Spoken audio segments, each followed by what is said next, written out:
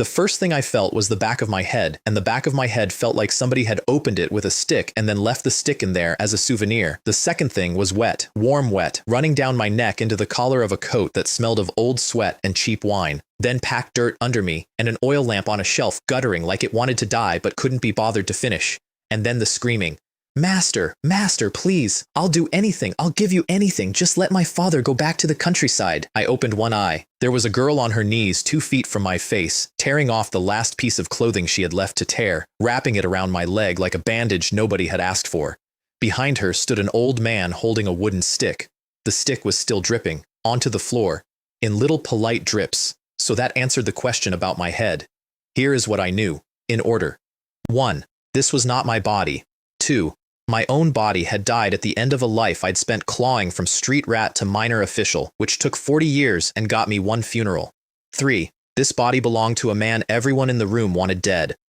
4. That man had come here tonight to take a girl by force, and her father had cracked his skull for it. Congratulations on your new life. The previous tenant left the place in excellent condition. Get out, I said. I meant it politely. It came out of that throat like a wet rag being wrung. I waved a hand at them the way you wave at flies because moving my head was not on the menu. Both of you, out. They didn't move. They stared at me the way you stare at a snake that stopped rattling, and that's when the panel showed up. It unfolded in the air in front of me, calm as a menu, and nobody else in the room reacted to it at all, which told me plenty. Penetrating bone grappling technique, major achievement, subduing demons, saber technique, getting started. Remaining lifespan, 34 years. Underneath, in that flat, helpful way systems have when they're about to ruin you, lifespan may be infused into a martial art to obtain corresponding progress. I read that twice, lying on the floor with my head leaking, so I could burn years off my life to get better at hitting people. That was the miracle.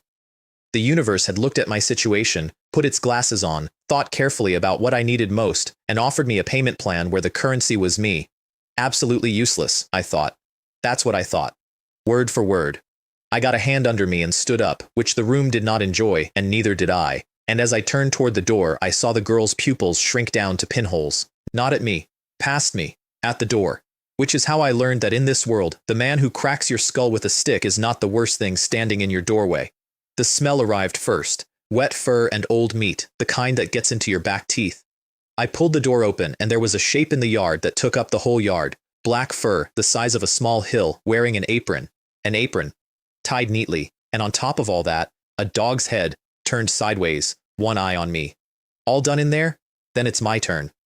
I understood the entire business model in about a second, because it was not a subtle business model. The man whose body I was standing in had not survived in this county by being clever. He'd survived by making friends with the things in the dark, cooking up false cases, and delivering the accused in person. That way nobody complained. That way the Demon Suppression Division never heard a ripple out of Baiyun County. Tonight's delivery was one old man and his daughter, and I'd interrupted the handoff. Brother, I said with the warmest smile that face had ever worn. Let's talk. Let me buy you a drink. Several drinks. There's a place on East Street. Do you think I'm an idiot? Then it kicked me. The kick was educational. It did not hurt at first. That's the part nobody tells you. There was a sound like a door coming off its hinges, which was the door coming off its hinges, and then I was inside the house on my back with the frame in pieces around me, and my body waited 3 full seconds before informing me that everything in it was broken. That is the closest I have ever come to dying, including the time I actually died. You shameless wretch, the thing said, strolling in. You deserve to be used as a sacrifice yourself. I turned my head, carefully. My head and I were not speaking, and looked at the two of them against the wall. Couldn't you two, I said, have reminded me to go out the back? Neither of them answered. Fair. Give me the knife.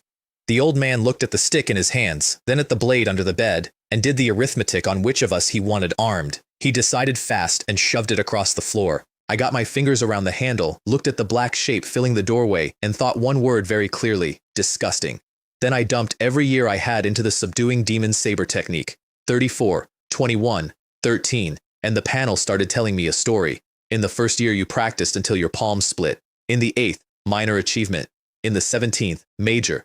By the 29th you had reached perfection, and every movement of the blade had become as natural as breathing. In the 33rd year, in the middle of a form you had performed 10,000 times, a spark of inspiration arrived that you were not yet able to grasp. The numbers stopped at 1. 1 year of my life and 33 years of somebody else's discipline poured into a body that hadn't aged a day for any of it. That's the trick, and it's the only reason I'm here to tell you about it. The years don't come off your face, they come off the end. You walk out younger than you have any right to be, carrying a lifetime of practice. 33 years of a devout swordsman, no wine, no women, inside the body of a man who had spent his career doing the exact opposite. The dog demon came through the doorway. There was a silver flash. I don't remember deciding to make it. Its arm came off at the shoulder and landed on the floor, and exactly 1 drop of blood followed it down, because the cut was that clean. I stepped inside its reach, took a fistful of the fur at its neck, and put it into the ground hard enough to crack the floor. Knee on the side of that big ugly head, knife into the throat, held it. First thing I had ever killed. Both lives. My hands knew exactly what they were doing. They'd done it 1,000 times in a past that never happened. For 33 years, I never lived. The girl was crawling toward me. I didn't look up. Go away, I said. Go stand in the corner. When it stopped moving, the panel came back.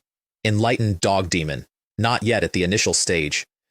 Total lifespan 175 years, 63 years remaining. Absorption complete. Demon lifespan 63. I sat down on the floor next to it and did not move for a while. 63 years, not mine. I checked immediately because I am who I am. It wouldn't go into me, couldn't extend my life by a day, but it went into the panel, and the panel doesn't care whose years they were when it comes time to spend them. So that was the shape of it. Kill the things that eat people, take their time, spend their time getting strong enough to kill bigger things that eat people. Somewhere in the back of my head, a voice that sounded like my old accountant said, "This is a business." I also had one other thought, and I want it on the record because I am still bitter. 29 years had already gotten me to perfection. I'd thrown in another 4 for a spark I couldn't hold on to. 4 years of my life, on style.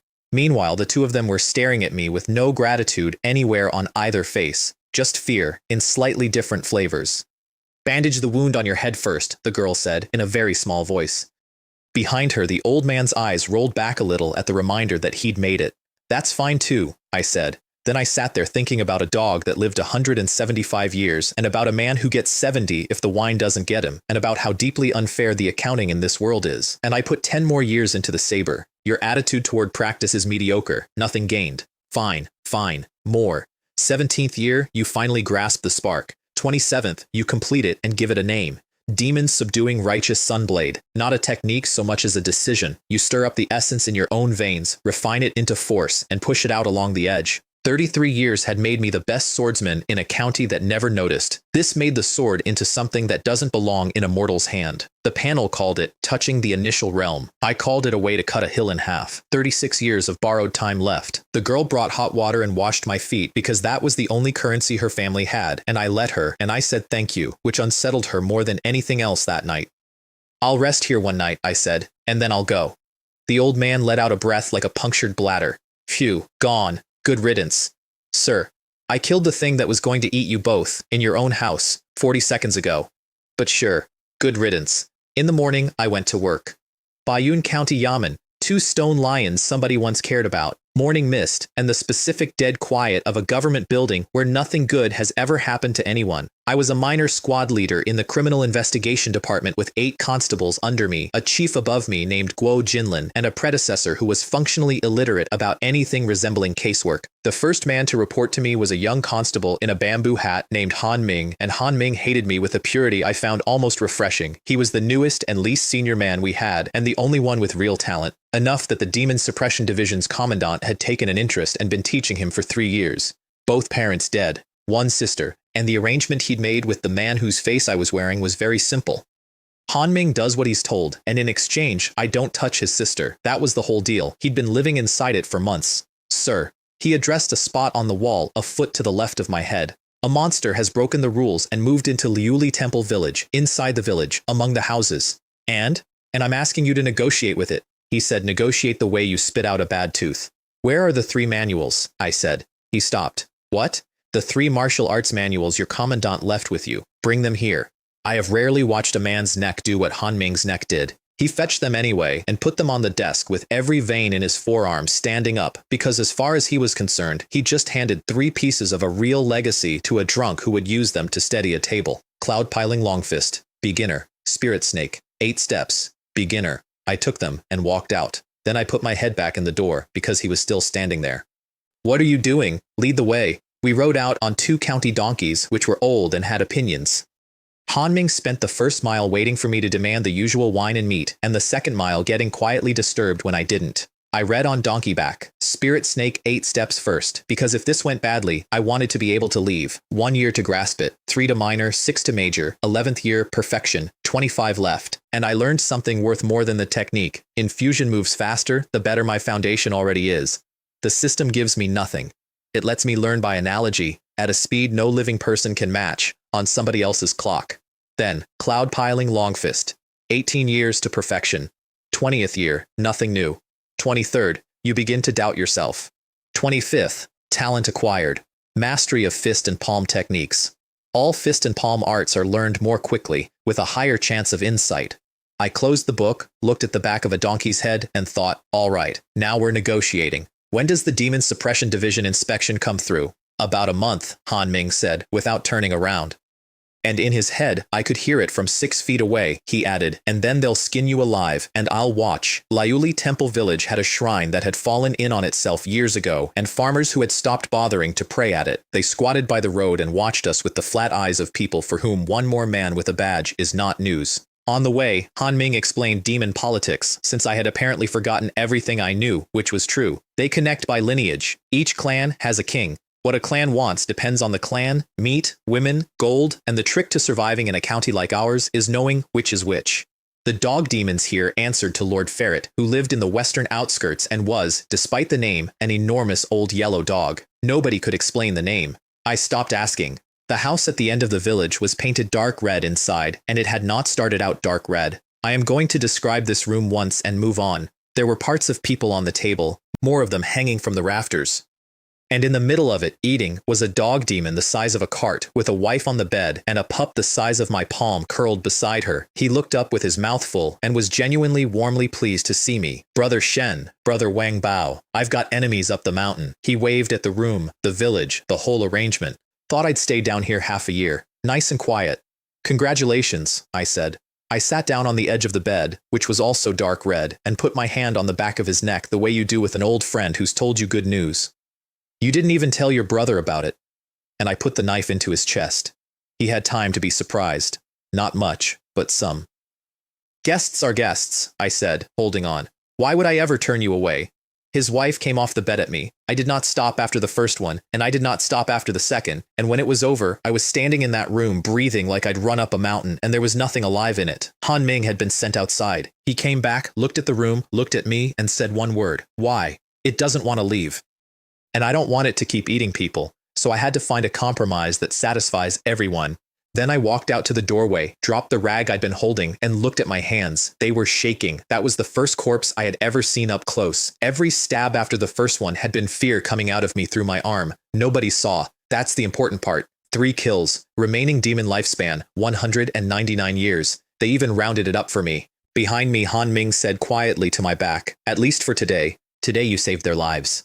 I got on my donkey while he was still talking because the second half of that sentence was obviously going to be a criticism, and I could feel it coming. Before people praise you, they have to insult you first, I thought, riding out of that village. What a pretentious way to live. Back at the Yamen, Hu Yang was waiting for me with the specific glow of a man who has done something helpful. Hu Yang was the one out of my 8 constables who did the jobs the other 7 wouldn't. He was a coward with a thick neck and a gift for enthusiasm, and he had been waiting all day to tell me the good news. Sir, the quota for the Dongshan apes, I sorted it. We were 1 girl short after the sun business, so I went and picked up Han Ming's sister, sent Han Ming out of the county for 10 days too, so he won't make a fuss.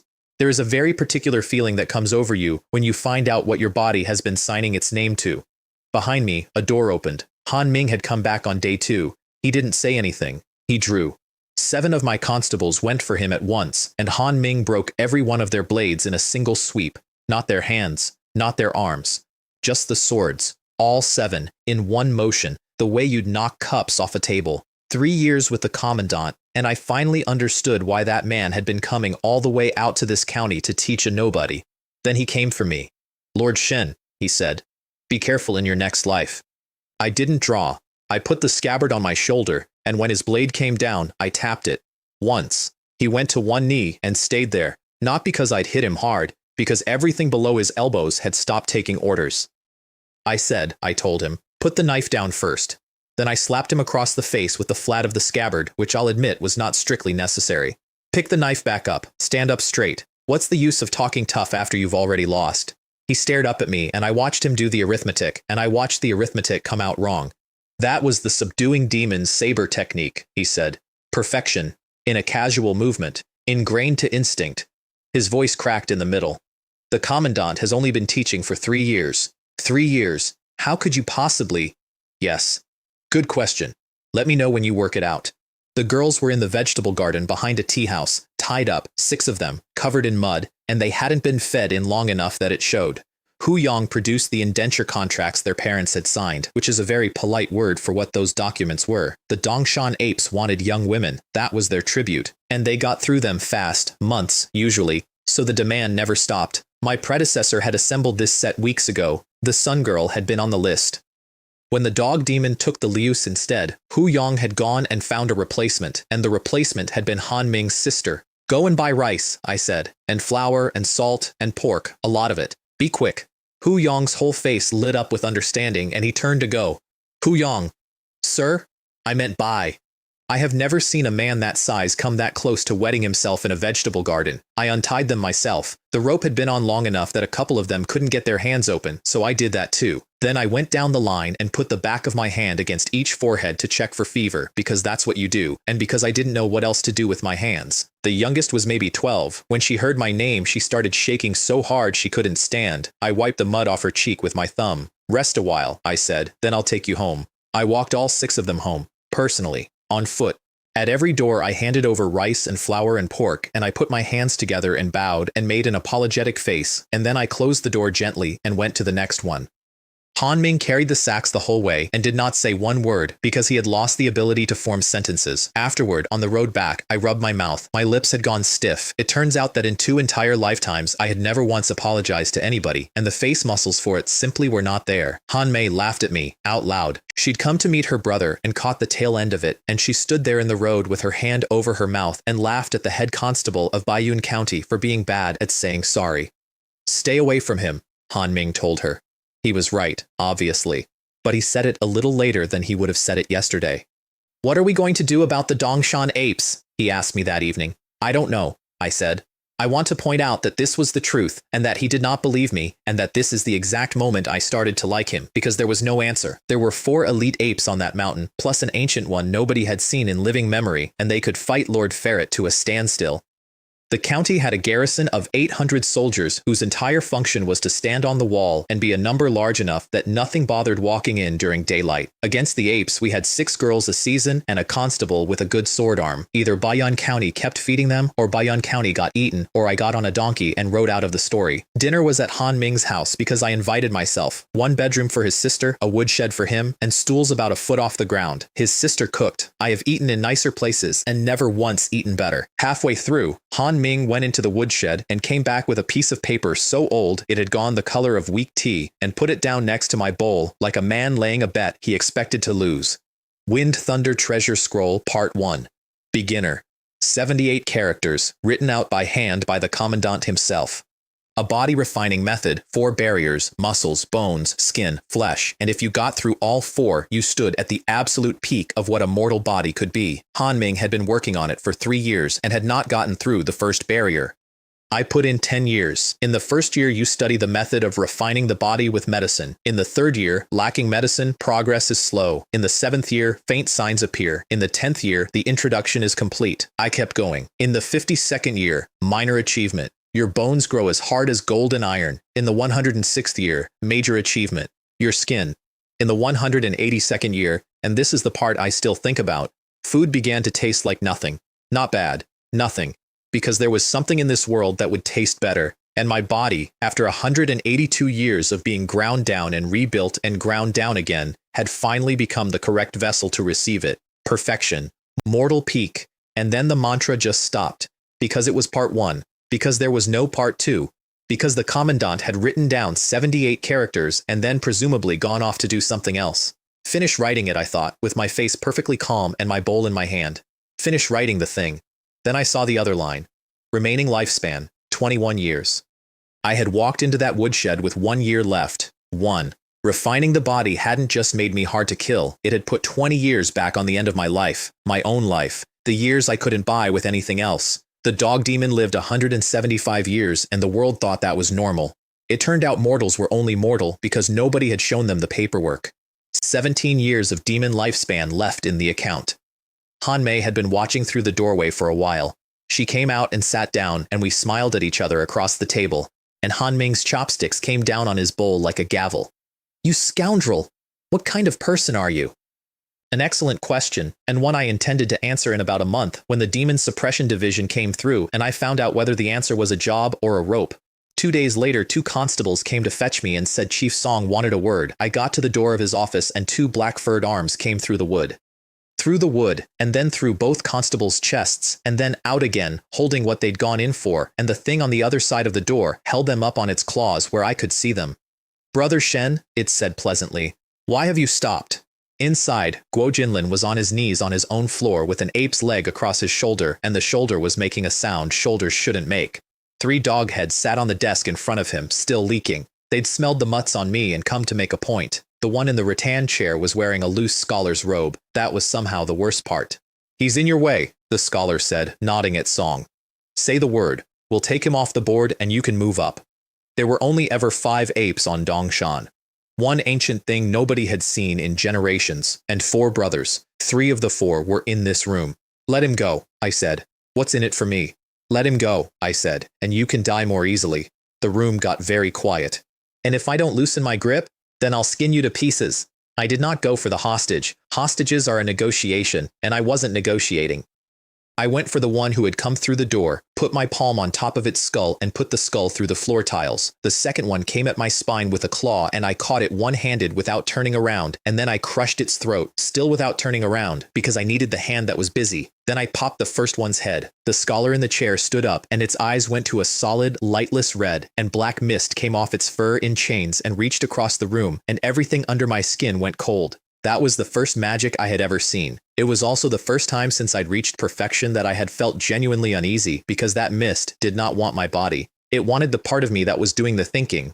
So I drew slowly. The blood in my body came up. The blade fogged over with pale red mist, and I brought it around exactly once. Demon subduing righteous sunblade. The ape came off the floor and came apart at the waist in mid-air, and the 2 halves went past me in opposite directions. Clang. Back in the sheath. Guo Jinlin did not stop shaking for 10 minutes. Somewhere in there, he remembered that he was the one who had personally pulled me out of a gang of street thugs years ago because he thought I was quick-witted, and I watched him decide not to say that out loud. What he did say eventually was, all that time, all that swallowing, what was it for? He couldn't walk, so I put him on my back and carried him home. Is it really that serious? I said, going up East Street with a chief of police on my shoulders. It's not like you're actually missing an arm. His courtyard door opened before I got to it. You still know how to come back? Said the woman in the doorway. She was in her 30s, in pink gauze, and she was extremely aware of it. You might as well go and die out there. Then she looked at the old thing draped over my back and adjusted. Look at him. You can get yourself into that state just sitting in the yamen drinking tea. She put a hand on my arm and offered in some detail to give me a thorough examination for injuries. I got my arm back. Chief Song killed the demon, I said, which was a lie and cost me nothing, and I have never regretted it. I heard her stamp her foot behind me on the step. He can slay demons?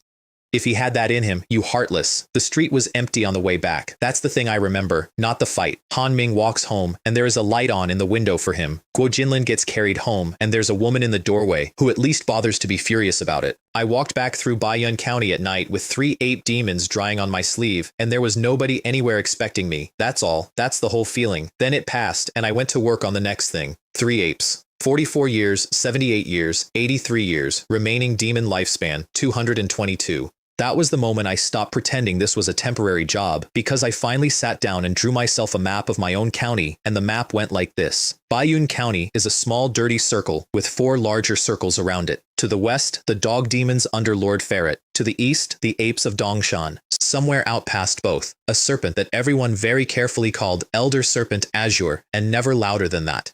And the foxes. 4. I had been in this body for a week, and I had already made enemies of 2. I went home to my own house for the first time. It was a hole. There was no broom in it because the man who lived here had never once considered the concept of a broom. I picked up the straw mat off the bed, which was so greasy it had gone semi-transparent, and threw it into the yard. Bang, bang, bang. From under the bed, someone had nailed boards over the space under the bed frame. I put my hand on the knife, tore the boards off, and there was a young woman in there, hair everywhere, mouth gagged, hands tied behind her back with hemp rope, and a red mark across her forehead from where she'd been headbutting the bed frame to get someone's attention. I got the gag off, which she immediately made me regret. "You bastard! You accomplice to evil! You'll die a horrible death! You'll be torn apart! The heavens will!" I cut the rope. She stopped in the middle of the sentence. "I'm hungry," she said. "Is there anything to eat?" Her name was Su Ling, and she was the only daughter of the Su family, who were silk merchants and who were rich enough that their front steps were nicer than the yamen. She'd been sent away as a child to learn a trade. Learning a trade had somehow turned into hunting demons, and hunting demons had turned into going after the North Cliff foxes by herself, and that had gone about how you'd expect, because a fox had gotten curious about the human world, not hungry, curious, so it took her face and her voice and the way she walked, and it went home to the Sioux mansion and moved in. And the man whose body I was wearing had personally carried the injured young miss home through the front gate and stood there and explained about the memory loss. Then the fox had handed him the real one, along with instructions. Her acupoints were sealed. If she stepped outside that room, something would come and take her head within half an hour. She had been under my bed for weeks. "So which sect are you from?" I asked while she ate. "Mountain-splitting peach blossom axe," she said with her mouth full. "Demon-slaying peerless sword. 18 forms of wave-breaking palm. For 2 steamed buns," I said. "How many tricks would you like to learn?" I didn't sleep that night. I lay there for hours with a living stranger behind my back and thought seriously about killing her, in detail, several different ways, and then at some point around the 3rd watch I got up, went out, and came back with hot-baked buns. She complained there was no meat in them. Then I went out into the alley, sat down against a wall, and put all 222 years into the Wind Thunder Treasure Scroll, which was a document that ended in the middle of a sentence. I want you to read what the panel gave me back, because it is the strangest thing that has ever happened to me, and it happened in an alley in under a minute. In the 5th year, every skill you possess reaches its peak and none of it helps. In the 20th year, you withdraw from the world to think. In the 37th year, you understand that the essence inside a medicine and the essence inside the sky are the same thing wearing different clothes. In the 60th year, you know the chi of heaven and earth the way you know an old friend, and you still cannot take a single mouthful of it into your body. In the 82nd year, the righteous sunblade has been eating your own flesh and essence for decades to feed itself, and your body begins to fail. In the 90th year, you are an ordinary man again. You are still holding the knife. In the 105th year, withered, you collapse, and you close your eyes. In the 106th year, a cool breeze enters your skin, and you smile, because you guessed right. That is a whole life. That's a man giving up everything he was good at, going out into the wilderness, ruining his own body over a century, and lying down to die on purpose. Because he'd worked out that a body strong enough to keep the world out is also a body the world can't get into. You have to open the door. You have to be nearly dead before instinct will finally, desperately, drink. In the 120th year, you understand it completely. In the 146th year, you write the book, Wind Thunder, Subduing Demon True Understanding. I sat in that alley with my eyes closed and the smell of somebody's kitchen drifting over the wall, and the mechanism of the entire world came apart in my hands. 362 acupoints in a human body, 12 of them. Only 12 that can draw in the essence of heaven and earth and hold it. You fill them one at a time. That's it. That's the whole secret that separates a man from the things that eat men. 15th year, 1st aperture. 35th year, 3 apertures. Introduction.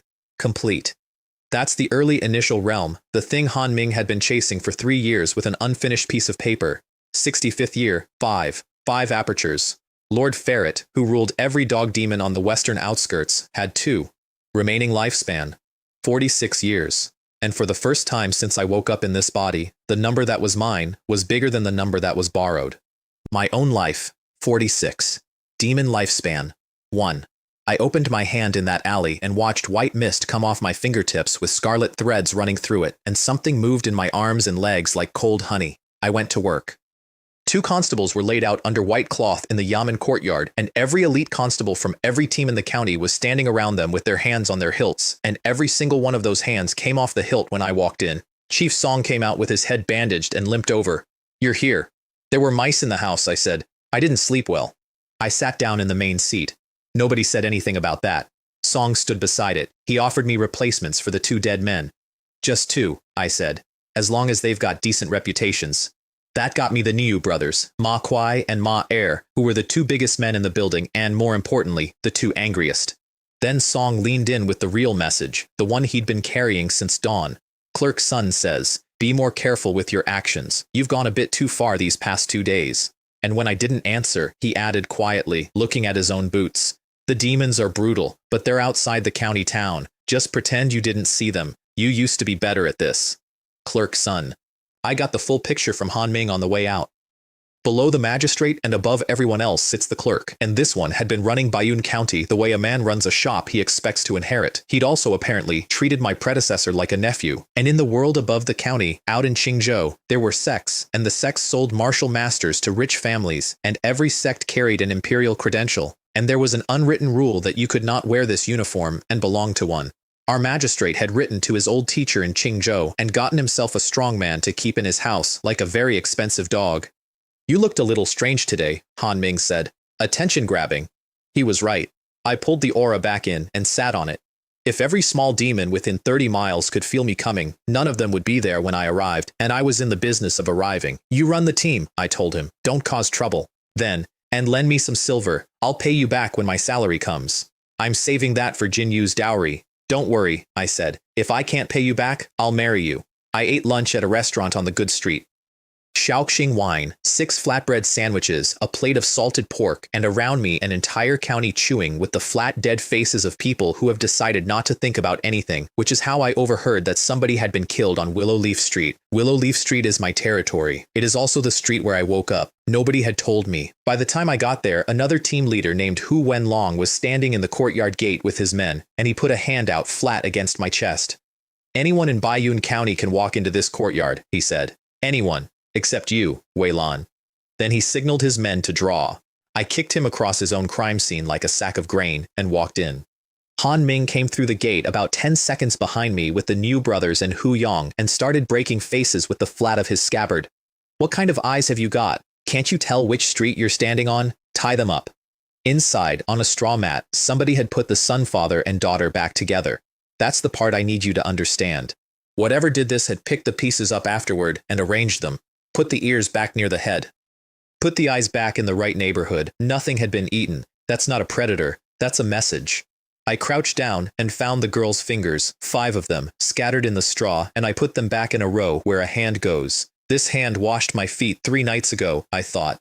Hu Wenlong had gotten as far as the doorway. He was holding his ribs, and he was still going. "It's obviously dog demons," he spat. "Can you even work out which ones? And if you could, what exactly do you think you're going to do about it?" There was a letter on the bodies, blood-stained, unsigned, written in a careful hand. "Come to Liuli Temple Village. I have something to ask you." Han Ming went white and started talking very fast about going to Clerk's son, who had practically raised me, who could surely, Clerk's son's already given the word, Hu Wenlong said, from the floor, through his teeth, and he was smiling. "You can't mobilize a single constable in this county now," and I felt my forehead relax. Because here's the problem with hunting demons in the mountains. The mountains are large and demons are not stupid, and I had been quietly working out how many months it would take me to find the Western clan on their own ground, and they had just invited me over. "Go back," I said. "All of you." Even when his own mother was carried off by demons, Hu Wenlong was telling the courtyard as I walked out. He didn't so much as turn his head. "If we can't find out which of them did it," I said, "then we'll stop looking for them." I ran the whole way on Spirit Snake 8 steps at 5 apertures, and Liuli Temple Village came up out of the fields faster than a horse would have brought me. They remembered me. That was the thing. A toddler in a rag 3 sizes too big came out with a chipped bowl of water held in both hands, and I drank it in one go and put my hand on her head. Then I looked down the road.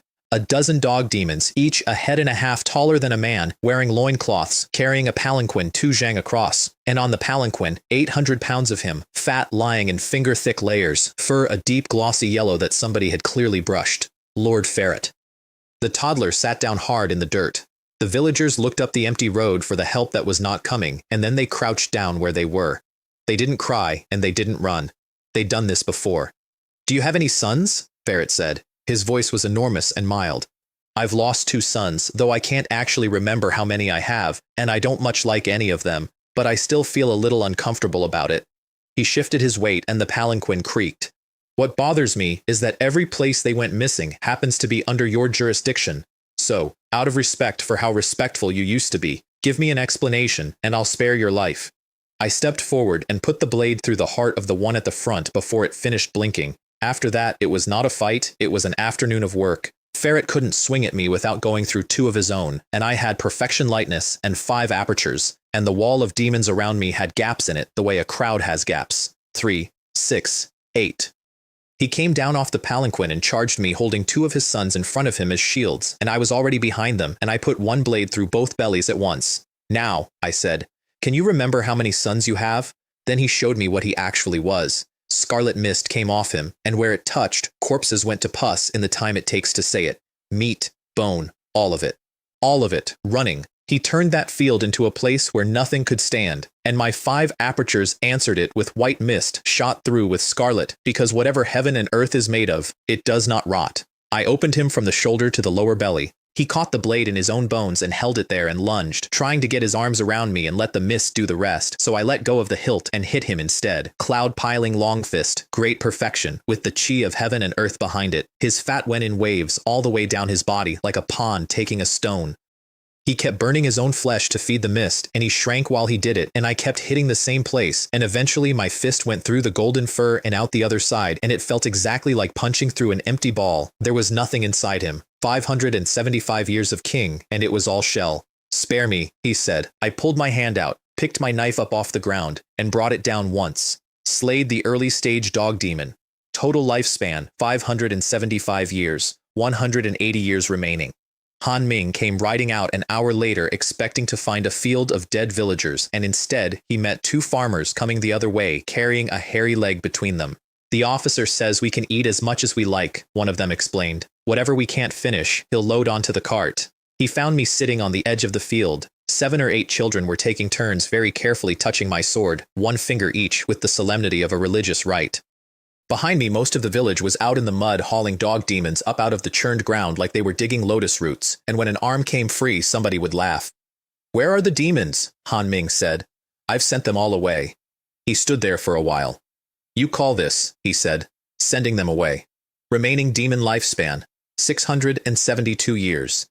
And in the wreck of Lord Ferret's insides there was one thing that hadn't burst, an organ about the size of an egg, tougher than everything around it, and still working, still doing something, all on its own, with its owner in pieces. I could feel it from 3 feet away, and what I could feel was information. That's a beast essence. That's what a demon's centuries actually get stored in. I'd wanted one since the day I found out the initial realm existed. I wrapped it in burlap. When I stood up, the kids handed me back my scabbard, and every one of them wiped their handprints off it on their own clothes first.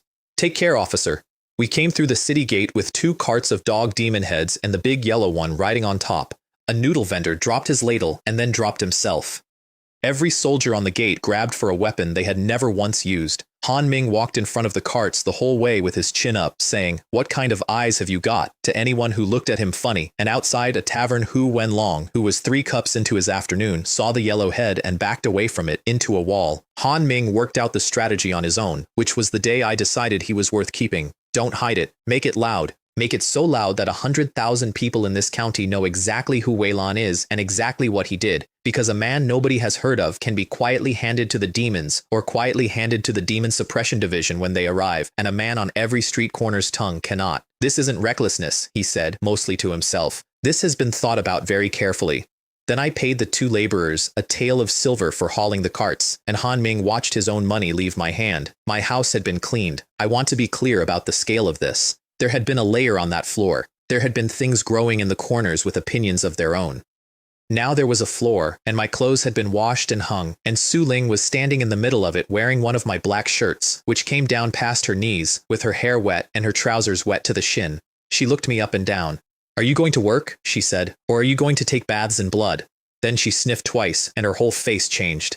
"That's demon blood." She picked up a flatbread with a stain on it and ate it anyway. "Only somebody who's never had a hard day in his life," she said, chewing, "would be dramatic about a little stain." Then she tried her play. She'd clearly been working on it under the bed for a while. Something about how I'd always said I wanted her for a wife, delivered with her chin tilted just so, and I stood there and looked at her with my face doing absolutely nothing until it collapsed of its own weight. "Fine," she said. "Call me master, and I'll get you to the threshold of the initial realm." I put my sword on the table.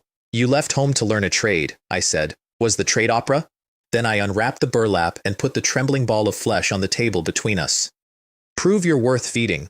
She stopped acting. "That's a beast essence." She leaned over it without touching it. 400 years, give or take. ferrets.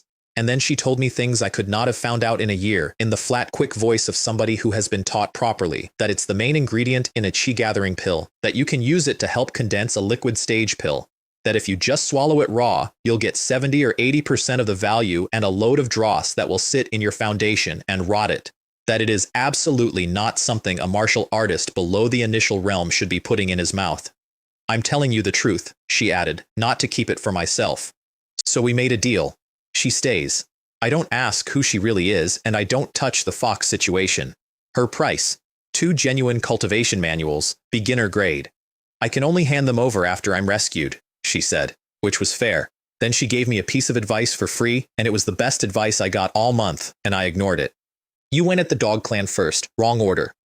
Gao Tian has been sitting on Dongshan for years, getting ready to break through to initial realm perfection, and he's the one watching this county most closely. And 100 years ago, there were rumors that Elder Serpent Azure was already Jade Liquid Realm. She ticked it off on her fingers. Report it. Get the court to send you a few Demon Suppression Division lieutenants. Kill the snake first. Kill the snake and the ape and the dog scatter. About the foxes, she would not say one single word, and while I was thinking about that, she was looking at me and thinking something she didn't say out loud until much later, that here was a man with no master, no sect, no complete inheritance, and half a page of somebody else's notes, and he had gone out and killed a nascent stage demon king, and he was going to die in the mud of Baiyun County like a talent nobody had ever bothered to pick up.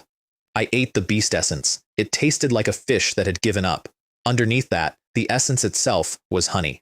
Then I infused. In the first year, 7 months are spent stripping away the dross. The 6th aperture fills. Minor achievement, and it kept going. The essence was still flowing, on its own, into the 7th. 1 year. 1. The last time I'd filled apertures, it had cost me 20 per, and I'd been grateful.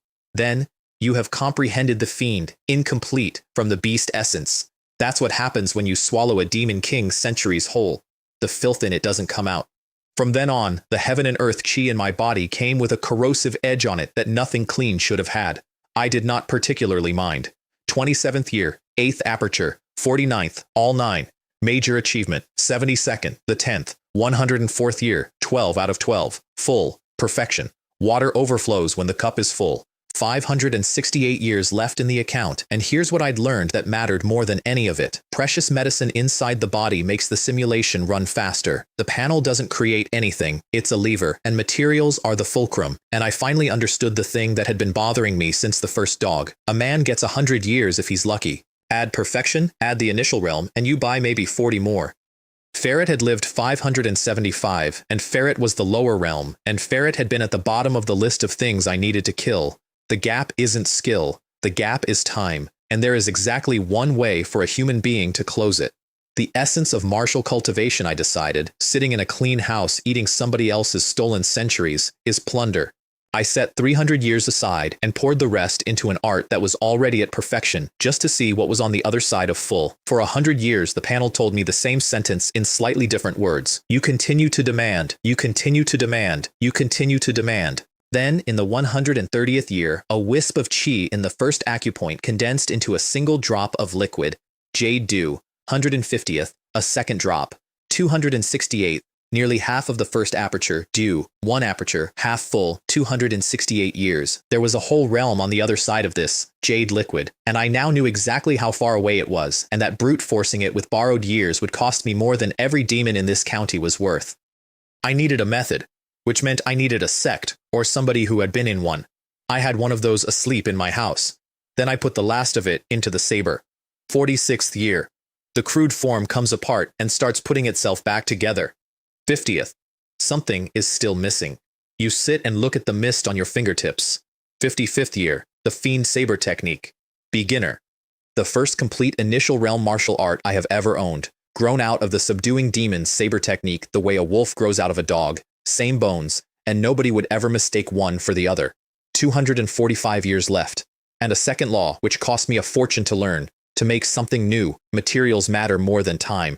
The fiend saber needed a beast essence to exist. The true understanding needed the righteous sunblade eating a man alive for 80 years. You cannot sit in a room with an empty head and a full account and invent your way forward. I dumped the last 130 into 2 more arts and got a talent out of it, light as a feather.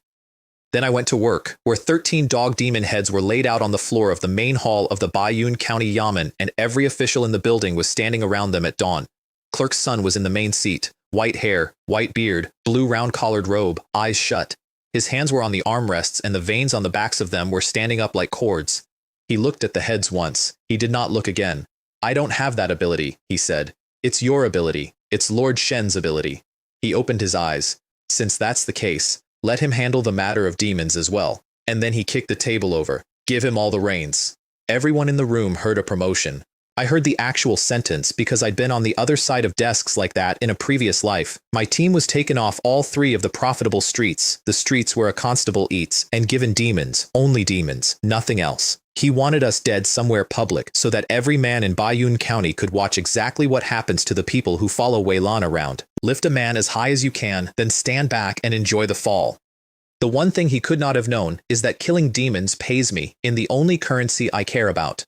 For context on what money means here, the strong man our magistrate imported from Qingzhou is paid 600 taels a month to sit in a mansion. My salary as head constable is 2 taels and 4 mace. And the reason nobody in this building will send an honest report upstairs is that if the Demon Suppression Division has to come and take over a county, it takes them 3 to 5 years, everyone gets relocated, and every official in the place loses a decade of career. That is the whole arithmetic. That's why they feed people to demons. It's cheaper. Han Ming brought me Clerk's son's follow-up offer that afternoon, looking ill while he said it. Bring a pot of wine and come and visit. The magistrate can find 600 taels for a stranger, so how could he possibly shortchange his own nephew? Ma Kuai, meanwhile, had been locked out of his own house by his wife for signing on with me. Then this morning she had opened the door and said, "Heh heh."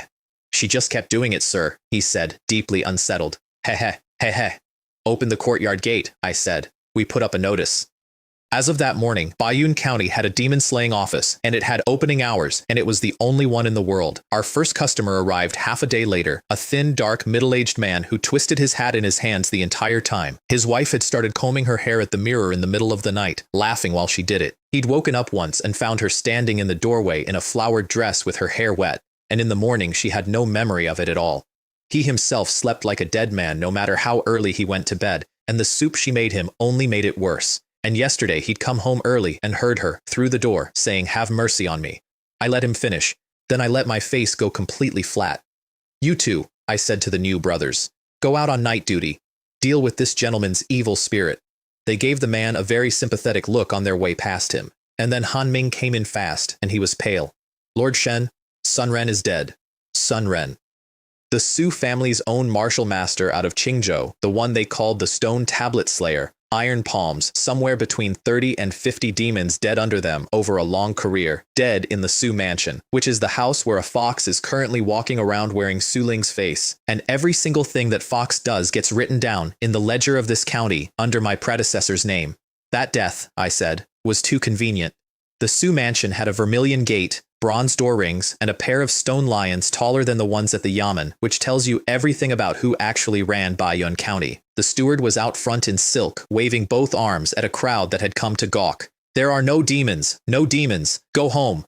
He recognized me, and his face did something complicated, because in his memory of the last few months, I was the man who had heroically rescued the young miss, and then come back every few days to borrow money, over and over, the way you throw meat buns to a dog that has learned where the kitchen is. Master Su had gone to the magistrate's mansion in the middle of the night and come back with a rental, skinny tutuo, 50s. Long black robe, eyebrows like a pair of dragon whiskers, a body like a bamboo pole with a face on top. He was the magistrate's Qingzhou intimate, and Sun Ren, the man now lying dead in the back, had called him senior. His professional verdict, delivered before I got through the gate, was that there were no demons here. That was it. That was the investigation. "My young miss isn't at home," the steward said, following me. "She's gone out of town, spring outing." "I'm not looking for her," I said. "Take me to the body."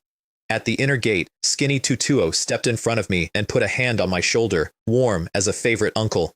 "You're young," he said. "Your aura's too strong. Let's go and have a drink, you and I, and let this settle." I took the hand off my shoulder and patted him twice on his. "Thank you for the kindness, senior. I'm on official business today." The warmth went out of his face like a lamp. "I have already said there are no demons in this house." A pause. "Or do you not trust me?"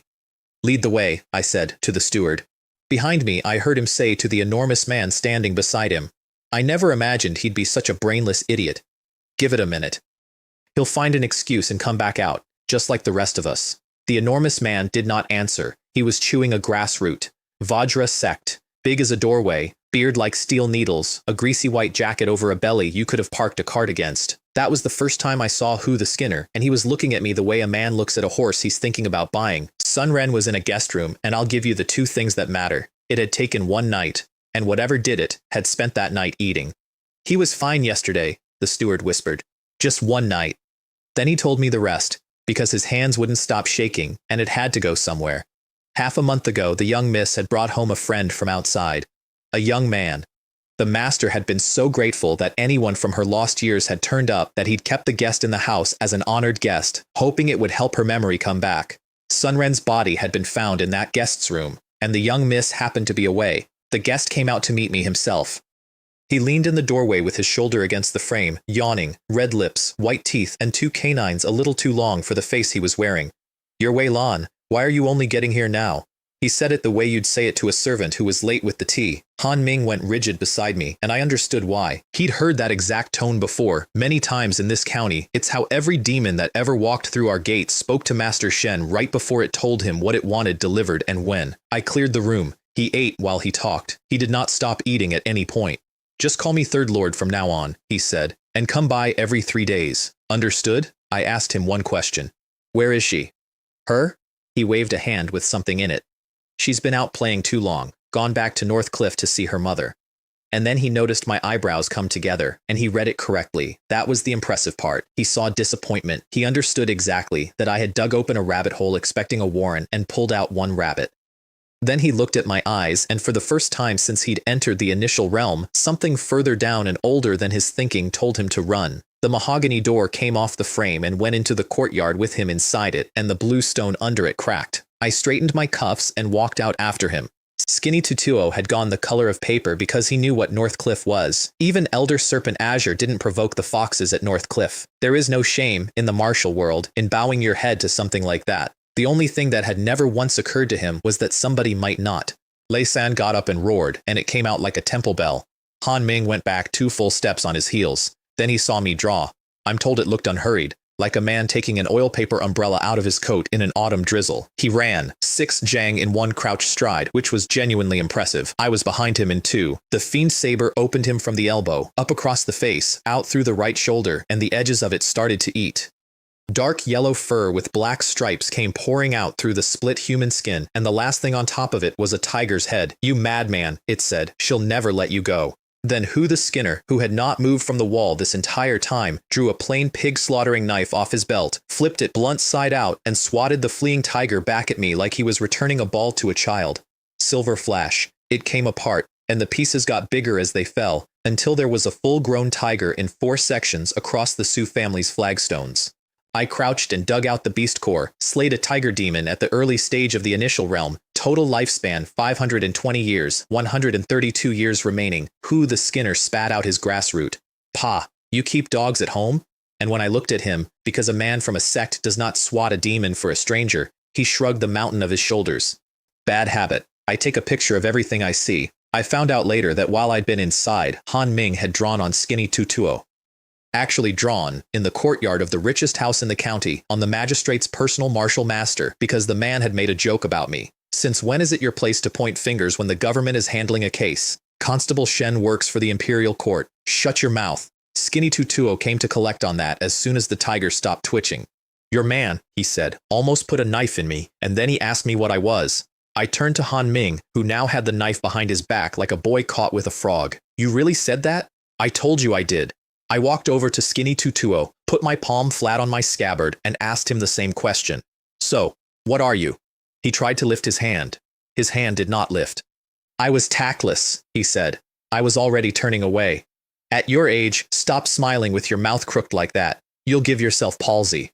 Master Su came running after me down his own front steps to apologize, and it was worse than being shouted at. He'd assumed all along that I was in on it.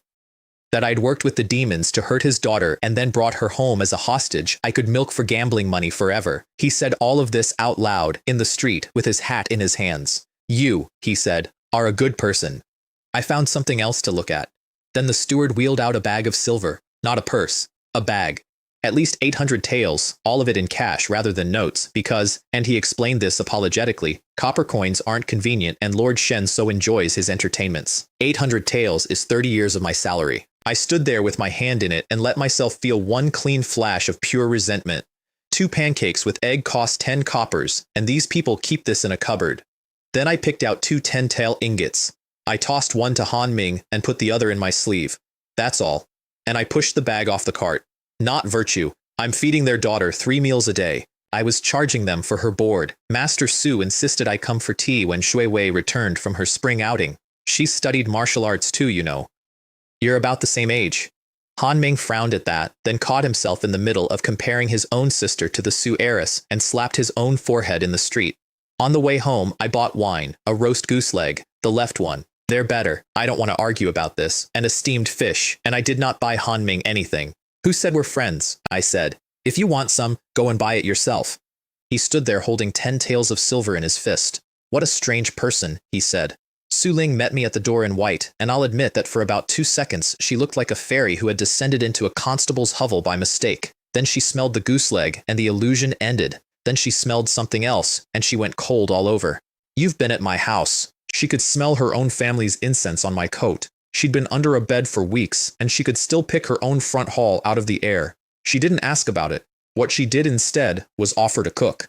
A pound of pork is about 20 coppers, she said, counting on her fingers, deadly serious. If you buy the belly, it goes further. I can sew too, so you don't have to pay anyone for that.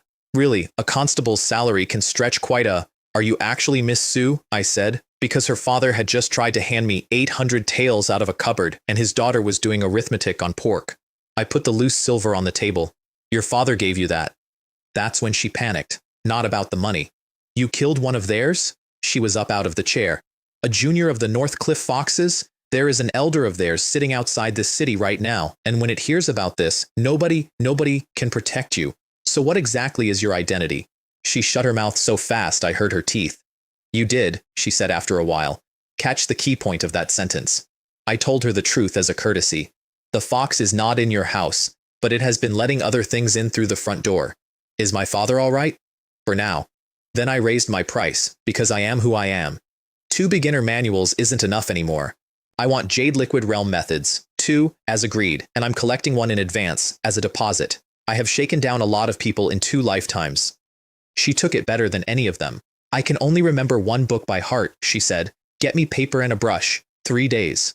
Here's what I'd worked out, by the way, and it's the reason I never asked her name again. The fox didn't kill her. A fox that wanted her dead would have killed her in the first hour. Instead, it wrapped her up and handed her to a corrupt constable with instructions, because if she died in a government man's house, then it was the government's crime and not theirs. That's not the behavior of a demon dealing with a merchant's daughter. That's the behavior of a demon dealing very, very carefully with something that has an organization behind it. Demon Suppression Division. The thing she was most afraid of, that whole time, was not the fox. It was herself. And I got a genuinely cold feeling standing there, because I had spent an entire night lying awake deciding whether to cut the throat of a member of the Demon Suppression Division while she slept, and the only reason I hadn't was that I'd gotten hungry and gone out for buns. You degenerate, I told the dead man whose face I was wearing. You will put your hands on anything. Then I sat down. Does what you just said still stand? What? The cooking and preparing meals. She gripped her chopsticks until they made a noise, and I could see her scheduling, for some future date after the seal came off, the pouring of dishwater directly down my throat. Late that night, something cold moved on my arm. 2 snakes, each as thick as a wine cup, 1 black and 1 white, 1 coiled around my thigh and 1 around my left forearm, and my senses were good enough now to catch an insect the size of a fingertip crossing the room. I had felt nothing. They uncoiled and stood up as 2 women, and their voices came out like little silver bells. Shen Lang, it's been so long. Have you thought about me at all? The 2 most favored maids of Elder Serpent Azure, both at initial realm perfection. I drew in the middle of her sentence, at the white one's neck. She went off the bed backwards. The black one caught my blade in her bare hand, and I watched the metallic sheen on her scales start to eat itself where the fiend touched. Are you insane? Then she told me what they'd come for. Their mother wanted me to invite the craftsman from the Kaihua workshop up the mountain to make her some jewelry. She scattered a handful of gold particles across my bed by way of payment and looked at me with real wounded confusion. Why have you stopped doing business? Then she looked at the way I'd drawn and stopped smiling. That last strike was a veteran's work, she said slowly, and your aura is as thick as my hundreds of years. A pause. Even the two of us together might not be enough. The white one went out through the window as fog. The black one was halfway to the door when she caught me looking at her lower abdomen, and I watched her realize, with visible outrage, that I was not looking at her body. That absolute bastard, she said to nobody, is coveting my beast essence. She backed out of the room with her hands over her stomach. I'm going back to tell my mother, and if you've got the nerve, don't you dare hide. Then she saw Su Ling leaning against the back gate, arms folded, watching all of it without a word, and she went quiet, and she left, and she did not mention Elder Serpent Azure again on her way out. My honest regret, standing in that room afterward, was that I hadn't been able to kill more of them. Su Ling stared at me for a long moment. I had just intimidated 2 demons at initial realm perfection out of my bedroom, and I was disappointed. She sat up the rest of the night by lamplight copying the Jade Liquid manual out of her memory, 1 character at a time, checking each line twice. With something like this, she said when I told her to sleep, 1 mistake causes very big problems. She had been about my age, the first time a demon got its hand around her throat. She'd cried herself awake for a week afterward, alone, in a room, in a sect, where telling anyone would have meant admitting she couldn't do the work. She didn't tell me that. I found it out later. I'm telling you now because it explains why she was still awake at dawn getting a stranger's manual right. The next morning, there was a mob outside the yamen. A demon-slaying office, it turns out, is understood by the general public as a place where you go when anything at all has gone wrong. A demon had taken a man's purse. A demon was responsible for Old Wang's wife being seen leaving the wrong house. A demon had eaten a chicken which, on further questioning, had also possibly just wandered off. Close the gate, I said. We got the bar down. We were congratulating ourselves. Then the gate came off the bar and swung all the way open, and Hu the Skinner stood in it with a grass root in his teeth. I thought I'd come to the wrong place, he said, since it's shut in broad daylight. His pitch was short. He'd come down from Qingzhou because Skinny Tutuo had invited him. Skinny Tutuo had then spent 2 weeks calling him stupid. He could not stand the man's cleverness one more day. And you, he said, pointing at me, are exactly as stupid as I am, coming to a place like this to make a living. First of all, I said, I am not stupid. Second, we're extremely poor. Then I'm not stupid either. I'm also dirt poor. I just need a simple meal to fill my stomach. Han Ming tried to press his 10-tael ingot into my hand, which I found genuinely touching, and I pushed him away by the face. Go and play with your eggs over there. Then we fought in the courtyard, because that's how men like this shake hands. He picked up a stone lock, 300 or 400 pounds, and slung it at me like a boy with a catapult. I punched it into gravel. His arms came around like whips and missed. I put an elbow into his chin hard enough to shatter a demon's jaw, and he rubbed it and said, such a quick reaction. And I realized he had just eaten a strike backed by 12 apertures of heaven and earth chi without mobilizing anything at all. My fists went into him and stopped, like punching 100 layers of stacked cowhide with grease on it. His pig knife went past my ear. I kicked him flat on his back. Boring, he bellowed at the sky, delighted. Boring, boring. Draw your knife, will you? The butcher saw you yesterday. Don't insult me. So I drew. The first cut rang like metal on metal and left a white line on him. Then I hit the same white line 3 more times, and the mist got into it, and the line went red, and then it went deep, and there was bone. Stop, stop, let me get my breath. He looked down at his own chest with an expression of pure joy. These methods do not seem like the methods of a good man, he said. I like. Then he made his offer. My self-made saber technique for the Vajra sect's external body art. Han Ming nearly took my arm off. Lord Shen, you mustn't. He was right. You take a sect's things. You belong to the sect. That door only opens one way. Hu the Skinner scratched his belly and told the truth instead, which is the only reason I listened. I came here with a purpose. It isn't exactly honorable, but it's nowhere near the point of harming Constable Shen. He'd recognized the lineage of my saber on sight from one draw in the Sioux courtyard, and he'd worked out where the fiend came from too. Beast essence dregs, he said. Who takes beast essence dregs into their own foundation? Nobody. Unless they're desperate or they're a lunatic about martial arts. I couldn't tell which one you were, so I came to look. Then he told me his own numbers, and they shut me up. He joined the Vajra sect at 6 years old, and they called him a prodigy. He is 48 now. He has killed more demons than he can count, and eaten more beast essence medicine than my county sees in a decade. He has 7 apertures, because the Vajra sect burns its essence into the body, into that hide, into those bones, into the thing that ate a 12-aperture elbow, and asked me to try again. 7. In 42 years with a sect behind him and medicine on tap. I had 12, and I'd had this body for less than a month. And I still couldn't take his offer, and we both knew exactly why. It wasn't the sect rule, it's that a man with a talent nobody can explain, wearing a government uniform, has one road out of a small county, and the road is called the Demon Suppression Division. If I put on somebody else's colors first, that road closes, and no one in Qingzhou would ever believe the division simply hadn't wanted me. So we compromised the way we always do around here. He'd stay, he'd eat at our table, and we would both pretend that wasn't a deal. Who the Skinner put on my table the next morning was a sheet of paper gone yellow at the edges, covered in his own handwriting, which was terrible. Jade Nectar, Golden Sun 8 Treasures Profound Body, Volume 1, Beginner. If nobody will give me a Jade Liquid Realm body art, he said, then I'll work one out myself. Unfortunately, it took me more than 10 years. I want to sit with that for a moment because I think it's the most impressive thing anyone said to me in Baiyun County. I had needed 50 years of simulated time inside a panel that runs a century in an afternoon and a Demon King's stolen essence to invent one saber technique. This man had done it awake, in real time, out of his own head, in 10 years while carrying freight for a living.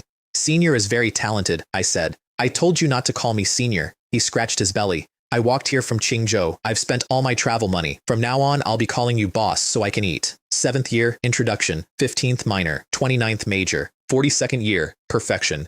Your physical body enters a new realm. 184 years left. I tested it the only way that means anything. I put the blade against my own forearm and pushed. It bounced. I did it again, harder. It bounced. So I gathered everything I had, all 12 apertures, and put a full fiend saber cut into my own arm. A pale light came up along the skin.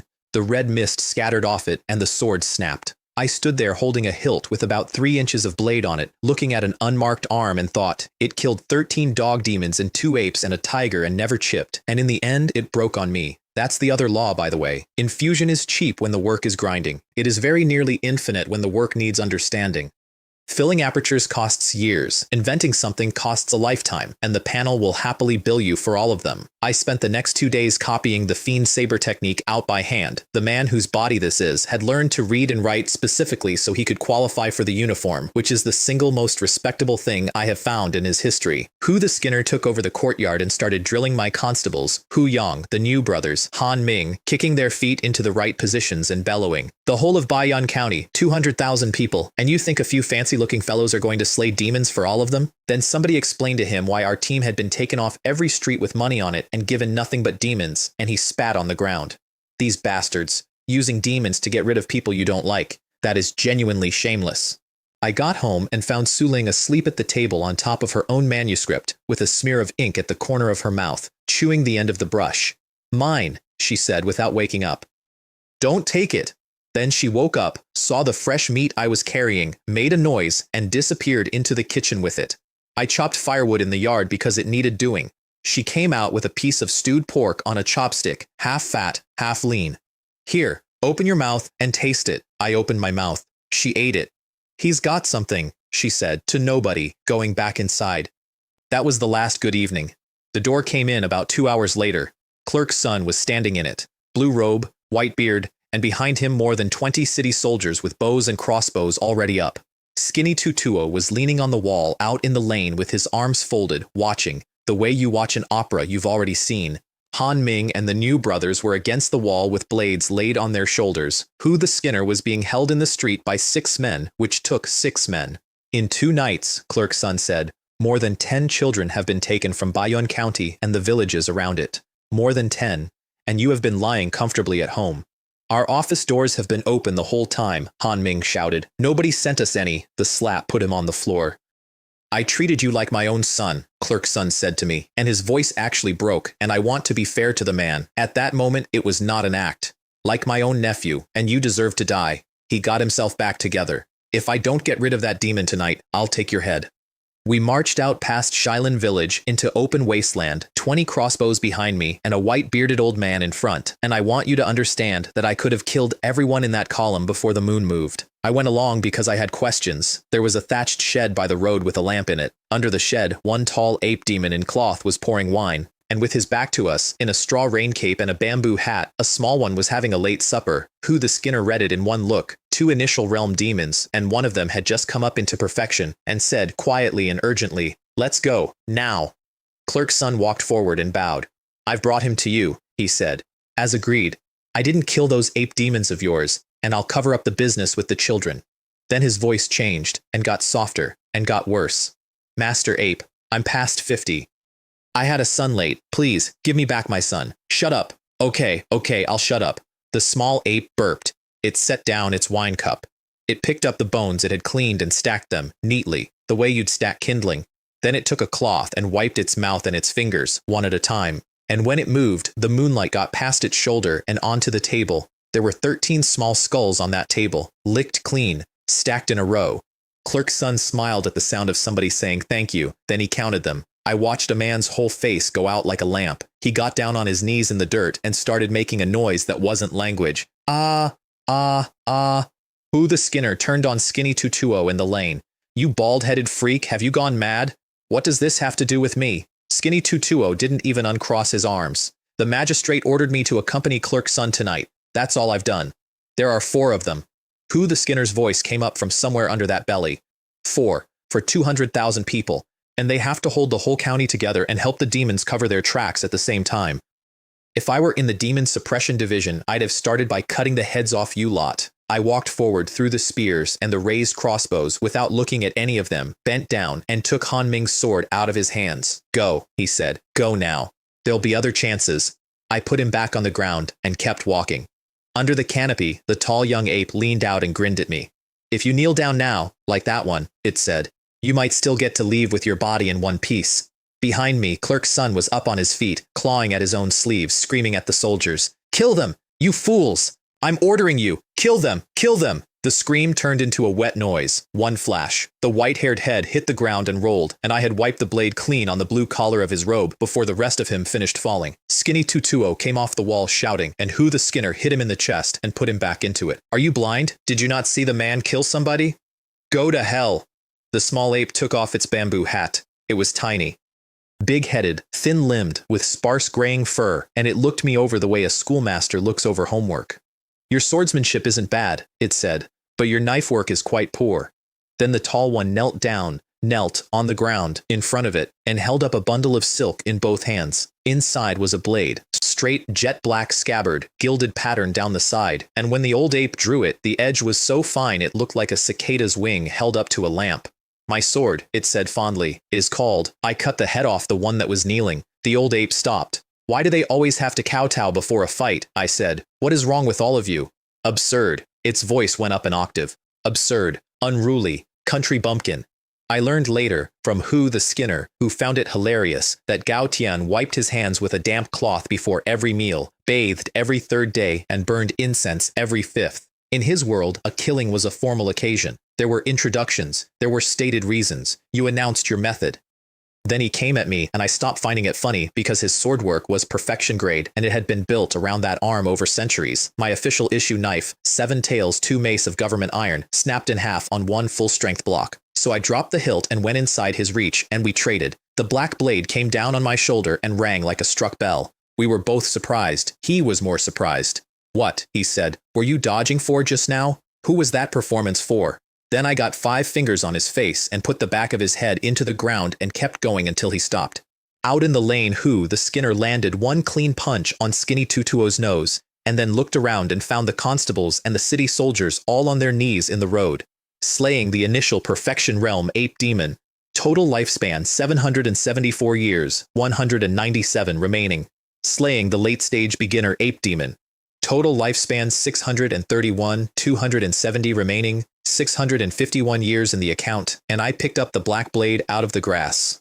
It had no name. He died in the middle of telling me, so I gave it one. The scabbard was black and the blade was black, so I called it Erhe, Blackie 2. I have been informed by several people since that this is not a dignified name for a treasure of that grade. I don't care. It answers to it. Hugh the Skinner went down the line, kicking the kneeling soldiers back onto their feet and sending them home, and I could see him doing it fast, because he'd just watched me take a clerk's head off in front of witnesses, and he wasn't certain where the line was. They kowtowed to my back on the way out. Thank you, Master Shen, for sparing us. And then, because they were men who had survived a long time in Baiyun County, one of them added carefully, we all know Clerk's son was harmed by demons.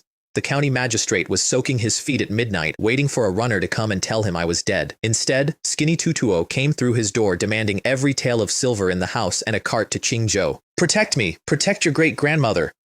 He's crossed that evil star. He's finished. We're all. The magistrate got hold of his fingers to pry them off his sleeve, and the fingers bent the wrong way because the man had been dead for several seconds and hadn't gotten around to falling over. There was a needle in his throat, thin as a hair. The boy who sold sugar figurines on the corner walked in, putting a blowpipe back into his sleeve. After him, a coachman, a merchant, a beggar, about a dozen people whose faces did not match their clothes. And then a young man in black brocade with a white jade belt, a wolf embroidered in gold thread on his shoulder, and 3 cloud patterns on his cuff, carrying his own boots.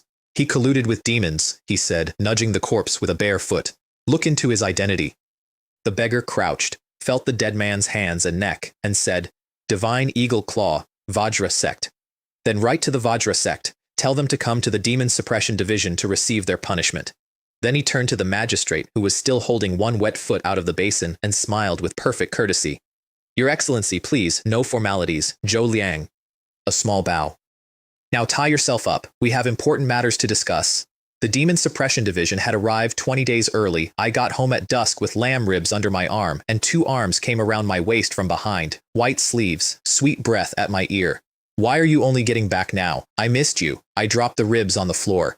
I genuinely wanted to keep this going with you, I said. I did, but your acting is terrible. And also, I turned my head slightly. Your fox stink is overwhelming. Erhai was out before she got her hands back. The cut opened her sleeve and the skin under it, and then it stopped dead in the air, 3 inches in, because 2 small copper bells had appeared beside her, ringing, and the air around them had gone hard as stone. Protective artifact. From an elder. On the bed behind her was the real Su Ling, in nothing but a thin undergarment, face swollen, a dried red line at the corner of her mouth, awake by about a third. The fox got a hand around her throat. I let you sleep with this slut, she hissed at me. I let you break this slut. I told you to get rid of this slut. And you've been learning martial arts from her? Then, because she was furious, she said one word too many. You're quite the trainer. My lieutenant general. On the bed, Su Ling smiled with about a quarter of her mouth. You talk too much, she said. That's enough, I'm still hungry. I flicked the fox in the cheek. Just a flick, index finger off the thumb. She went off her feet and across the room. Then I picked her up by the neck and put her into the doorframe, and several things inside her chest changed shape. She spat teeth on my clean floor. He doesn't even dare kill me, she told Su Ling, or maybe herself. So why pretend to be a tough guy? When I get back and tell my 3rd great uncle, I will personally skin you. Su Ling was trying to sit up. Her voice came out as air. You're no match for it. Which is when I understood what she'd actually been doing for the last month. She hadn't been hiding under my bed from the fox. She'd been sitting on top of the one piece of information that would get everyone in this house killed, and she'd never once tried to bargain with it because she'd already decided the constable was going to die, and she wasn't going to make it his fault. The fox rang the bell. The air went 10 times harder. It was like standing chest deep in a river made of iron. I walked through it, and on the way through, something I had learned 6 days earlier came out of my hands. The invisible energy in the room folded up, thickened, and turned into swords. Dozens of them, hanging in the air, pointed inward. 4 harmonies, true chi. She had written it out for me by lamplight 3 nights before, checking every character twice. The copper bells cracked from the inside and came apart. The fox could not move a finger. 4 harmonies, true chi, she said. Her voice had gone very small and very clear. That's the Demon Suppression Division. That is the Qing Province General's own signature skill. I took her apart. I left the beast essence intact, deliberately, because I am not made of money. Then I turned around and Su Ling was staring at me. Why don't you, I said, consider covering yourself with something first? Slayed a perfection-level fox demon. Total lifespan 602 years, 472 remaining, 657. Now, I want to be honest about why I used her technique in front of her, since it was the single most reckless thing I did that month. Because the moment that fox was dead, she was going home, back to a mansion with a vermilion gate and stone lions, and then back to Qingzhou, and I would never see her again. And a man with no family, no sect, no money, and no name has exactly one asset, and it is that somebody important has personally watched him do something impossible. So I let her see the technique, and I kept the real secret, the panel, the years, the accounting, buried where it belongs. Then, I collected. Remind your father to send over what he owes me. What silver? She was still on the bed. How much? 790 taels for slaying demons, 10 of which are your food expenses. There was a pause. I work in the Demon Suppression Division, she said with dignity. My position is equivalent to Lieutenant General. I turned around and rolled my eyes. Fine, round it down to 700.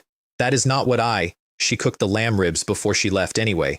Zhou Liang's people came for me 2 days later. They surrounded the shed properly. I'll give them that. It was a good encirclement, and sent in the two who specialize in taking people alive. Old Sun with the blowpipe and a filthy man they called Gao Fu who did grappling. The door was already open. I was standing in it with a hand on the scabbard. Gao Fu got a dragon claw grip on my arm, which was a technique that had presumably worked on everyone he'd ever used it on, and nothing happened. Then I kicked him through a restaurant pillar across the street, and he stayed down. Zhou Liang came up the lane with his nose working. "You've got blood on you. You just killed something?" "Reporting to the master," I said. "Demon blood." And I stepped aside.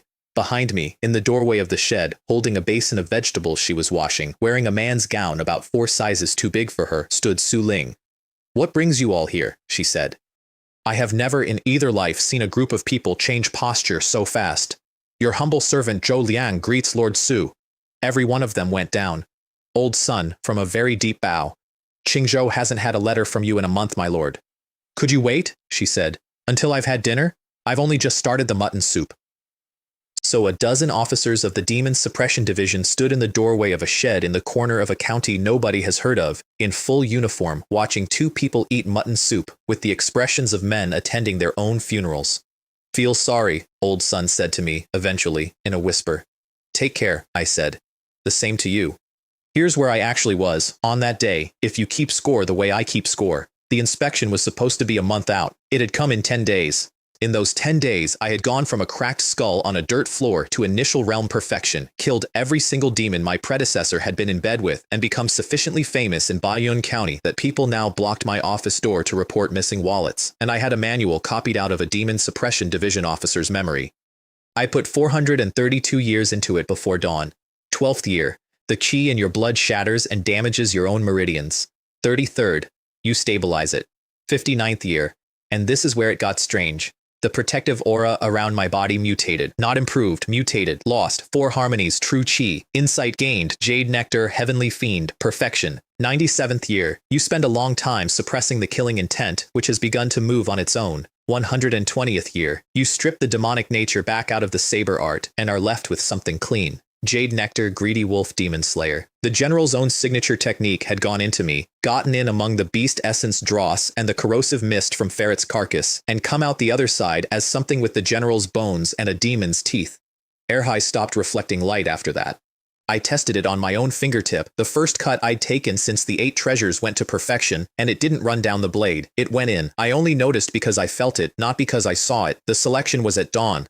Out of 800 garrison soldiers and more than 100 constables, the Demon Suppression Division took 6. Han Ming, obviously, 3 arts at minor, Spirit Snake at major, and about to break through on the Wind Thunder. Ma Kuai, because Ma Kuai could carry a door. They did not call my name. Hu the Skinner dragged me to the front of the courtyard by the arm, furious enough to spit.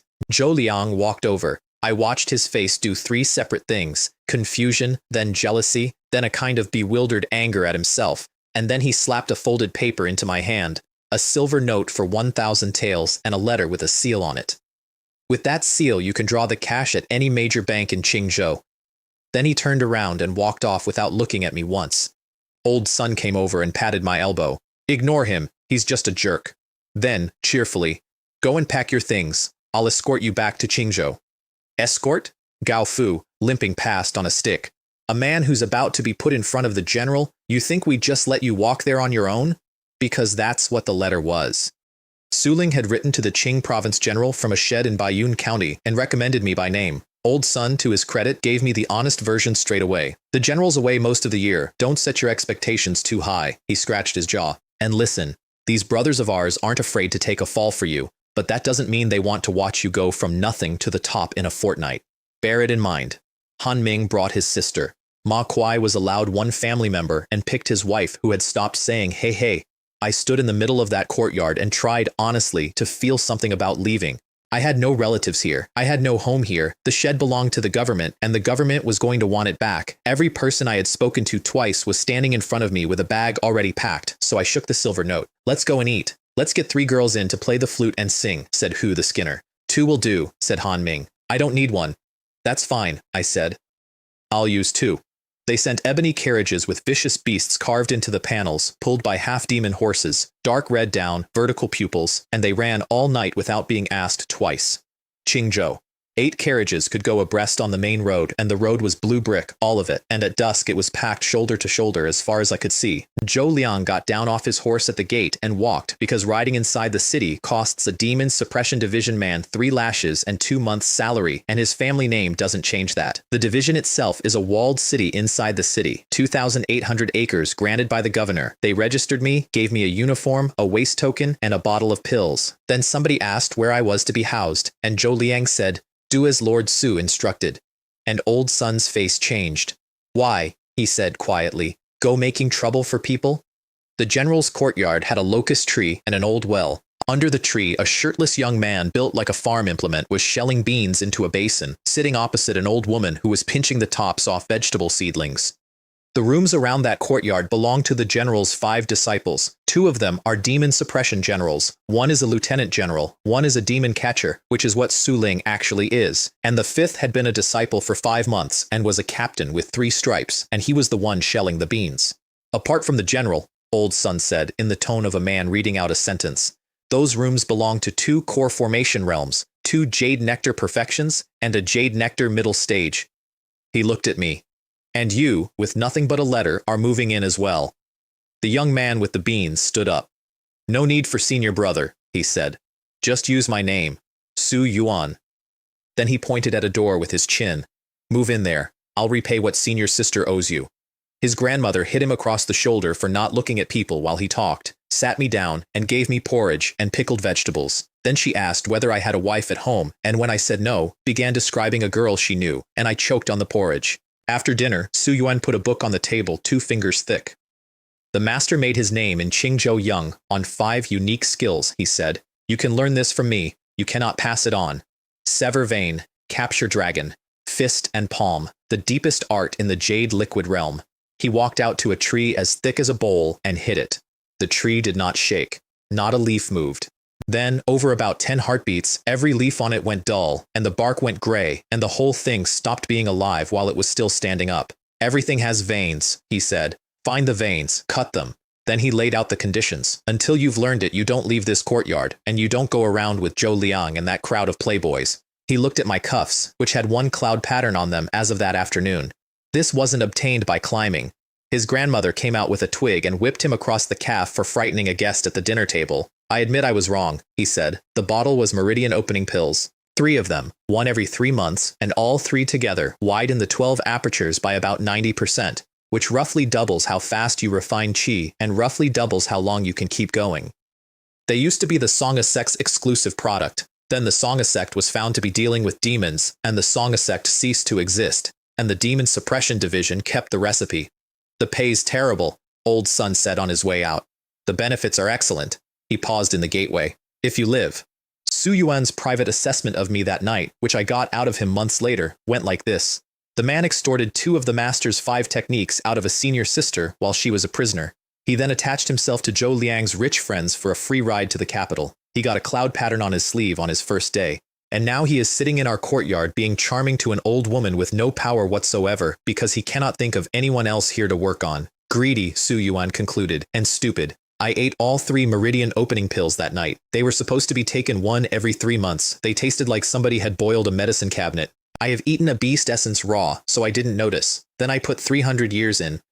In the first year, this is the first precious medicine you have ever owned, and you are so stingy with it you refuse to let 1 wisp escape. In the 9th, all 3 are absorbed and your 12 apertures sit at full width. In the 26th year, you put your hand on the bark of a tree and hear something under it that beats. In the 48th, you pick up a stone from a riverbed and it is teeming with life, and you laugh out loud like a madman. Alas, you have understood. In the 69th year, you sit down and admit you never understood anything. You had simply gone insane in the woods for 20 years, and in a fit of temper, you punch a weathered boulder. This stone, you think, seems dead. Introduction. 71st, minor.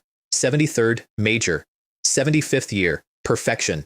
The deepest palm art in the jade liquid realm, from nothing to perfection in 5 years of subjective time, because cloud piling Longfist made me a fist and palm prodigy about 40 demons ago, and the panel remembers. As long as it doesn't involve anything as inexplicable as comprehension, I thought, I'm actually quite capable.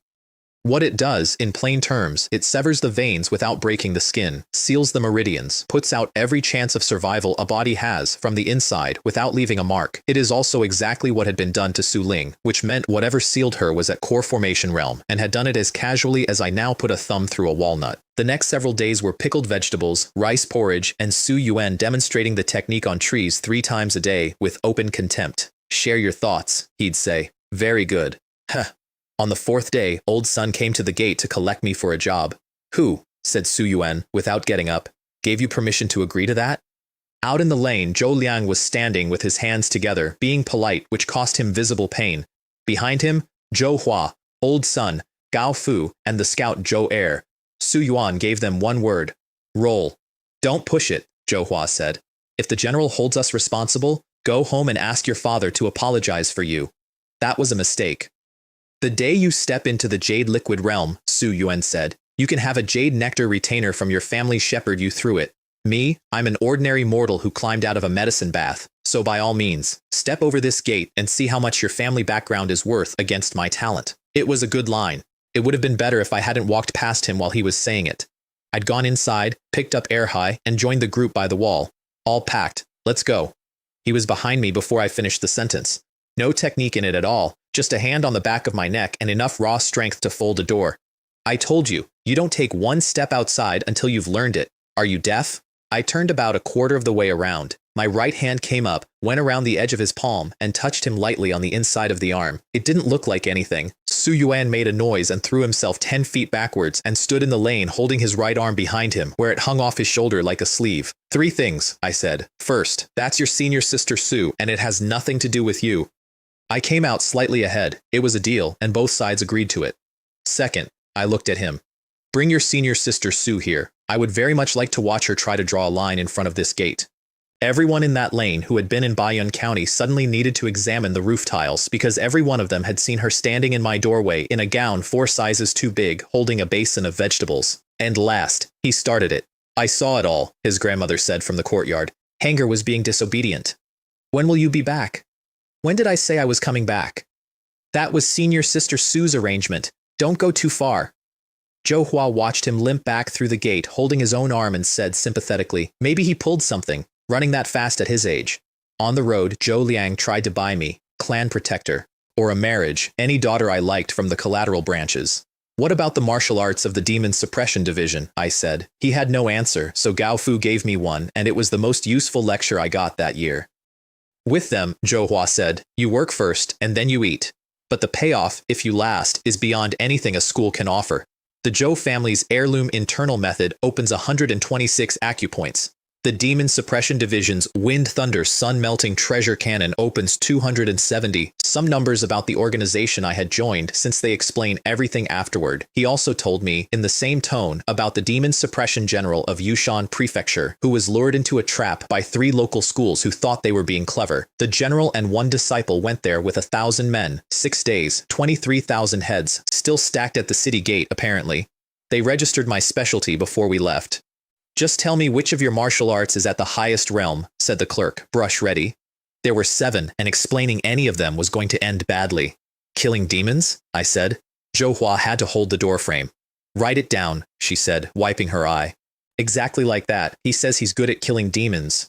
The job was Shuiyun Village in Linjiang Prefecture. Several captains had been sent to observe a ceremony there. None of them had written home. At first light, somebody left a stained waste token on the steps of the Linjiang Prefecture Yamen. Shuiyun Village is a fishing town on the Yangchun River, and it was more festive than Qingzhou City. Colored silk on poles down every lane, a little bamboo river god on every eve, firecrackers at midday for no reason I could identify. They have worshipped a river god there for 400 years. Small sacrifice every June, livestock, fish, rice. Grand sacrifice every 3 years. Young boys and girls, unbroken, 400 years. The Demon Suppression Division's entire response is to send a few captains to stand at the back of the ceremony as a warning, because, as Zhou Liang explained on the way in, if you speak rudely to these people, tomorrow they may come at Qingzhou City in the night with fish spears, 70,000 of them. Can you kill them all? The villagers watched us come up the main street. Not one of them looked away. Several of them looked at Zhou Hua and licked their lips, slowly, so we'd see. The temple was gilded. Inside stood a kind-faced woman in a gown patterned with waves, and beside her, a boy with a fish basket and a girl with a flower basket. Gao Fu stood in front of it with his hands on his hips. One pair every 3 years, 400 years. He counted on his fingers badly. So how come there are only 2 of them in here? They should be lined up out the door and halfway down the street. You think the people out there believe it? Zhou Liang said. They know better than you do. They just want their cut. And that is the thing that got under my skin, standing in a gold-painted room in a rich village. The people of Liuli Temple Village had nothing. No God, no protection, no hope, and when the demons came, they crouched in the dirt and held on to each other. These people had a God. And they were cruel. Is it possible, I remember thinking, that to ordinary people, demons are simply more powerful than the Demon Suppression Division? There was a bamboo-fenced courtyard at the edge of the village with a young widow in it, and the village chief's son had her backed against the wall. His name was Kai Ming, and he wanted her toddler for the sacrifice. A widow with a baby, he was saying, enjoying himself. That's embarrassing for my brother Wang, isn't it? Dead a year and his wife still producing. She bit his wrist. He knocked her down. Don't worry, he said, shaking his hand out. Once your little bastard is in the water, I'll come riding back on the waves to collect you, and then you'll enjoy some good fortune. Outside the fence, sitting in the dirt, was a madman covered in mud, clapping his hands together. Heh heh, he said. Let's fight. Let's fight. Then the village chief arrived, slapped his son across the mouth, took the child out of the widow's arms with both hands and great gentleness, and sent the boy home. The widow sat in the dirt of her own yard and looked up at 4 Demon Suppression Division uniforms standing in her gateway, and she was not afraid of us at all. The whole of Linjiang Prefecture knows about the Demon Suppression Division, she said. Slays demons, wipes out evil, protects the people, the finest men in the world. She spat on the ground between us. But they are the majority, so they are the people. She jerked her chin down the lane. My husband and I, we were the wicked. Then she got up and went to wash the madman's arms because he'd cut them on something, and she cursed at him the entire time she did it. He'd been married at 15 or 16.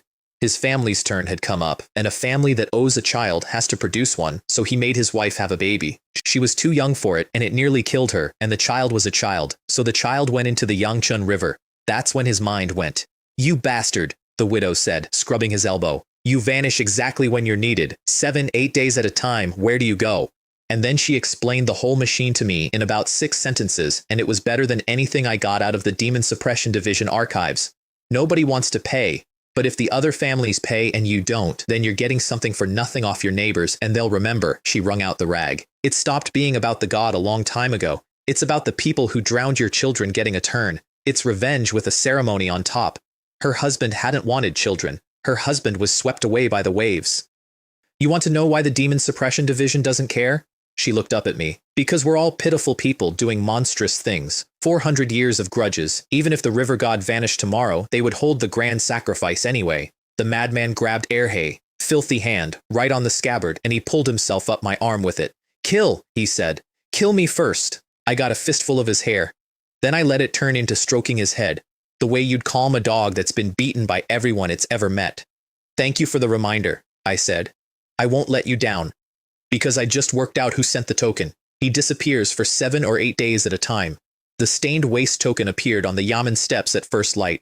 This man had walked to Linjiang Prefecture out of his mind and left a message the only way he could, and it said, there is a demon here, not in the river, in the village. Inside the dark temple, behind the gilded statue, the river god was eating. She was a fat woman in a blue gown who resembled her own statue about 7 parts in 10, which is more than most gods manage. And behind her sat a young man with black scales down one side of his face and a horn coming out of his forehead about the length of a finger, scarred all over, drinking. Ugh. He pushed her arm away. It smells fishy. I want the big medicine. 5 of them have come, she said, patient as a nurse. 2 are Jade Liquid Realm, young ones. Same as always. Those 2 are mine. Hold one of them off me, and the other 3 beginners are yours. His name was Long Hai. He was the only true son of a dragon, and he was here because he was injured, and she had been feeding him for a while. Out in the widow's yard, I ate a bowl of very bad fish extremely carefully, taking every scrap of usable nutrition out of it, because we had been watched since the moment we walked through the gate, and I had no idea when I'd next get to sit down. Zhou Hua came over to tease me about my table manners. Tell the others to stay alert, I said, and not to get separated. There's a monster in this village. She stopped smiling and went. An hour later, a black wind came down the lane, foul as a well full of dead things, and picked up the widow and the madman and carried them out of the village. Zhou Hua went after it. Then Zhou Hua got past, on the road, by me, at roughly 3 times her speed. Behind us, the Yangchun River stood up. 10 of water, rearing, with a barefoot woman in a blue gown standing on the crest of it. Here's what I understood while I was running, and I want it on the record because it's the only reason any of us lived. The ambush was built to split us. That's what the abduction was for. Somebody always has to be the one who ends up facing a monster alone, and the whole plan works because that person is usually the weakest. I was the variable. Nobody in that village had any idea what I was, so the only survivable move on the board was to get to the thing in front of me and take its head off before anybody could adjust. Long Hai threw the 2 villagers down in the reeds, looked up, and was insulted. "Why is it you who followed?" He actually stamped. "You're only an initial realm captain. You don't even deserve to come along." Dragons, it turns out, have standards about what may eat them. Greedy wolf demon slayer. The blade came down without any sound at all. It stopped on the scales, just for an instant, the way a knife stops on a rind, and then it went through, and half a hand hit the ground, and there was no spray, just crimson streaks running along the black metal, going in. I put it into his body and pushed. He got his grip on my wrist and cracked the 8 treasures body open like a nutshell, which nothing had managed since I'd made it, and I answered by pushing the blade in another third, because the red flowing back up through the crook of my hand was healing me faster than he was breaking me. He felt it. "Are you eating me?" His voice went up into somewhere that wasn't a voice. "You dare to eat me?" Then he tore his own skin off and became 10 of dragon, single horn shining, and my black blade was a splinter stuck in his side. So I gave him the other thing, the heavenly fiend. Sword energy in a sheet under the moon, hanging in the air like a curtain of eerie red.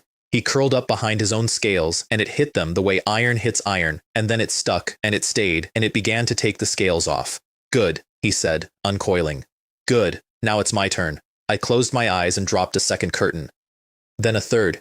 Then I stopped counting, and the sky over that stretch of riverbank filled up with them, one after another, and the dragon started screaming that it was fake. All of it was fake. "You can't fool me. You can't." 40 years. That's what a demon can burn through in the last minute of its life when it's terrified. Even I felt a small pang about it. Slay Jade Liquid Realm. Early stage Jiao Demon. Total lifespan 1,427 years, 1,230 remaining. 1,435 in the account, and a new line appeared on the panel that had never been there before, because I had never had 1,000 years at once. Can be refined. I didn't have time to read the rest of it. I went back into the village, torches everywhere, and the whole village standing in a ring to watch. Old Sun was down, Zhou Er was down, Gao Fu was on his side with most of the bones in his arms and ribs no longer performing their original function. Zhou Liang was unconscious with one arm bent into a shape arms don't make, and he'd taken that holding the riverbank while he pushed villagers out of the way of the water. Kai Ming, the chief's son, was standing on Zhou Liang's shoulder, specifically on the gold wolf embroidered there. "Ha, let's see how arrogant you dog-skinned bastards are now." I noticed the other fishermen's hands were shaking on their spears. 400 years of feeding a river to keep the cord away, and the habit of being afraid of a uniform still hadn't come out of them. Zhou Hua was on her feet. Barely. Her short sword was in the river god's belly, and the demon was pulling it out of herself, unhurried, the way you'd take a splinter out of a thumb. "Hey," Zhou Hua said. She was swaying. "Are you about to pass out? Because if you're not going to, then stop doing this, all right?" "I'm waiting for him to come back," the river god said. "What are you waiting for?" Kai Ming charged her with a fish spear. She folded up like a kite with the string cut, and a straight black blade came out through the front of his open mouth. I stepped over Kai Ming on my way past. Then I stepped over Zhou Hua, which she has never let me forget. The river god looked at me and her face went strange. "Why is it you who came back?" She looked past me at nothing. "Where is he?" "I gathered all of the precious medicine for him. Where is he?" Then the wind changed and she smelled her houseguest's beast core inside my robe. "You're asking for death." Water came out of the river in chains and caught Erhe mid-swing. A whip of it took me across the ribs, so I let go of the knife and closed the distance, white ape playing with a python, and got inside 1 foot, sever vein, capture dragon, 1 fist, jade white, into the middle of that face. And without the demonic power holding it together, 400 years of offerings came out of her, because that is what she was made of. 4 centuries of the fattest livestock and the best rice and other things handed over by frightened people, and she had eaten every scrap. A river goddess had turned herself into a pig, vein after vein, sealed, one at a time. The arrows of water hanging over the square lost their shape and fell out of the sky as ordinary rain. Then I kicked her into her own gilded statue, and the temple came down on both of them, and I caught the falling blade out of the air and pinned her to the altar with a wooden beam. "You can't kill me!" She was face down on her own altar. "I'm carrying a dragon child. I'm going to be the dragon consort of the Yangchun River. I am the river god of Shuyun village. Save me." And 70,000 people's god lay on her own altar in front of her own congregation and said, "Save me." The village chief was holding his son's body. He looked up. "Save the river god. Kill the henchman. Kill." More than 10 young men came at me with fish spears, and behind them the whole street moved. That's the thing that had turned back every captain the division ever sent here, not the demon. 70,000 people who had decided. I held up the black waste token. The Demon Suppression Division is here to exterminate a demon. All irrelevant persons, withdraw. They kept coming, and they did not find, in front of them, the hesitation that had always been there before. Red light, no noise to speak of, one head at a time. The village chief died in the middle of a thought. The rest of them went down on their knees in the mud and put their foreheads on the ground and kept putting their foreheads on the ground until the ground was wet. Please, Your Excellency, spare the river goddess. I took her head off. It rolled, and the body behind it let go of its shape and became a whiskerless blue catfish about 10 feet long, filling half the wreckage of the temple. I opened the belly, took the essence out, and cut off a piece of the meat. Then I stood on the altar and ate it in front of all of them while they watched. Then I tore off a larger piece, walked down into the crowd, took a man by the collar, and put it in his mouth. Chew it, swallow it, then answer my question. He wept, he gagged, and then he stopped, because it was the best thing he had tasted in 30 years of living beside that river. He swallowed the second mouthful on his own. How does your river god taste? I said. He couldn't answer. It's being raised very well, I said, and gave him the rest of the piece. Don't raise another one. Somewhere in the middle of all this, the madman woke up. He came through the crowd at a dead run, straight into the wreck of the temple, and went into that fish with both hands, tearing and eating, snot and tears down his face, 10 years of it going down at once, and nobody in that village said one word to him. The gilding flaked off the statue as it lay there. Underneath, it was clay.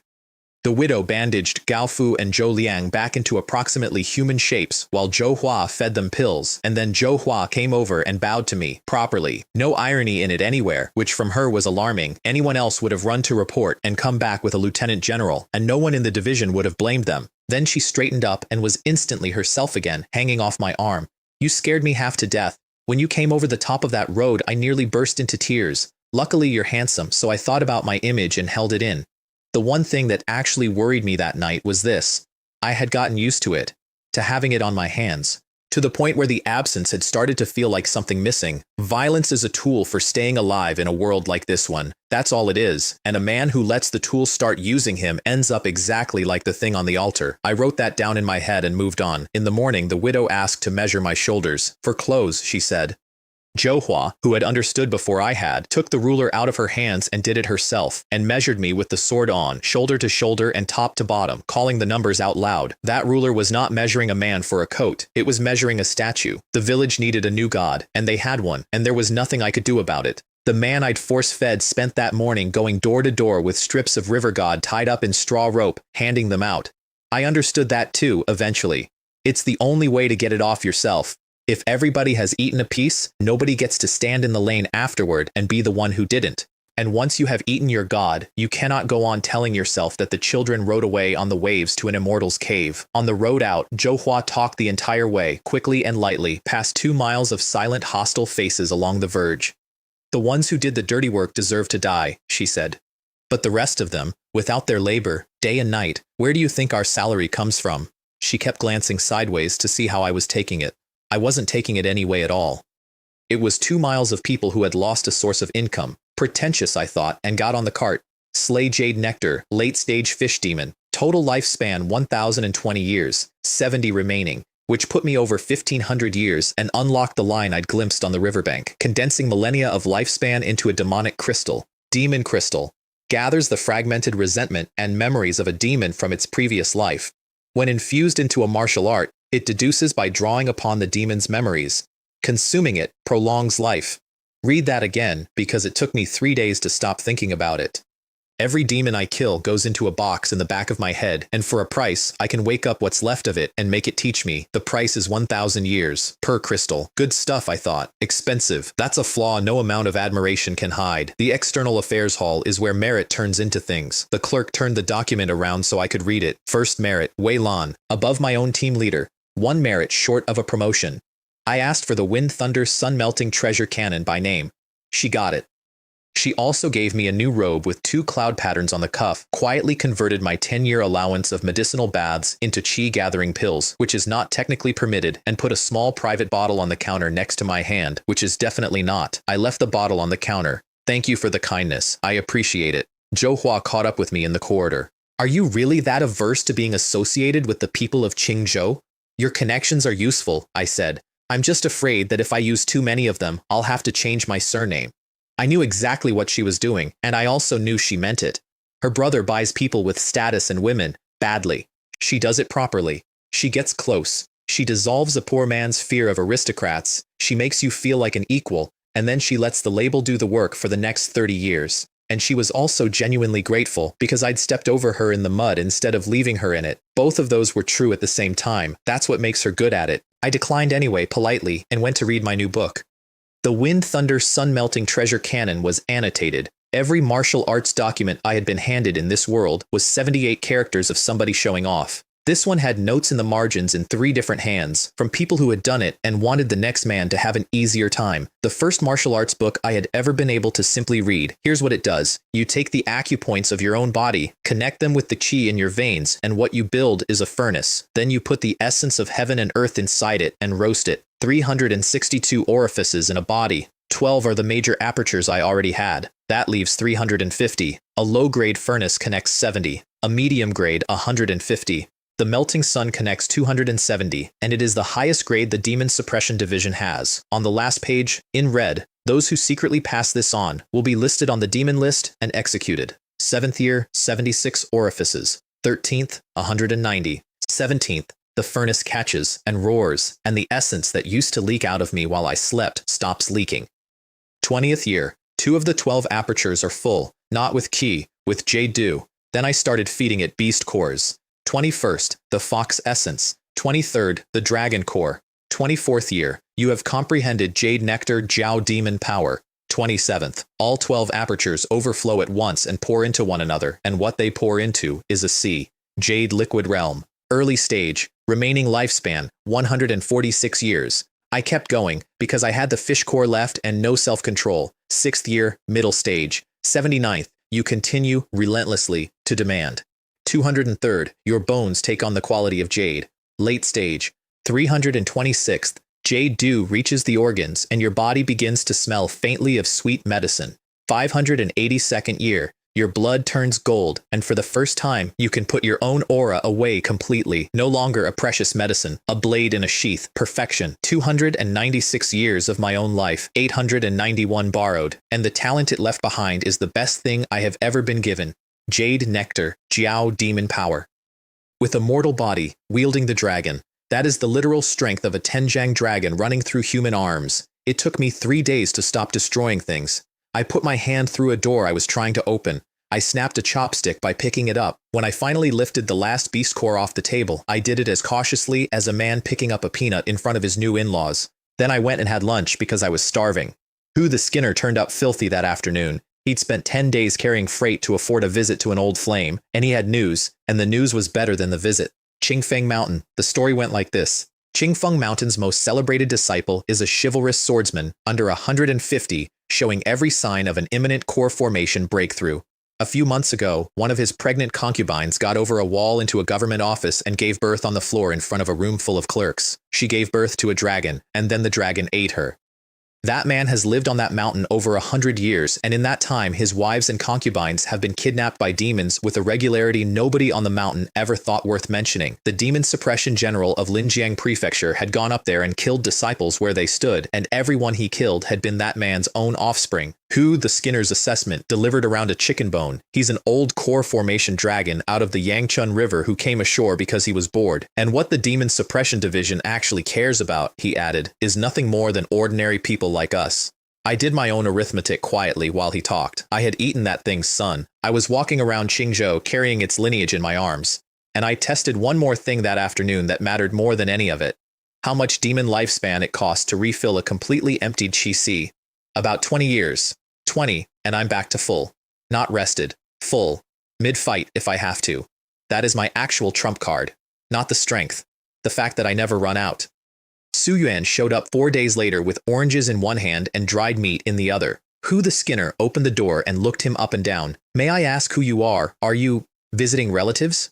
None of the general's 5 disciples came from a prestigious school. The best off had a father who sold silk. What the general looks for is having nobody in the world to rely on except the imperial court, and being willing to risk your life on demons anyway. Talent, Shuizhou told him, is the second criterion, not the first. So speak like a human being, he'd finished. Act like a human being. Go to his door with gifts and bow your head. Hence the oranges. I've made inquiries, Su Yuan said in my doorway. Zhou Liang brought you out of Baiyun County, so I came today, firstly to clear up a misunderstanding and offer my apologies. I waited. And secondly to make amends by taking you back with me. And if you refuse, I'll have to take matters into my own hands, and then apologize again once we get there. Grass, said Hu the Skinner behind me. There's no need for all that, I said. Next time you want to fight, you can simply say so. One exchange. He was behind me with both palms out and sever vein, capture dragon at everything he had. I made the same motion, slightly more naturally and slightly faster, because I'd had 75 years to practice it, and he'd had 5 months. Fingertips, both arms. Then I turned my palm into a fist and hit him in the chest with a plain cloud-piling long fist. He rolled across his own courtyard and came to rest against the well, with both hands hanging off him like wet gloves. 2 months, minimum, which Shuizhou was extremely pleased about. I sat down and started eating. Get me an orange. After a while, Su Yuan got up, walked over, and sat down. I can't figure it out, he said. I don't understand either, said Hu the Skinner sympathetically. What happened to your hand? Want some of this? Su Yuan ate the offered chicken leg. Somebody had to hold it for him. At the gate, on his way out, he stopped. Don't you think what I said earlier was ridiculous? No, you're a genius. Geniuses are all a bit arrogant. It's normal. He turned around. Are you saying you're not a genius? Then why don't you have any arrogance? Of course I'm not. And I was telling him the absolute truth. There is no such thing as a genius who requires 33 years to learn the subduing demon's saber technique. I had needed a third of a lifetime to get competent with one blade, and I had needed to buy it. Su Yuan stood in that gateway and got it completely backwards, and something in his face went quiet and respectful. If I hadn't been born 10 years too early, he said, and already had a master, I'd have taken you as mine. Zhou Hua arrived 3 days later with a document. Linjiang Prefecture had requisitioned 500 more men out of the outer camp. Zhou Hua was on the list. Sun Jing was on the list. Zhou was on the list. So was I. My family has always had a good relationship with Qingfeng Mountain, she said. My father won't allow us to go. She put the roster on the table. There was one blank space left on it. This isn't something I can decide on my own. She looked at me. Come with me. Hu the Skinner, who never went to school and can read a room better than any official I have met, said afterward. That was a transfer order that sounded exactly like a contract of indenture. I opened it, read it, closed it, and pushed it back. It's not suitable. Aren't you being a little arrogant? Her voice cracked. People are going to die out there. Then Su Yuan came out of the inner room with both arms in slings. It's a transfer order, he said. Why did the Zhou family have to go sneaking around to find it? And Zhou Hua backed off because that sentence meant the man had quietly attached himself to the strongest patron in the division, and against that, 4 aristocratic families is not enough. The lieutenant general came to the gate that evening with 40 captains and the written order. Su Yuan stepped forward and opened his mouth, which was, in that moment, the kindest thing anyone in Qingzhou had done for me. I hid him back inside the doorway with the flat of the scabbard, then I walked out and stood among the 40. This humble officer obeys the order. Because there is a core formation dragon out there with a hole in its lineage where its son used to be, and I have that son's power in my arms, and it is going to find out. I cannot eat, and I cannot sleep, and I certainly cannot sit in a courtyard shelling beans while that arrangement stands.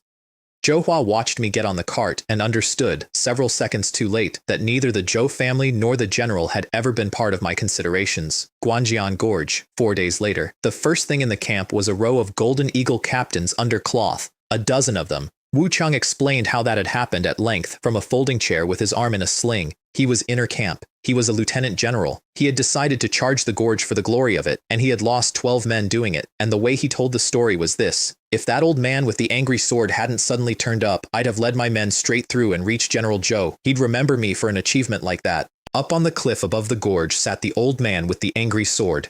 Elder Lai Dao. Silver hair pinned with a piece of wood. Thin as a stick.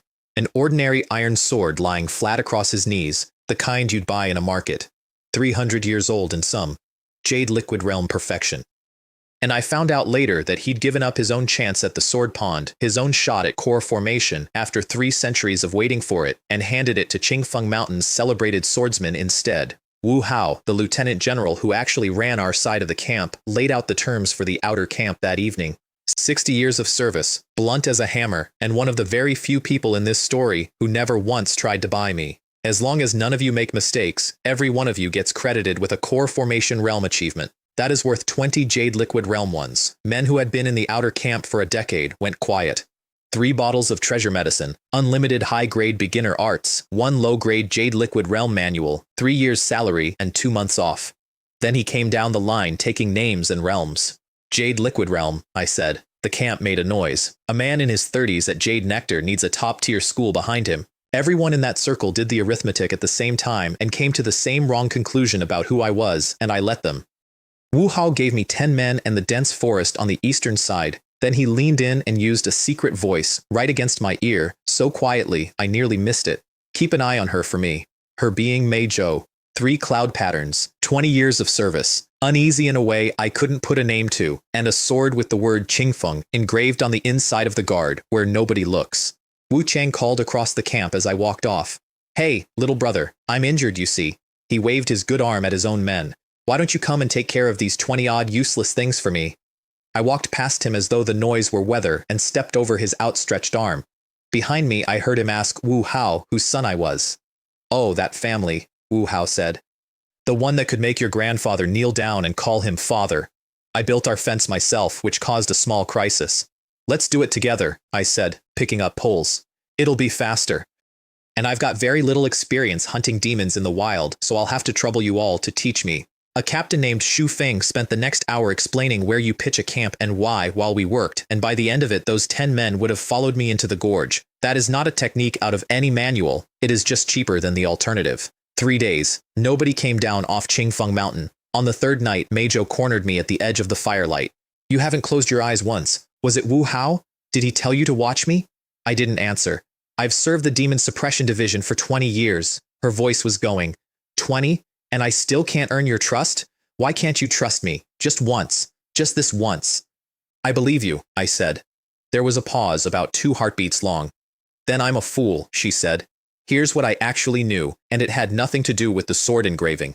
A concubine of Qingfeng Mountain's most famous man climbed a wall into a government office, gave birth to a dragon on the floor in front of clerks, and was eaten by it. And Qingfeng Mountain has never offered a single explanation, not a bad one.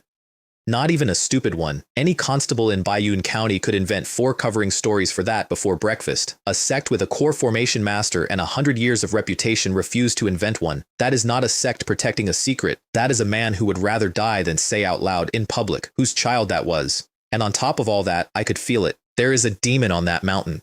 I know because I have Long Hai's power in my arms, and it recognizes its own family the way a dog recognizes a footstep in the lane. Night 4. I'll be on patrol tonight, I said. Everyone go back and rest. Mei Zhou softened. That's the part I remember. You should rest too. Let me handle it tonight. Hurry up, I said. I'm in a rush. 100 years of sword energy came out of that forest as a golden dragon and took the tops off the trees on both sides of it. That was Qi Ruoyu, the Qingfeng Mountain steward, at everything he had, and if it had landed on any other captain in the camp, we'd have found the pieces in the morning. My eyes filled up with golden light. I blocked a 3-foot sword with a half-drawn erhe and kept drawing. His fine iron blade bent into an arc that no sword is supposed to make, and then it cracked, and then it came apart, and the fragments went into his own face and arms. Then the black blade opened him from the right hip to the left shoulder. I got a hand in his collar and threw him backwards. Into Mei Zhou, who was coming out of the dark behind me, and who caught her own senior brother out of pure reflex and went through several large trees still holding him. She was nearly dead where she landed. My boot was on her wrist about 2 inches from her hilt, and the blade was on her throat. Qi Ruoyu, on his back, grinned up at me through the blood in his teeth. Thank you, Captain, for sparing our lives. I slapped him across the face with the flat of the blade. So much nonsense. They'd left themselves an exit. I'd seen it. If I'd swung a foot wider on the first cut, they'd both have been gone through it, and he wanted a witness to hear him being magnanimous about the mercy I hadn't shown him. Tie them up, send them to Lord Hong. Wu Chang wanted them executed as accomplices before dawn. Wu Hao looked at what was left of them. They're practically dead already. What's the point of watching them? Let them live. And then I told him the part he needed. They'll be making their move on the mountain soon. He worked the rest out himself, faster than I expected, which is why he'd survived 60 years. A steward doesn't flee down a mountain in the night unless the mountain has split. The top wants to protect somebody, the bottom wants to run, and when a sect splits, the half that's running comes down through the gorge, where there are 40 men. He sent Wu Chang for reinforcements, 8 lieutenant generals. Wu Chang took the token out of his hand and left at a gallop, which is the fastest I ever saw him move. The night it came apart, Elder Li Dao stood up. He took the wooden pin out of his hair, then he walked off the edge of the cliff and landed in the grass on a pair of cloth shoes without making a sound. The Golden Eagle captains formed up. Black chains came out of 40 sleeves at once, and then Wu Chang landed in the firelight. His neck was turned the wrong way round. His 4 limbs were broken, and the broken ends of his own arm bones had been pushed into his stomach. His face was still confused. Out of the dark behind him walked a man in a blue and white cloth shirt with a flat-scaled head on top of it, vertical pupils, 1 on each side, a long mouth and 2 full rows of teeth in it. The alligator dragon clan of the Yangchun River, 1,820 years old. The Demon Suppression Division, said Elder Li Dao, accused us of colluding with demons. He said it to the fire, not to us. I've been thinking about it for a long time, and I've decided I had better really be in league with the demons. His anger was going out of him as he spoke, and his aura was going up with every step because he'd stopped conserving anything. 300 years of remaining life, all of it going onto the table at once to buy back one night at his peak.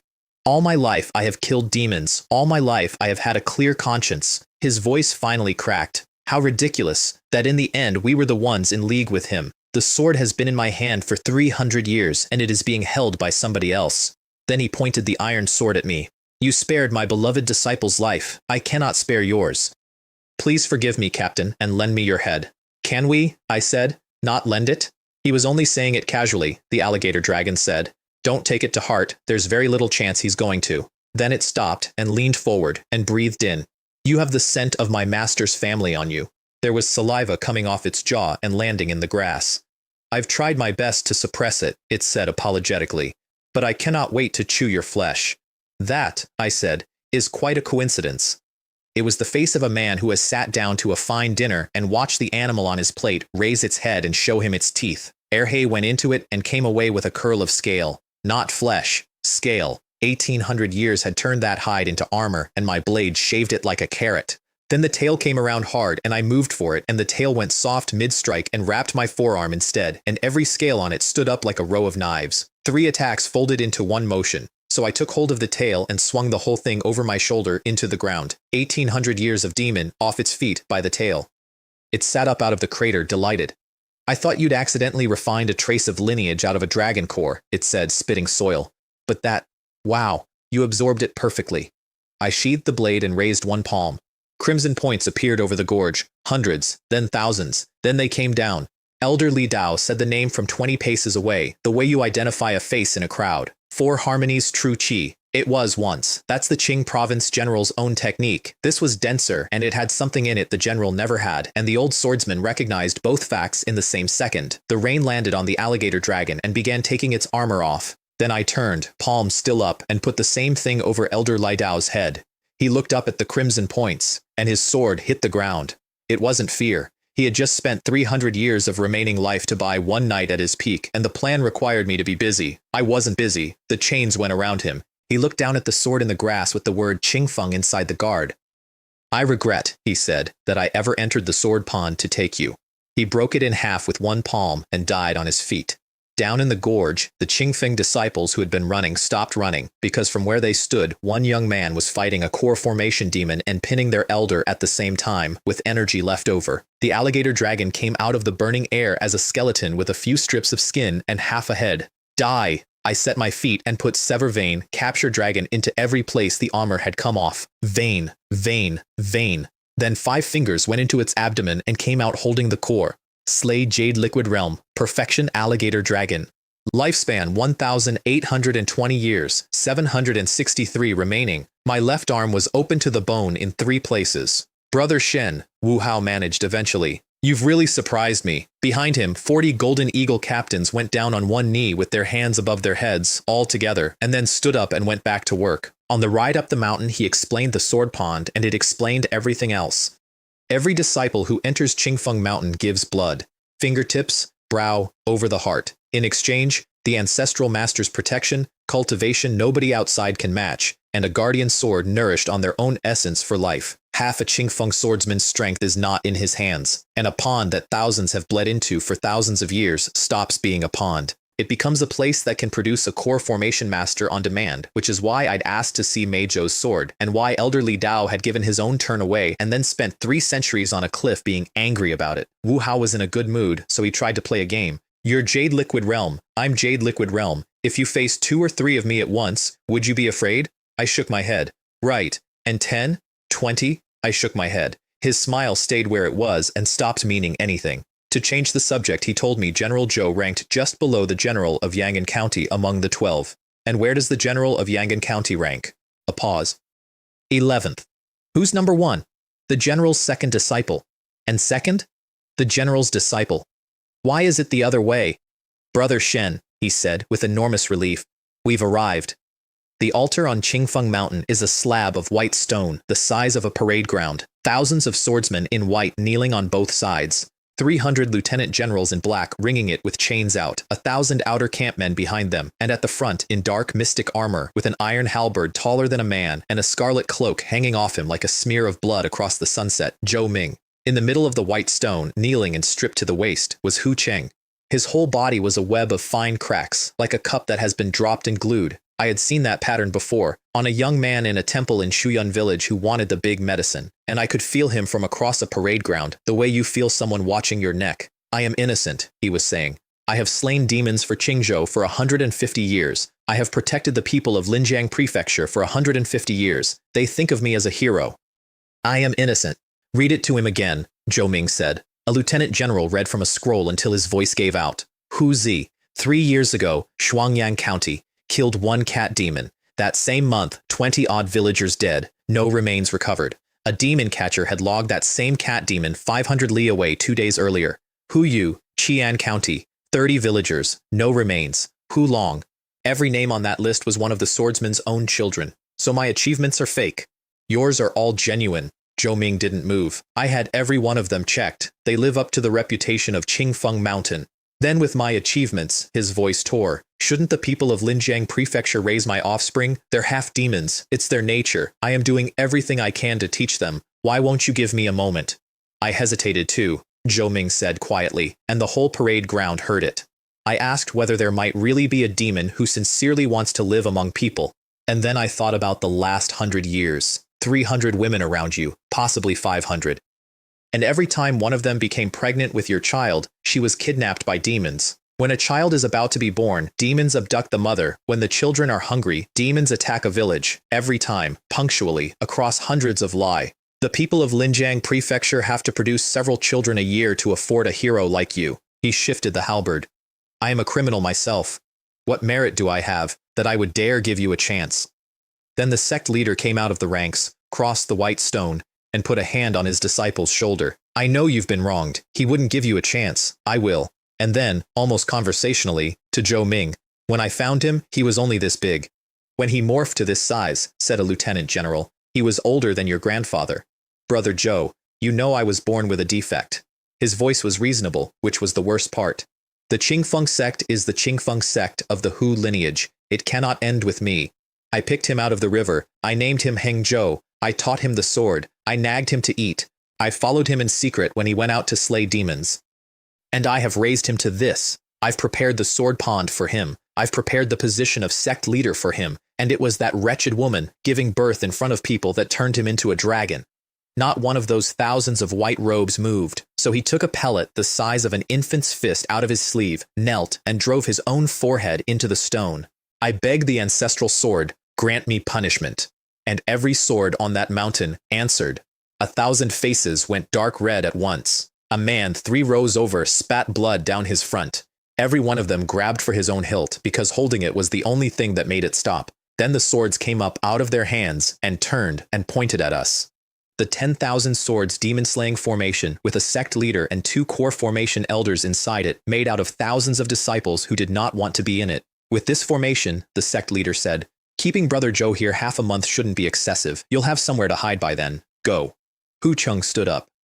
He took one last look across that parade ground, and it was not at the sect leader, and it was not at Zhou Ming. It was at the young man with the black blade standing in the outer camp ranks. Then he flew. Zhou Ming closed his eyes. The halberd left his hand without being thrown. 100 zhang of evil dragon came apart across the sky, and half of it fell, and the rest kept going. Half a month is too long. the old man said, opening his eyes.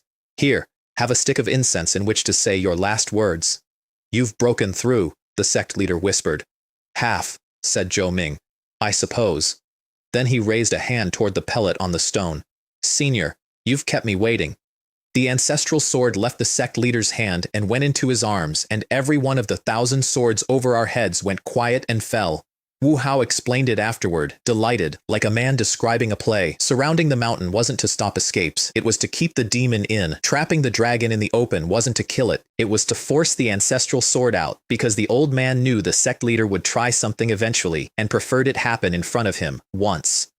Then he turned to enjoy my reaction. I was gone. The dragon had been cut in half at the waist, and had cauterized its own wound with its own burning claws on the wing, and it was still faster than anything I have ever chased. While it flew, it was thinking, and through the connection, I got some of it, and this is the most useful thing anyone has ever accidentally taught me.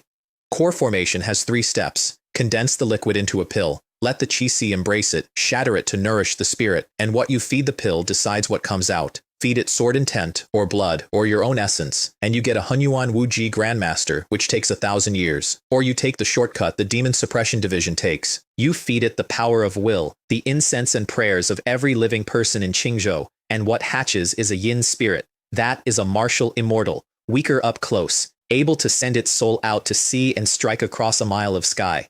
It is, historically, the road mountain spirits took to become gods. The army noticed and took it. Zhou Ming is 800 years old and his yin spirit is half-formed.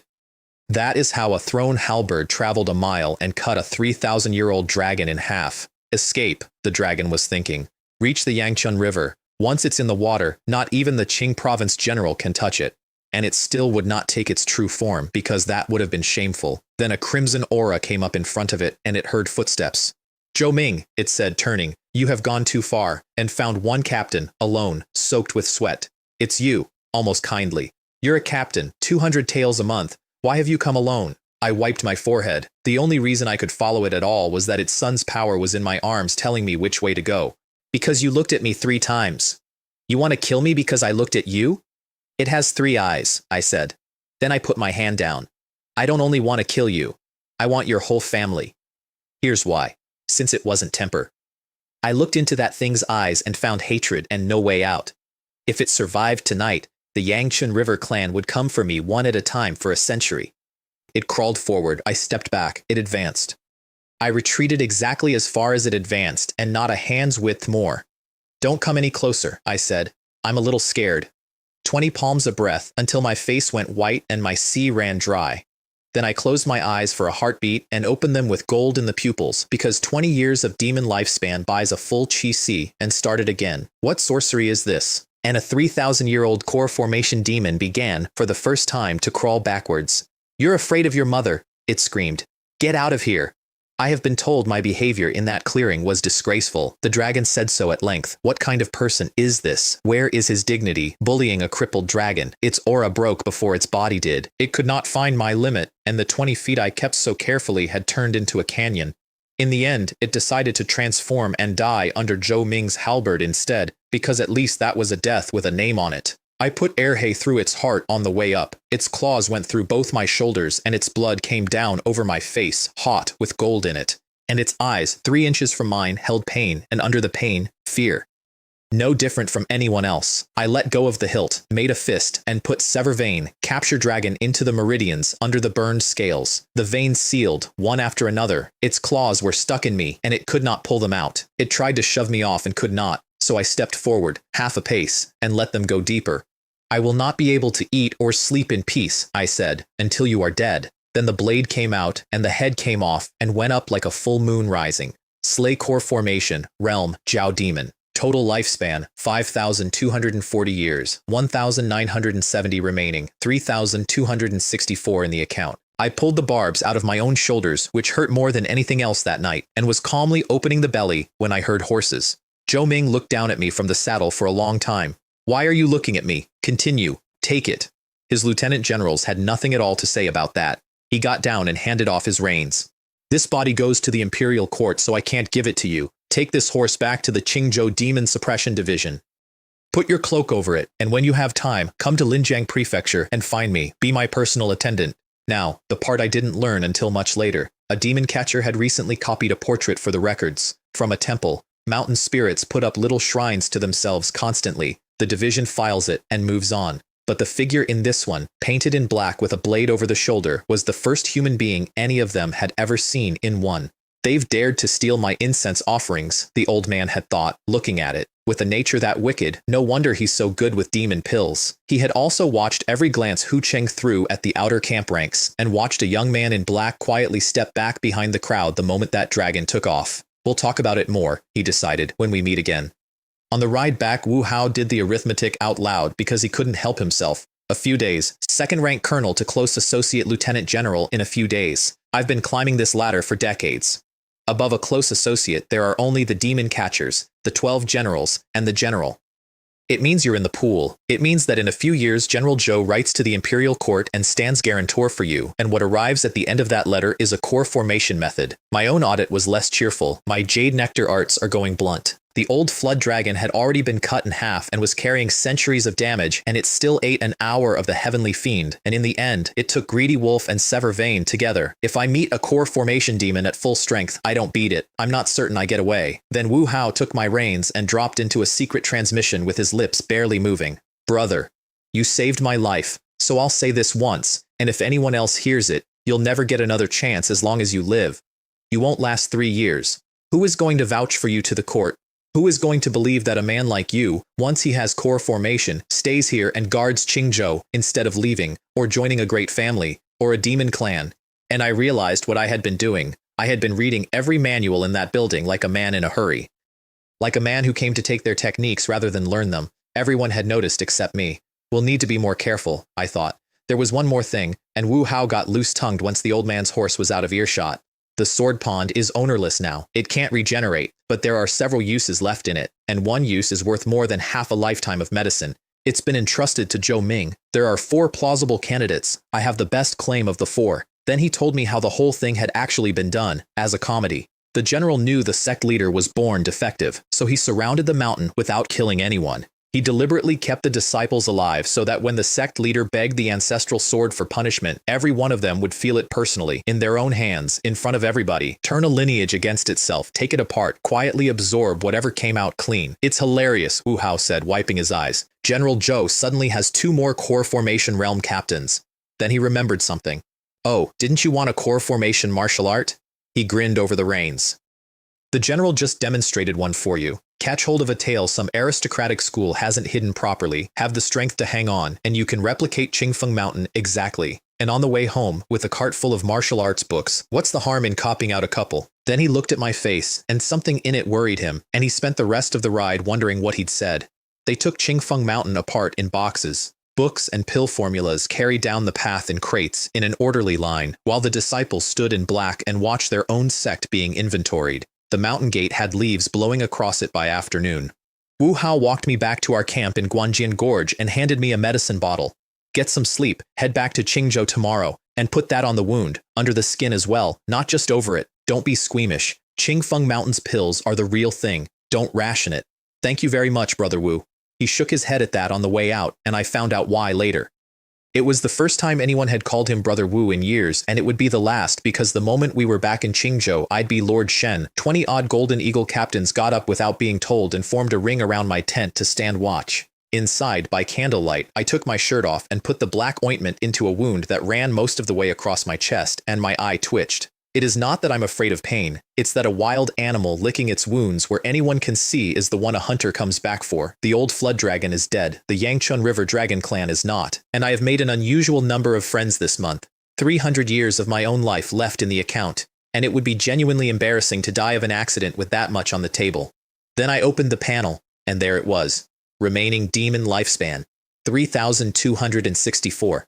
Can be condensed. Demon crystal. Gathers the fragmented resentment and memories of a demon from its previous life. When infused into a martial art, it deduces by drawing upon the demon's memories. Consuming it prolongs life. 1,000 years per crystal. Fine, I thought. Let's see what 1,000 years buys. I put it into the Wind Thunder Sun Melting Treasure Cannon because I wanted a core formation method and the entire Imperial Court would rather die than give me one. and the panel started talking in other people's voices. In the first year, you consume the demon crystal, and while you open new orifices, you consider whether this can be continued. Your lifespan is extended by 20 years. In the second year, it is obvious you have no idea what you are doing. And at this point, the lingering spirit of the fox demon describes to you the legends of the external alchemy of Qingqiu, and you gain some insight. In the fifth year, you finally understand what external alchemy is. But the fox was young and did not know the true meaning, so you cannot deduce the technique. I sat forward. In the 30th year, the lingering spirit of the Jiao demon clears slightly, and it gradually remembers a sinister method among the water tribes that is quite compatible with external alchemy. It tells you about it. You have connected a key point. In the 93rd year, with the help of the lingering resentment of demons, you attempt to combine it with the Wind Thunder treasure cannon. You have connected another key point. In the 208th year, the lingering resentment of the Jiao demon perfects the final step, which is now named the Heavenly Demon Yama Devouring Yuan External Elixir Technique. I want you to understand what I had just been handed. Every demon I have ever killed is sitting in a box in the back of my head, and for 1,000 years I can wake up whatever's left of it, and it will lean over my shoulder and teach me its own family's secrets. The fox I cut apart in my own bedroom taught me the theory. The dragon I ate on a riverbank finished the proof. I crushed the medicine bottle in my hand without noticing. Then I read the method itself, twice, and stopped enjoying myself. Because it was too good. Everything has a price. That is the one rule I have carried from my last life into this one intact, and if something looks free, it is because you have not yet found the invoice, and this thing looked free. Instead of condensing an inner pill the way every cultivator in the empire does, you build an external one. It floats in the Qi Sea, unattached, held down by the melting sun furnace. It isn't connected to your meridians, so it cannot draw on heaven and earth at all. It has exactly one food source. It eats the cores of demons, whole, instantly. It takes everything a demon spent millennia accumulating and simply has it. And when it runs dry, you go and get another one, slaying demons to take their years, devouring their cores to take their cultivation. Nothing wasted, nothing left over. It was, I thought, sitting alone in that tent, extremely suitable for me. Which was exactly the problem. If a method that good could be invented by a young fox and a river lizard in 200 years, then core formation methods would be lying around like firewood. Why are you being so picky? I said out loud in an empty tent and heard how that sounded. So I went through the whole path again from the beginning. The old black dog in the doorway, Ferret, the apes of Dongshan, the fox of North Cliff, the little river dragon, the alligator dragon, the Jiao Lord. If I had gone step by careful step, the way you're supposed to, I would have died 800 times over. I have mediocre comprehension and no resources and no master, which means I am condemned to leave safe places and take my strength off other people's corpses. Every single time I have stepped outside a city wall, something has tried to end me. So I read the thing line by a candle that had burned down to the size of a bean, and I got to the last line. Only by this ingenious method can one obtain the malevolent and powerful treasure. Treasure, not a realm, not a state of being, a thing. That's when I stopped worrying, because I remembered the alligator dragon's scales, refined over 18 centuries into armor it didn't feel me cutting, and I understood that this was the same class of object. If it's an artifact, I can carry it. Artifacts I can live with. In the first year, you draw upon the essence of your own body and begin to forge within the melting sun treasure furnace the wondrous artifact described in external alchemy. In the 32nd year, you accumulate jade dew.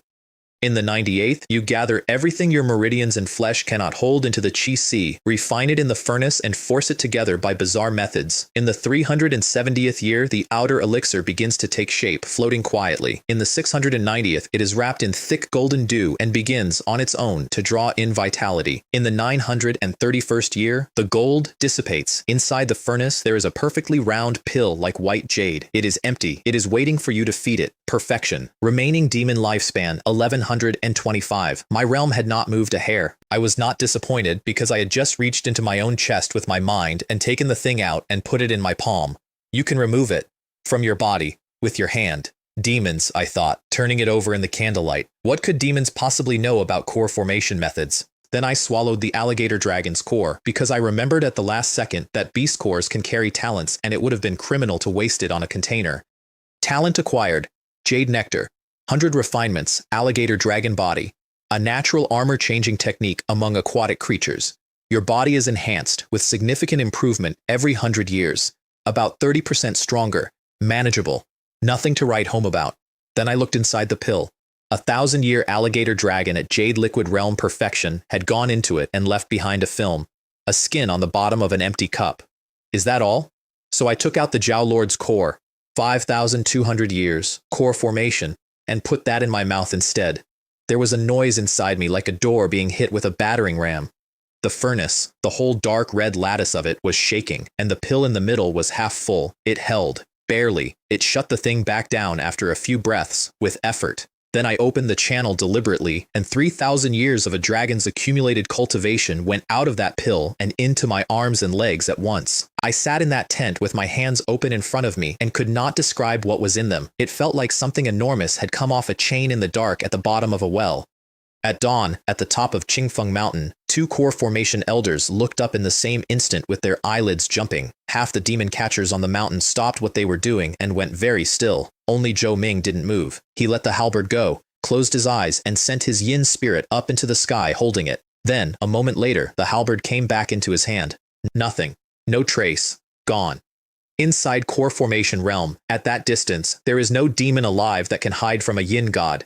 It couldn't be concealment. It couldn't be a condensed human form, the way Hu Qing had done it. It certainly wasn't some low-grade transformation trick. It was a teleportation, he decided. Something had crossed 1,000 miles in an instant purely to look at him, and gone. And if that was its real divine ability, then everything he'd learned about it so far was the corner of something much larger. I wonder which demon lord is playing games with me here, he said to the mountaintop. Since he refuses to show himself, I'll show him something instead. The sharpest sword in Qingzhou. He turned to the demon catchers.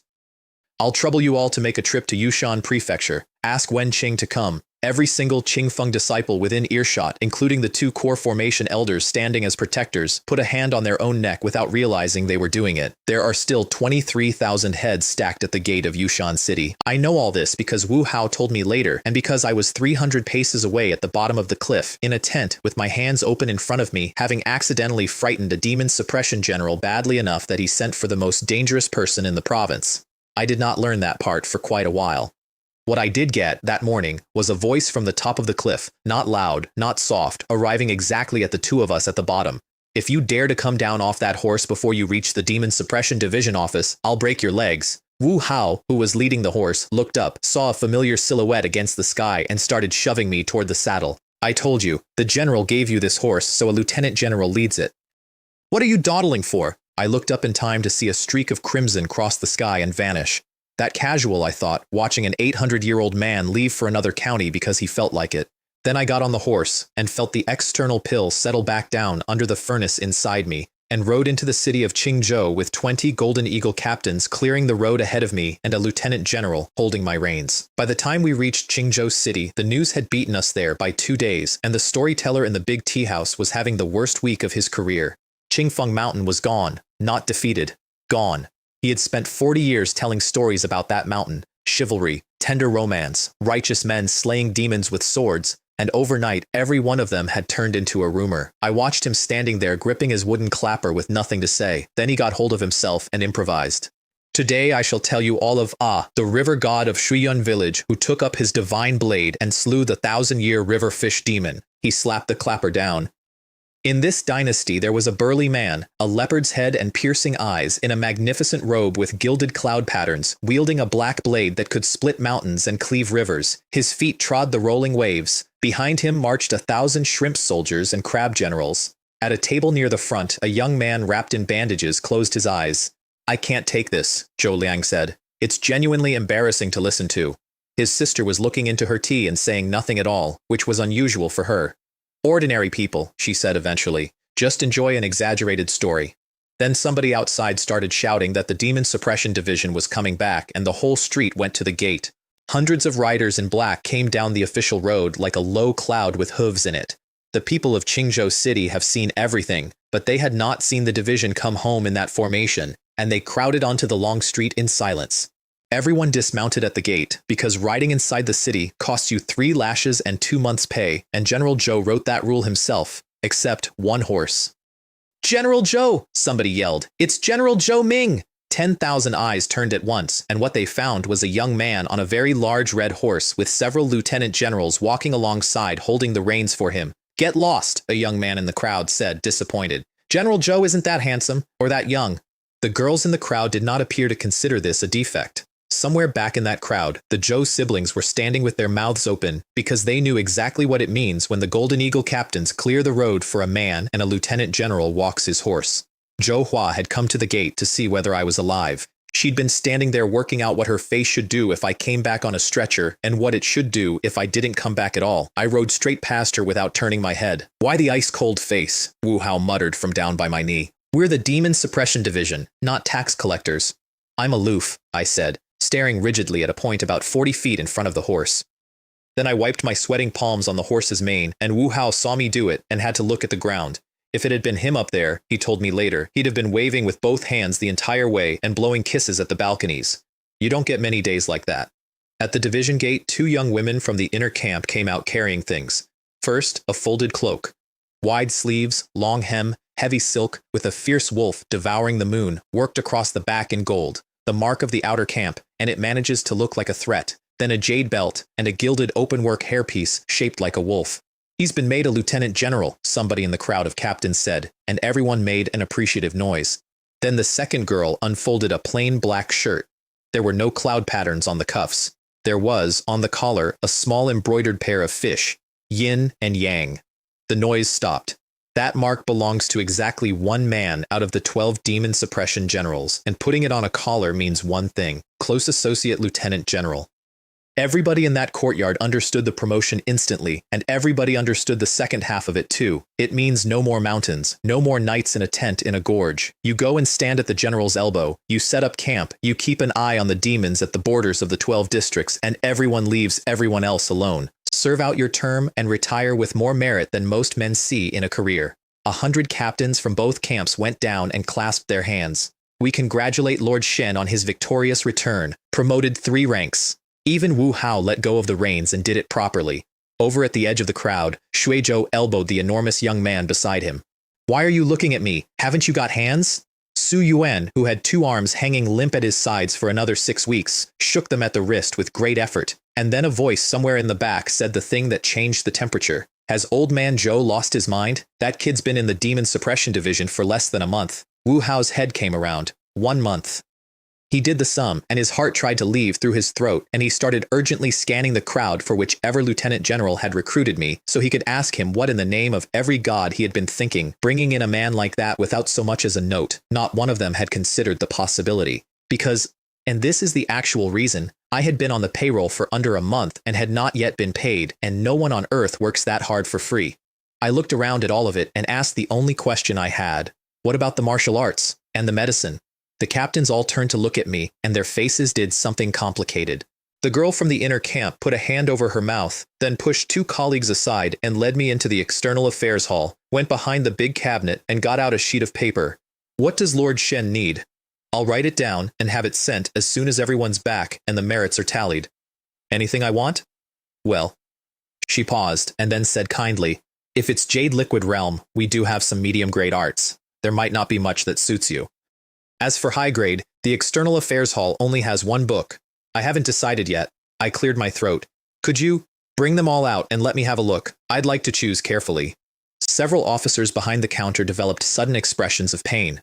"Lord Shen," one of them said, "the Demon Suppression Division has, in the past, encountered geniuses who could read 10 lines at a glance and never forget a word, trained on the outside and sent in specifically to steal martial arts. Afterwards, rules were established." She was practically bowing. "It isn't that we're guarding against you, my lord. We certainly wouldn't dream of it, but rules are rules, worth trying."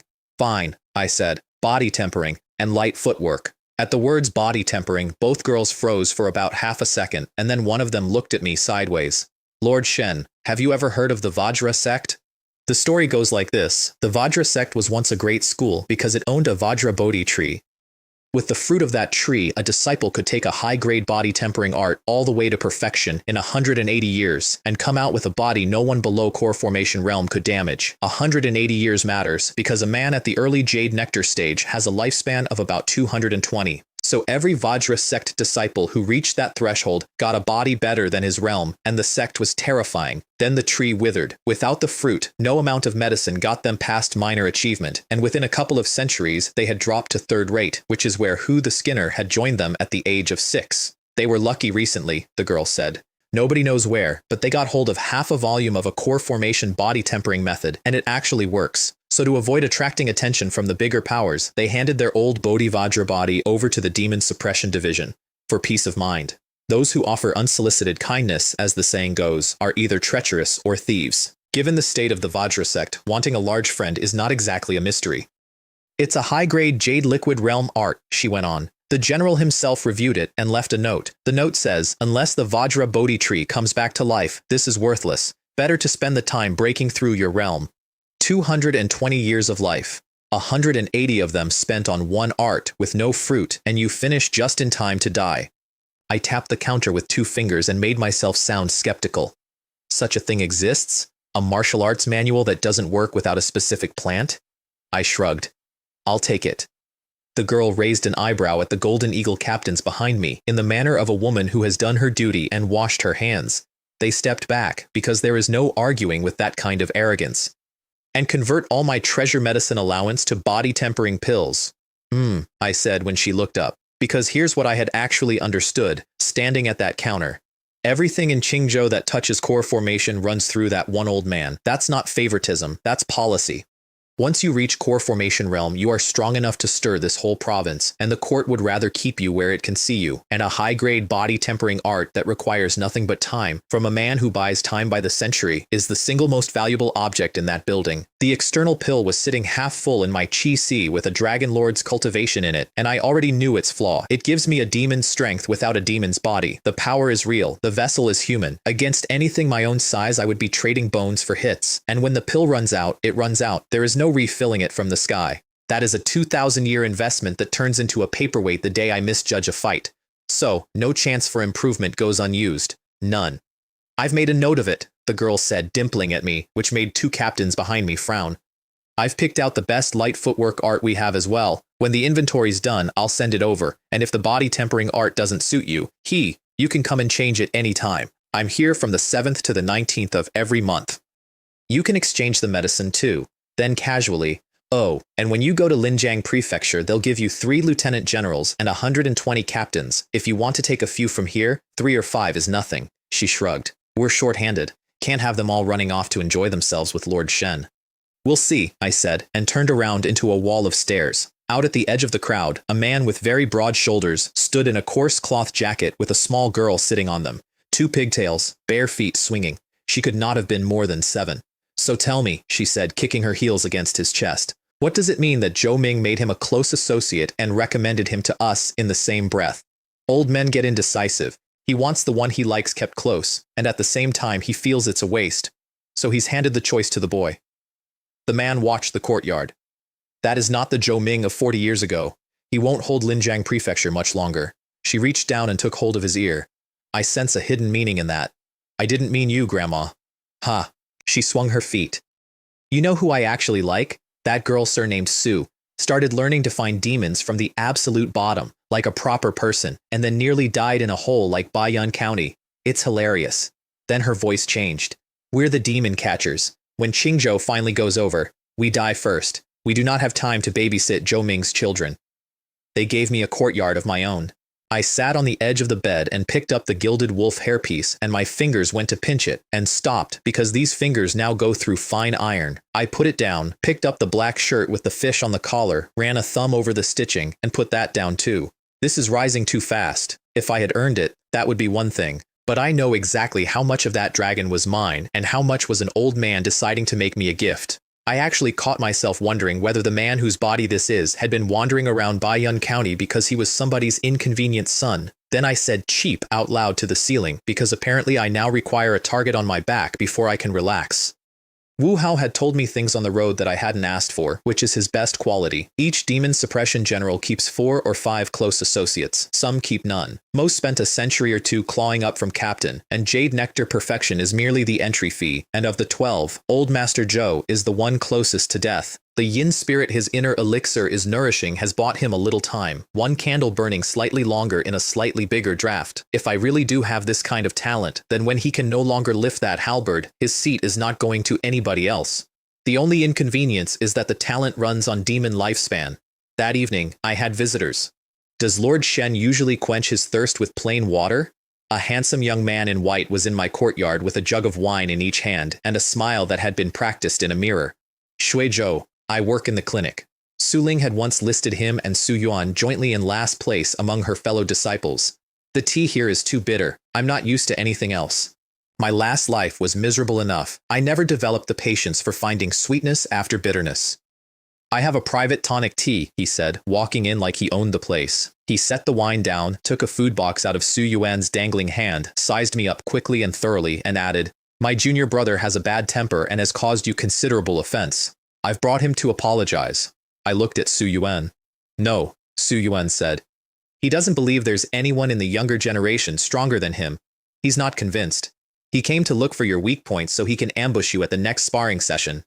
Shui Zhou's eye twitched. Don't listen to his nonsense. Lord Shen's cultivation is superb, and I, Shui, am merely a physician. How would I dare speak of exchanging pointers? I looked at Su Yuan again. No, said Su Yuan. Last time senior sister Jiang came back, he used his newly developed poison needle on her from behind. She went down in one sword stroke and stayed in bed 2 months. You two chat, said Shui Zhou, with no expression at all, and turned for the door. I have something else to do. Senior brother Shui, Su Yuan said to his back, both arms hanging, very sincere. Could you pour me some wine? I find I am suddenly neither hungry nor thirsty. He came back anyway, filled 3 cups, pushed 2 across, and picked up his own. Senior brother, could you close the door on your way out as well? Shui Zhou looked at him for a long moment with the cup shaking very slightly. Su, I don't bully cripples. When you've healed, you'll see. He slammed the door. Su Yuan got the cup up with both numb hands, which took a while, drank it in one go, and worked himself up to something. I'd like to ask you not to go to Linjiang Prefecture, at least not for the next few months. Of the general's 5 disciples, not one came from a great school. What the master looks for, in order, is murderous intent, and then talent. Every one of them was in the most ruthless demon-slaying company in the province before anyone taught them anything, because Qingzhou is a building made of sand. It looks stable. It comes apart at a touch. And Su Yuan was one of only 2 people in the division who had actually seen what I do. 5 days for Sever Vein, Capture Dragon. 5 days for the 4 Harmonies True Qi before that. He had also never once seen fear in my face, which he found more disturbing than the speed. What Qingzhou needs, he had decided, is not a graceful immortal who cultivates in peace and ascends. It needs a butcher, something that makes demons crawl. You don't take a thing like that and park it beside an old man's chair for 80 years to polish its temperament. He started. I looked up over the rim of my cup. Who told you I was going to Linjiang Prefecture?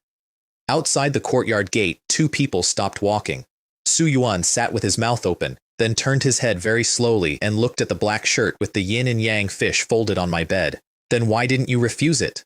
Why would I refuse it? Can't I have both?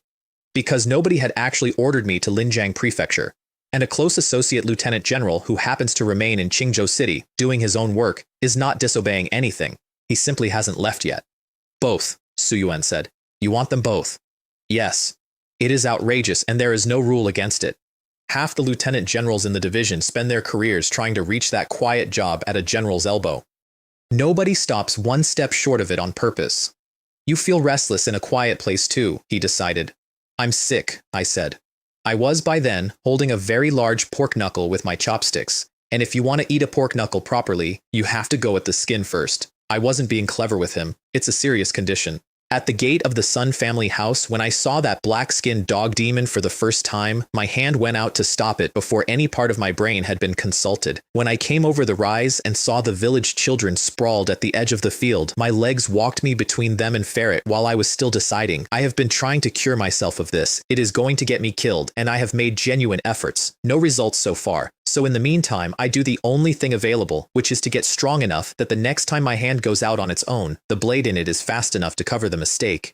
Out at the gate, the middle-aged man looked ill. The little girl on his shoulder had both hands over her mouth, convulsing, kicking his arm with her heels, with tears at the corners of her eyes. Ha, he wants it all. This isn't a baby. This is an appetite. Then she stopped laughing all at once, jumped down, and her eyes went deep. I like it, she said. I like it a great deal. Grandma. Where are you going? To find out, she said, walking to my door, whether he really does dare to ask for anything. There was a knock at my door, and a small, sweet voice on the other side of it. Big brother, can Xiaozhou come in? Nobody had ever walked into that courtyard without my noticing. The last time it happened, it was 2 snakes in my bed in Baiyun County. Su Yuan went white, hauled the door open with an arm that barely worked, looked down at the small barefoot person on the step, and instinctively said, "Old." Her eyes moved. "You get out too," she said, still sweetly. She hopped up onto a chair, put both elbows on my table, propped her chubby face on her hands, and beamed at me with a mouthful of little white teeth. I smiled back and quietly put my hand on the hilt. That harmless little thing was applying more pressure to me than anything I had met since I woke up in this world. "Heh, don't be nervous." She had watched my hand move. "I overheard you talking, so I came in to ask something." She held out her wrist, a gold bell on it rang, and between the fingers of her other hand there was a silver one. "Do you want this?" "What is it?" "A demon catcher's waist tag." Then the broad-shouldered man came in behind her and tucked a silver bell at his own belt, out of sight. "Travel 1,000 miles seeking demons. Belong to the Demon Suppression Division. Obey orders, but not proclamations." Obey orders but not proclamations turns out to be the most extraordinary rule in the Imperial system. The division can hand a demon catcher a task. Nobody, including the 12 demon suppression generals, may then interfere with how it gets done. They report results and nothing else. And it's a task you may do. If you can't be bothered, you don't. They rank by bell, copper, silver, gold, and a gold bell cannot give an order to a copper bell. That is what unconditional trust looks like when a government writes it down. What's in it for me? A demon catcher goes straight to the imperial court. Whatever the great Zhou dynasty has, we have. She held up 2 fingers. And we only look at one thing. How many traces of demons you collect, or how many heads you cut off. You also get the largest intelligence network in Qingzhou, her grandson added. Naturally, you become part of it. She pushed the silver bell across the table. Inside there's a breath concealment technique, a transformation technique, qi seeking and qi gathering. And a little gift Xiaozhou prepared especially for you, because old General Zhou mentioned you're rather fond of that sort of thing. Her smile was charming and slightly wrong. So, would you like to think it over? Neither of them said the other half out loud, because anyone with sense can hear it. A silver bell ranks no lower than a close associate lieutenant general, and the two are opposite ends of the same stick. The Demon Suppression Division walks the mountain of knives in formation, covering each other. Demon catchers dance on the edge of the blade, barefoot, alone. I picked the bell up and put it away with about as much ceremony as you'd give a bell. The two of them looked at each other. If the boy wasn't too stupid to understand what he'd just been told, then his arrogance was worse than she'd estimated. "So," she said, patting her grandson's arm, "how does he compare to you at that age?" "Grand." The little hand twisted around his forearm and he stopped and looked at the floor. He was thinking about the truth, which is that he had needed several days to work up the courage to take his, but he had also spent 10 years fighting for his life before it was offered, with a golden bell for a grandmother who never once helped him. Given her personality, if word came that her eldest grandson had died, she'd laugh until she cried and hide a little grief in the tears as a treat for herself. "And learn what's inside it quickly," she said, hopping down. "It's genuinely embarrassing to be pushed around by a few stupid dragons with water damage in their heads. Even if you can't beat the oldest one, at least be fast enough to catch it, smack it on the head, slap it across the face, and walk it home on a leash for 3,000 Lai. On the way, double back and finish off its babies. Very refreshing. You should try it." She skipped out. "Handing him a silver bell like that," her grandson said, once they were down the lane. "Isn't that unfair to the rest of us? Here." She raised her wrist so the gold one rang. "Trade you.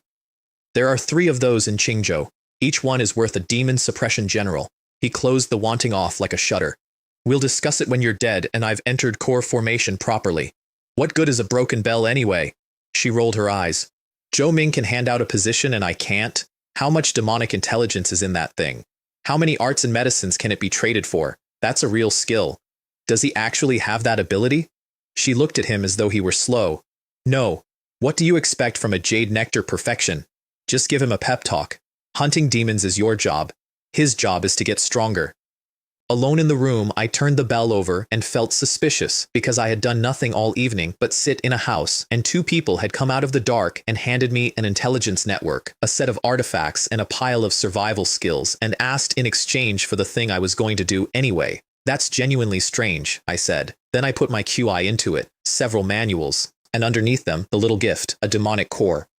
Not a beast essence, a core, smooth, dense, an organ rather than a lump of meat, the kind of thing that only exists inside a core formation realm demon. She'd called it a little gift. It was noticeably smaller than the Jiao Lords and carried about 60% of the energy, a nascent pill, something at the beginning of the road. I put it away unused, the way a miser puts away a coin. The manuals were Qingmu turtle breathing, the incarnation method of the 9 apertures, seeking mountains and gazing at qi, and seeking demons and gathering qi. Not one of them has a realm attached. None of them make you stronger by an ounce. I did not look down on them for a second, because in my experience the techniques that don't improve your strength are the ones that decide whether you get to use it. The 2 qi arts took 1 attempt each. Gathering. Take 1 wisp of a demon's breath, store it in the bell, and every bell carrier in range can follow the scent. Seeking. Push qi into your eyes and see what isn't normally visible across a mountain range in the dark. The other 2 needed proficiency, and at perfection you can hide from something a whole realm above you and lie about your own face while you do it. I have never once been stingy about a life-saving skill. 27 years. Turtle breathing. Perfection. The incarnation method. Perfection. 1100 years left. I sat as still as a clay statue, and my presence in that room stopped existing. Then I passed a hand down over my face, and it came away a withered old man's. Then a composed man of middle years. Then a child. Not only the features, the breathing changed, and the small movements around the eyes, all of it correct without my having to think about any of it. That's interesting, I said, in somebody else's voice. Then I tried the qi gazing, and the world went gray, and the sky above me filled with drifting white cloud with the occasional star of gold in it. Lieutenant generals walking through the compound. Several of those lights turned and came into my courtyard. 3 of them came in carrying a jade tray. Lord Shen, your martial arts, and 100-year body-tempering elixir. We were worried you might leave in a hurry. It took me a moment to work out that 100-year elixir does not mean the medicine is 100 years old. It means it is 100 years' supply. There were 100 bottles on that tray, each the size of a wine cup, packed edge to edge. Thank you for your trouble. They put it down, bowed, glanced automatically at the books on the bed, and left, and felt strange about it all the way back across the compound. Here was a close associate lieutenant general, fresh off Qingfeng Mountain, exhausted, promoted 3 ranks with 2 months of leave and money in his pocket, and instead of going out to drink and listen to music like a sane man, he had gone into his room, closed the door, and started practicing. Really, they said to each other, what do you even say about that? In the first year, you swallow the body-tempering elixir and begin practicing the Bodhi Vajra body. In the second year, the body-tempering method you already possess appears to walk the same road as this one, making it extremely easy to learn. With a continuous supply of medicine, your efficiency is greatly enhanced. In the 5th year, you gradually notice that something is wrong. The Bodhi Vajra body requires the assistance of a specific spiritual plant, and your efficiency is falling. Yes, I'd been warned. That's what the withered tree was for. 180 years with the fruit. So double it, I thought, and dropped another red pill the size of a soybean onto my tongue. This is the kind of cultivation I actually like. Water grinding stone. You put in the work and you get exactly what the work is worth, with no comprehension required and nothing to have an epiphany about. In the 624th year, without spiritual plants and without medicine, relying purely on the length of time, you cultivate the Bodhi Vajra body to perfection. Remaining demon lifespan, 474. White light came up through my skin and sank into it. The raw strength of it was about 80% of the little river dragons, a creature over 10 jang long that could tear a man in half with a shrug. More usefully, I pressed a fingertip into my own forearm and thought about Hu Cheng's claws going through my shoulders and concluded that they would not have gone through today. Nothing below core formation would break this skin without deliberately using a technique on it. That'll do, I thought. I am not a wooden post. I don't have to just stand there and take it. That's when I remembered that I hadn't seen Hu the Skinner. I'd been back in the city for a day and a half, and the one man in Qingzhou who would have kicked my door down to hear the story hadn't come. I assumed he was with his old flame. Then Zhou Liang hobbled into my courtyard in bandages, sat down opposite me without being invited, and stared at me for a long time. Lord Shen, he said finally, sagging back. You really are ruthless. He'd been one achievement away from Lieutenant General. He'd recruited me out of Baiyun County specifically to help him get it. After Shuyun Village, he hadn't touched a single credit. He'd left the whole thing to me because I was new and needed a foundation, and he intended to collect the favor later when he'd recovered. He'd nearly fallen out with his sister over her failure to keep me. And now, apparently, the man he'd been carefully investing in had been promoted 3 ranks past everyone in the building. You shouldn't be up with those injuries. Then I noticed his sister standing in the courtyard, and she was not being languid at all. She had her sleeve in her fist. She was thinking about a tall horse going past her at the city gate without turning its head. Lord Shen's just come back and needs rest, she said. You two talk. I'll wait out here. You weren't this polite the other day, I said. You were quite the talker. She went red to the ears and started explaining that she hadn't meant anything by it, which was true. She'd never intended to get me killed. She'd assumed Su Yuan had made arrangements, and then it had all turned into a silence that none of the three of us could get out of. Then she got to what she'd actually come to say. There is something. After you left for Qingfeng Mountain, Gao Fu and I were packing, and I saw two Vajra sect disciples looking for a friend of yours, the one with the big beard. I stopped pouring. And? They looked hostile. I went over and asked a couple of questions. She bit her lip. But your friend got very anxious and wouldn't let me interfere, so all I could do was tell them they had to bring him back when they were done. A pause. I haven't been in the division long and I'm only a captain, so I couldn't really hold them. She said the next part quickly because she knows what I think about aristocratic families. So I used my family's name. Zhou Er followed them for a while. They took him out of Qingzhou City. He had transfer orders and couldn't keep going. She stood there with an apologetic face. I handed her the tea I'd poured. Thank you, Miss Zhou. With the Zhou family's name attached, the odds of anything happening to Hu the Skinner had dropped to near nothing. I'm glad you don't mind, she said, going pink again. Pfft, I thought it was something serious. Zhou Liang struggled upright, delighted to be useful. You're a close associate lieutenant general of the Demon Suppression Division, and you're waiting on them? What a face you've got. Let me post an invitation, lure those spoiled brats out, the Vajra sect included, and you can question them face to face. Tomorrow? You're planning to meet people looking like that? Said his sister. What's there to be afraid of? These are wounds from exorcising demons. She sighed and turned to me. Don't send it in his name. If they know it's the Zhou family, they may not come at all. I tipped my chin at them. Let's go. Dashun restaurant at dusk, lanterns the whole length of the street, and every young heir in Qingzhou City coming through the door. Long Kai was hosting on Zhou Liang's behalf, bowing everyone in. The young lord of Tianhai Tower, the chief disciple of Baihe Hall, the Sun family's young master. None of them count for much yet, but they will. And after Qingfeng Mountain came apart, every school in the province had developed a sudden interest in standing close together. Then Wu Kang walked in with a fan, and Long Kai went the color of paper, because the invitations had deliberately gone to second- and third-rate houses only. Wukong's elder brother had died at Guanjian Gorge with his own arm bones in his stomach. Feeling low, he said, snapping the fan open. Thought I'd take a walk. Upstairs, behind a screen, I sat in a dark scholar's robe, scraping the lid of a teacup along the rim and not drinking any of it. Long Kai came up, took one look, decided the tea was insufficient, and nearly had a stroke. Then he heard the noise from downstairs and went to the rail. A thin young man came in through the front door with a smile on his face. Buzz cut, a big white cloth thrown over one shoulder, half of a strong oiled torso showing, a silver staff hooked over one arm, and a heavy iron chain in the other hand. Everyone's here, even young Master Wu. I'm the one who's late, my apologies. What's this bald monk doing playing at being a warrior? Wukong didn't even look up. Your Vajra sect only put up Buddha statues a few decades ago. 3 months, if I recall, before we got a prefect who likes chanting sutras. Before that, you people couldn't work a set of prayer beads. Young Master Wu is quite right. Monk Jian wasn't offended in the slightest. Diligence makes up for a lack of talent. Handle the beads often enough, and one gets the hang of it. The room laughed. Then his eyes went round the room, and most of them stopped. The Vajra sect is rising again, on half a scroll, and everybody in Qingzhou can smell it. A pack of body-tempering fighters who can just about hold a candle to core formation is one thing. A pack of body-tempering fighters as strong as Jade Nectar Perfection is another thing entirely, and in a few hundred years they'll be filling the whole Qingfeng Mountain left in the top tier. Wukong stopped mocking him. This humble monk wasn't late on purpose, Monk Jian went on, looking carefully around the room for someone he expected to see. I've been traveling and preaching, forming good connections, 7 or 8 counties in a few days. It was very hard to get back to Qingzhou at all. He didn't find the face he was looking for, so he tugged the chain. After we've eaten and drunk our fill, this humble monk will put on a little play for you. The Buddha ape subdues the demon, liven things up. And he pulled a mountain into Dashun restaurant, a blue jacket, a belly you could park a cart against, and a face painted with ink into a demon's, with a pair of hairy pig's ears tied to the sides of his head and a raw pig's snout hanging between his mouth and his nose. The room found it very funny.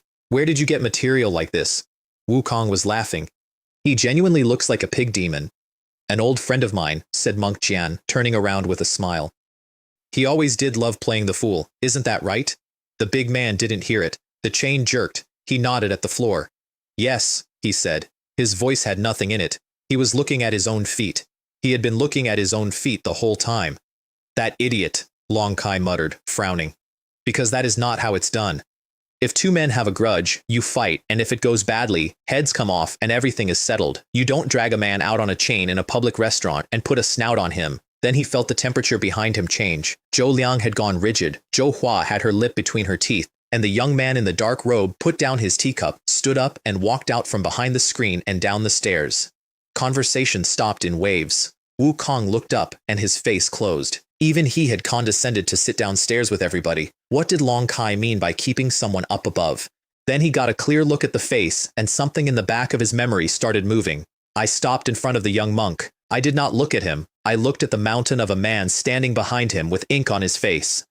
And I asked the room a question. Is it funny? Hu the Skinner's head came up at the sound of my voice. He looked at me. Then he took 2 steps backwards and lifted both of those enormous arms and covered his face with them. He had told me about Qingzhou. He'd boasted about it, about the sex, about the great families, about the handful of decent things he'd done in his life, which he could count on one hand and which he was proud of. He was supposed to be a butcher who feared nobody, not a pig demon on a chain. And Wei Lan was new here and shouldn't be making enemies over a fool and a snout. If you don't like it, Monk Jian said easily, then we won't perform. A pity to spoil everyone's fun, of course. Wukong started to rise because he had guessed most of it and had decided to be the adult in the room. Did I ask you? I said. Monk Jian threw the chain away and got the silver staff up in both hands, which was the correct decision and made no difference. He was Jade Nectar early stage with a body that could pass for late, nearly a generation older than every young master in that room, older than Hu the Skinner himself. You brought this on yourself, benefactor. Forgive the offense. My hand came down on the staff. 100-fold forged staff snapped like a carrot, and my palm went on through into his chest, and decades of body tempering came apart in one breath. He went out through the front of Dashun restaurant and took some of it with him. No technique, nothing borrowed, just a hand. Every face in that restaurant turned to Wukong, because he was the highest-ranking person in it, and it was now his problem. He got up. He did not feel good about it. Brother, he said, and every word was carefully weighed. The laws of the Great Zhou don't forbid a man from laughing, do they? The Vajra sect is a respectable school. Isn't this a little domineering? Airtight. You couldn't fault a syllable. I looked at him. Smile, I said. The room, which had been roaring 3 minutes earlier, made no sound at all. He tried. I watched him try. Then he gave up and sat back down in his chair. The Vajra sect, he said to the table, will naturally seek justice from your excellency. Long Kai could not process it. This was Qingzhou City. That was the eldest young master of the Wu family, and he had backed down.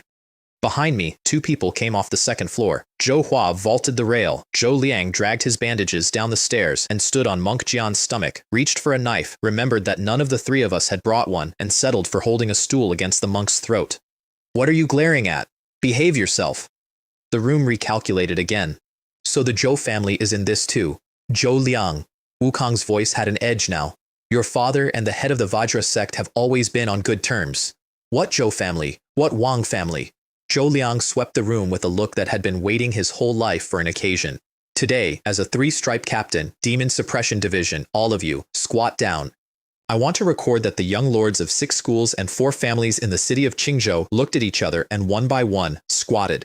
Wu Kang broke a bench first, out of principle, then he squatted. Trying to intimidate us? He ground out. None of the 12 generals are in Qingzhou City. Who gave the order? Let's see how you explain this when you get back. And Zhou Liang, who had been enjoying himself enormously, went pale and looked over at me because he had just realized, several minutes late, that he had no authority whatsoever. I took the iron plaque off my belt and tossed it to him. Then I walked toward the door and left them one sentence. Surround the Vajra sect, not one of them leaves. You could hear a pin drop in that lobby. Zhou Liang looked down at the token in his hands. He looked at it for a long time. Then his hands started to shake, and the most composed young man in Qingzhou City whispered, "Holy crap." Come with me, I said to Hu the Skinner, because a hot-tempered, straight-backed man does not accept humiliation like that for fun. Somebody had a hold on him, and a man who carries freight to save up for his child's tutor doesn't have any handles on him at all, except one, his family. The rest could wait until we were somewhere he didn't have to be looked at. He stared at the floor the whole way out and followed me into the street without seeming to notice he was doing it. The order went out across Qingzhou City that night, under the command of General Zhou Ming. Personally ordered by Lord Shen, Close Associate Lieutenant General, surround the Vajra sect. 1,000 inner camp captains who were on leave stopped being on leave. Demon-suppressing chains came out of 1,000 sleeves at once, and the sound went down the street like rain on a tile roof. Then the outer camp gates opened, and dozens of lieutenant generals put on their cloaks, and nearly 3,000 men came out of the compound and started moving west. Every school in the city shut its doors. Every pedestrian went inside and watched through the crack. Torches strung out along the streets and spread like fire in dry grass. Are you certain, Zhou Hua said in the middle of all this, that this is what Lord Shen meant? I didn't do it, her brother shoved through the crowd, genuinely bewildered. I didn't want to make a big scene. I only asked Wu Hao for help, and he was leading Lord Shen's horse the other day, and he told the Golden Eagle captains that Lord Shen was in trouble, and they should keep an eye on the Vajra sect first. At the western wall, a pagoda inside gray-white walls, several dozen martial artists came running down the long steps to close the gate and stopped dead, because the street outside had turned black and it was still coming. In my courtyard, I drew a bucket from the well, wrung out a rag, and walked over to the big man standing there with his head down, ink all over his face, pig ears, snout, the expression of a man waiting to be told what he is. You know, I said, it really does look quite similar. He flinched. Then I reached up and tore the snout off and the ears and put the rag in his hand, and my voice came out gentler than I intended. Wipe it off first. He gripped the rag and his whole rough face started to come apart. Then he scrubbed at himself like he was trying to take a layer of skin off. I went into the house. Now tell me, from the beginning, every word. And when he still hesitated, I said the other half because he needed it more. Don't put on a face for me. And don't worry about me. Just explain. Everything after that is my problem. Hu the Skinner went down on his knees on my floor. A man built like a temple gate, shaking like a child, with his head down. I didn't break the vow. It came out of him all at once and out of order. I didn't break it. I never took her. They did it on purpose. They made her smash her own head against the door. They made her. I took my outer robe off and sat down. Does the Vajra sect even have vows? There was no such rule before, and there's no such rule now, only for personal disciples. I am a personal disciple. He got his head up, and his eyes were a wreck. But I did not break it. The child is not mine. Then he told me the whole thing. Monk Jian had a brother named Jianxin, and Jianxin died on the outskirts of Qingzhou City, and Monk Jian had suspected Hu the Skinner ever since, because he'd been nearby. There was never any evidence. He'd simply spent years working on their master until Hu the Skinner was quietly frozen out of every art the sect had. So they framed you, I said. No. His two enormous hands closed into fists on his knees, and his face went blank. I killed Jianxin. He'd been drunk and bored. He'd heard that Jianxin was leading a group of pious patrons in a program of spiritual cultivation, and he'd gone up there to make fun of him. What he found was more than a dozen people chained in a row, filthy, with nothing left behind their eyes, being used, so that a disciple of the Vajra sect could force his body tempering along faster than the withered tree allowed. In the sect's name. He came after me when he realized what I'd seen, and I panicked. He was staring at the middle distance. I'd eaten with that man every day for years. I had never seen that expression on him, and then I was so angry I couldn't see, and I killed him, and I nearly died there myself. Most of the people in that place were already too far gone to save. One woman wasn't. She was pregnant, so they couldn't drain her, so she'd been kept aside and left more or less intact. He took her out in the night and settled her in a village a long way from Qingzhou City and paid for it out of freight hauling. That's how they found me. His voice was going. Monk Jian came out of seclusion. Minor achievement. He heard I was back and followed me, and I was asking around about tuition fees for the boy to learn to read and write. He'd never asked me for money, not once. He'd hauled cargo in the city for 10 days to afford a visit to his old flame, and I had believed him. They followed the trail to the village. They were going to kill me for breaking the sect's rules. He stopped. She wouldn't give me up, and she wouldn't let them make my name filthy. So she went at the doorframe head first, and by the time I got there, there was no breath in the house. He put his forehead on my floor. The child is still with them. I stood up and put on a new black shirt with a pair of fish embroidered on the collar. Clean? I said. Then come on. He looked up. My hair was in a gilded openwork wolf crown, and the jade belt was on, and the fierce wolf devouring the moon was going across my back, and Erhe was hanging off my arm in a gold-patterned scabbard. Where are we going? I put a hand on the hilt and stepped out into the dark. To help the people who genuinely ought to bash their heads against a wall, I said, and finish what they started. By the time we got to the Vajra sect, there were 3,000 men around it, and the disciples had already dropped their weapons in the dirt. We have not colluded with any demons. Your Excellency is wise and discerning. Most of them were ordinary martial world people who joined hoping that one day a monk would notice them and ordain them and hand them a real body tempering method. Half of them were on their knees crying before anyone drew anything. Not one of the monks inside the pagoda had come out. Something flew over the crowd and hit the lacquered red door. It was Monk Jian. He'd been kicked the length of the courtyard. Then a figure came through the ranks of officers, and the wolf on his back went past 100 captains at close range, and every one of them tightened their grip on their chains and memorized the face. Word travels.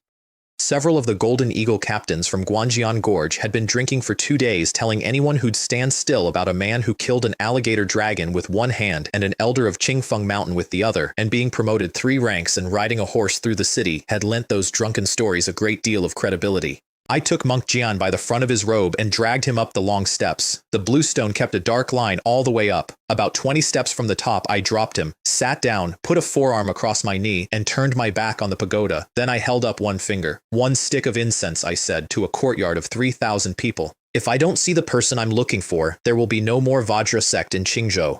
Every blade in the outer camp came out of its sheath at the same moment. One long sound. The lights came on inside the pagoda. The door opened and an old man in a cassock came out with a white beard and a hemp rope in his fists, and on the end of the rope 2 young men with buzz cuts, tied, cut up, and out of hope. And in the same second, from somewhere behind him, a boy of about 10 came down those steps at a dead run, with his teeth clenched and his eyes swollen shut with crying. Hu the Skinner came out of the ranks and caught him. The boy shoved his face into that enormous greasy belly and howled, "Father, mother, I told you," the big man said, patting his back over and over with a hand that could crush a skull. "Don't call me that." Every lieutenant general on that lawn was watching. Wu Hao, the Zhou siblings, 3,000 men who had turned out of their beds and put a city under siege. And what all of them were slowly realizing was that the entire operation, the 1,000 chains, the 3,000 men, the shut doors and dark streets, had been about the safety of one 10-year-old boy. Several of them, I am told, looked at Hu the Skinner with something close to envy, because the man had no power and no background and no way to protect himself, and it turned out that didn't matter. Since Lord Shen took him seriously, everyone else was now obliged to. Monk Purin came down the steps and threw both disciples onto the stone. "You must be Lord Shen under General Zhou." "I was blind. My apologies." He bowed low. These 3 wicked animals are entirely at Lord Shen's disposal. Beat them, kill them, as you please. The Vajra sect will not utter one word of dissent." A pause and a smile. "I wonder whether Lord Shen is satisfied." Monk Jian got one eye open and coughed out a single word. "Master." The old man did not look at him. "Yes," I said. "I'm quite satisfied." Wu Hao raised a hand and 1,000 blades went back into 1,000 sheaths. I stood up and brushed off the hem of my shirt. "We've finished the personal business," I said. "Now let's talk about the official business." Purin's smile stayed exactly where it was and stopped meaning anything. "Official? I'm sorry. What official business does Lord Shen have with us?" "The collusion of your Vajra sect with demons, obviously." Every officer on that lawn shifted, because there was no report, no case file, no anything. Purin was the only calm man in the courtyard. "Then search wherever you please, my lord. If there is one trace of a demon on these grounds, we will all die here. There's no need for you to lift a hand." He lifted his chin. He was extremely good. Even the senior lieutenant generals half believed him. "You've misunderstood me," I said. "When I say colluding with demons," I reached out and patted the old monk on the cheek. "I mean you. The Demon Suppression Division suppresses demons, and the definition of a demon, in the statute, is famously vague, which is deliberate and which comes down in practice to a single line. If I say you are a demon, you are a demon." Purin took several steps back. "Lord Shen, are you not going to reason with me?" Wu Hao stepped up beside me, because with General Zhou away and the general away and the old woman Xiaozhou mysteriously also unavailable, a stunt was survivable, but this had stopped being a stunt. "And don't forget," Purin added quickly, "the prefect is coming next month to offer incense to the Buddha. If he were to find out, you said these ones are mine to deal with." I put a boot into one of the tied disciples and knocked him down the steps. "Check him for me. Is he practicing the Bodhi Vajra body?" Several captains who could do that stepped forward and then stopped because I was looking at the enormous man holding a child. Hu the Skinner let go of the boy. Then his pupils shrank. "Lord Shen, you're joking." Purin was already turning to go down the steps. "That man is a disgraced disciple of my sect. He has never so much as touched a genuine Bodhi Vajra body. How could he possibly tell?" I caught his arm. "Where are you going?" He pulled. He was a body-tempering master at major achievement with a physique that could pass for jade nectar perfection, and there were perhaps 5 people in Qingzhou who could have held him without using qi. My hand didn't move. He looked down at it, confused, and then he saw the pale white light on the skin of it. He did not need anybody to check his disciples. "Ah!" To his credit, he did not waste the next second. He got 2 centuries of practice into a backhand that could have taken a demon's head off. The 2 forces met, and his went into mine like a river into the sea. I rolled my fingers up his arm, took his shoulder with the other hand, and put him into the stone. The sound went across the whole compound, and 100 steps cracked from the top down. He tried to get up and found a straight black blade lying on his throat and started sweating on a forehead that had nothing to sweat with. Behind me, Hu the Skinner had his hands on the tied disciple's back and shoulders, and his face was going the color of wet ash the longer he felt. Yes, he said, and looked up at me, stunned. It's exactly the same. It's exactly what Jianxin had. Take all the outer disciples in for questioning, I said. Escort all the personal disciples back to the Demon Suppression Division. 2 different words. Everybody there knew both. Taken in for questioning means questioned, and if you've done nothing, released. Escorted back to the Demon Suppression Division is what happens to demons, and at the end of it your head comes off in a courtyard. Outside the gate, a dozen martial artists collapse flat with relief. Inside the pagoda, 20 men gripped their weapons and started shaking. Where's your abbot? I said, sheathing the blade, and the old monk under my boot, who had held perfectly steady through everything up to this point, went to pieces. He'd been fine until he heard Hu the Skinner say the name Jianxin out loud. He gritted his teeth and looked up at me with exactly the same expression his disciple had worn, resentment and terror mixed into the same face, and shouted at the pagoda, Lord Shen wants to settle a private score, I'll give him my worthless life. Then, louder, but they will not tarnish the name of my Vajra sect. He turned to me, you want to know where the abbot is? Dream on. Then he brought both bound hands up under his own chin and struck once. Body tempering makes a man very strong in ways that are not always convenient. The Golden Eagle captain holding the chain got dragged sideways twice, opened his mouth to shout, and then his pupils shrank because there had been a sound and the old monk's head was hanging at an angle that necks do not permit. Junior Martial Uncle! The disciples inside the pagoda went rigid. Then, one by one, they dropped their weapons and shut their mouths, hard, and kept them shut, sweating, because he had just told them something with his life. Don't believe the lackey. If Shen had evidence, would he still be standing there talking? Wu Hao came up the steps, grim. I'll send men to search right now, which would take days. Qingzhou City was sealed, and a bald old man is not hard to find inside a wall. But once he was outside it, Purin had bought his abbot exactly enough time to burn everything, and while he was at it, he dug me a very deep hole with a sign on it reading Bending the Law for Personal Gain. I raised an eyebrow at the corpse. All I'd done was ask a question. Then I took the silver bell off my belt and put my breath into it. My thanks to you all. I would like to know the whereabouts of the abbot of the Vajra sect. 3 breaths. Then the answers started arriving in my ear. You're welcome. He's on Pingkang Mountain. I saw him myself about 2 weeks ago. The Vajra sect has a habit of leading its patrons into the hills to search for treasures. They move the site every so often. Ha ha ha ha. No wonder they're fake bald monks. They even stole the Taoists' breathing techniques. I've heard about this. Believers stay up there for years. Every few months they write home inviting their relatives to come and meditate, and after they visit home they can't wait to get back. It is the biggest city in the 12 districts, and there had been an enormous commotion that night. Every demon catcher in Qingzhou had come out to watch, and they answered in under 10 seconds. I put the bell away and found Wu Hao staring at me with his mouth slightly open. What? Nothing. He swallowed. Nothing at all.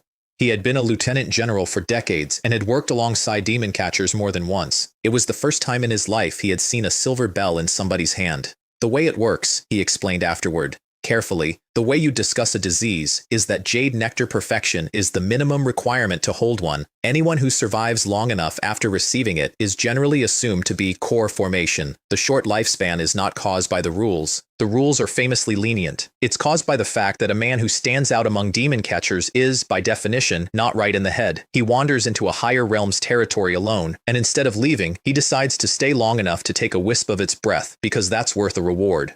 So that's the problem, Wu Hao muttered, bending to pick up the old monk's body.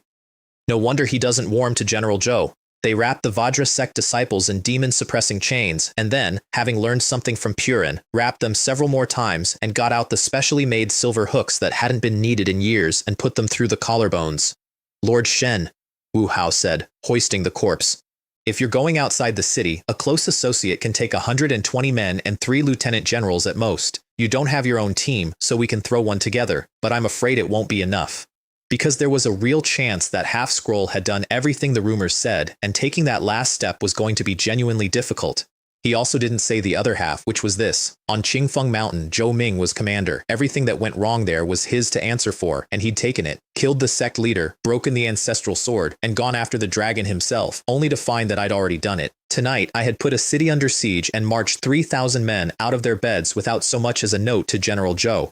Enjoying the power and carrying the responsibility are the same object viewed from two sides. If this goes wrong, it will not only be my life, it will be the reputation of the entire Qingzhou government. On a rooftop above the street, a little girl sat barefoot on the tiles and watched 100 demon horses go out of Qingzhou City in formation. There are actually people willing to go outside the wall with him, Wen Tao said. Both of them had heard the whole exchange because both of them carry bells. I've been away so long, Xiaozhou said, stretching. I've completely neglected these little school children. You spent centuries shadowing the Howling Moon Demon King. Why would you care about this? Her face changed and stopped being 7 years old. Howling Moon and the general have kept to their sides of the 12 districts for a very long time. It isn't him I'm worried about. She looked out over the roofs. It's the little one. The growth rate is appalling. The wolfish ambition isn't even hidden. It's already calling itself the Little Demon King, and every ambush we've laid for it has failed. When it comes into its full strength, and the two of them are in the same place, Qingzhou is finished. The general has asked the court for reinforcements 3 times. All 3 refused, which means it's no better anywhere else. Then Wen Tao said, "Should I go and take a hand?" "They're working for Qingzhou," she said. "Can you go one moment without stealing credit from a newcomer? There are only 2 rules. 2. Ha, rules." He raised an eyebrow without moving anything else. "Whose rules? The Demon Suppression Division's? What have those got to do with me? Under the Demon Catcher's rules, he hasn't asked me for support, and he hasn't reported the intelligence, which means he intends to handle it himself. As a fellow Silverbell, how would I dare touch another man's prey? Then, honestly, I just don't know whether he's actually got it in him."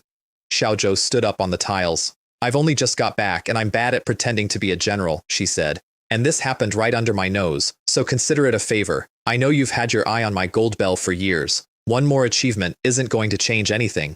She jumped off the roof, and her voice came back up. "I'll make an exception this time. If he's misjudged, then let it be a lesson." Wen Tao stood there alone with his hands behind his back. Blaming his grandmother for something like this was nonsense, and demon catchers don't answer to the Demon Suppression Division anyway. Hesitation, he thought. Exceptions. She's getting old. She's turning into Zhou Ming. We need that sharpest sword in Qingzhou to lead this new generation and sweep the whole lot of old people away. Then he thought about a face that hadn't shown him a single expression, and something in his eyes went bright, and stayed bright. Pingkong Mountain, before dawn. 120 men, all 3 striped captains, and 2 of my 3 lieutenant generals were senior to Wu Hao, and both at Jade Liquid Realm, late stage. Wu Hao was quietly astonished. He had assembled, out of scraps and rumor, very close to the strongest close associates team in Qingzhou, and not because of General Zhou's name. The old man was in Linjiang Prefecture, and generally doesn't meddle in the capital. They had all volunteered. "Seal the mountain. Nobody leaves." I put the gold light in my eyes and looked at it. Gray haze. White lights above, a few with gold in them. Not one trace of anything evil. I put it away without a second thought, because if evil qi were visible at a glance, the Vajra sect would never have lasted this long. At the top, there was a plain hall, and coming out of it, in unison, deep and slow, 100 voices. I will dispel my deluded thoughts of countless eons and attain the Dharma body without traversing countless kalpas. 2 novices with prayer beads at the door saw a black tide coming up the path, and their thumbs stopped. Then they turned to run, and 2 chains came around their necks and pulled them back. "Stay where you are." Wu Hao kicked the doors in, and there was nothing to kick in. Smoke. Incense haze, a large clay Buddha nodding gently on its base, and on prayer cushions, row after row of devout believers, most of them very old, faces perfectly serene, chanting without a break. Every so often one of them would twitch his nose, and something like pleasure would go through his cloudy eyes. "Compassion," one whispered. "Compassion." Wu Hao stood in that doorway and did not feel peaceful. He came back out to me looking green. "My lord." "What do we do now?" Because it was the right place, and there was no evidence in it, and by then it had stopped being a private quarrel. He'd heard by now what I'd done at Dashun Restaurant to most of the younger generation of Qingzhou at once. There was no way back from that. Every eye in the city had put its hostility down for a moment, and was waiting to see how this ended. If we came back off this mountain without being fast and clean and final, then all of them would learn that Lord Shen is not as confident as he looks, and after that it would never stop. And the petitions accusing me of bending the law for personal reasons would stack up on the general's desk until they fell over. He didn't say any of that. He said, "What do we do now?" The 2 inner-camp lieutenant generals flipped the young novice over. "What kind of trick is this? Where is your abbot?" "The abbot isn't here, my lords. Truly. We only lead the patrons in meditation. What is all this about?" I crouched down, lifted the hem of his robe, and ran my fingers along the bones of his leg and hip. "Only just started practicing?" "What? What are you saying? Practicing what? I put my boot on his forearm and rolled it. The sound was very crisp. Then I walked to the front of the hall and let out enough jade liquid realm chi to blow every wisp of that smoke out of the building. 100 serene faces looked up at once and came apart. They gripped their own clothes. The tendons stood out on their necks. The chanting turned into a noise. They twitched their noses over and over and could not find it again. Great master! An old man got up and staggered at me with his hands out, and there was nothing behind his eyes but need. I'll write home right now. I'll bring my grandson to meditate with me, I promise. Only have a little mercy. Give me paper and a brush. Wu Hao's whole face changed. I pulled the withered hand off my sleeve and put the gold back in my eyes. Haze, white, gold, white. And then, at the very bottom of it, a single thread of scarlet so faint I nearly missed it. I walked to the Buddha, made a fist, and punched it. The clay came apart, and in the dust behind it there was a thick, ugly vein of a passage going down. You two stay up here and keep watch. The stairs went down a long way. Then the ground turned to mud and the smell arrived, and it had several parts to it, and none of them were good. Iron bars on both sides. Behind the bars, the cave hadn't been improved in any way except for a stone trough in each cell, into which food and everything else had been mixed together, with a dusting of some powder along the rim. Wu Hao stopped counting how many people were in there. I am not going to describe it. I'll give you the two things that stayed with me. The empty sound of a head being pushed rhythmically into an iron bar by somebody who had forgotten why, and the way they went for the powder first. In a world like this, Wu Hao said, with his sleeve over his face, I've seen worse things happen to more people. He swallowed. I've never seen anything this disgusting. Can that old man really live in a place like this? Maybe he's used to it. At the end of the passage, two elderly men in Vajra sect robes were emptying wooden buckets into a pit. The liquid went in scarlet, churned, and turned a milky white. They put the buckets down and looked at us without any panic at all. You two benefactors have arrived too late, one said pleasantly.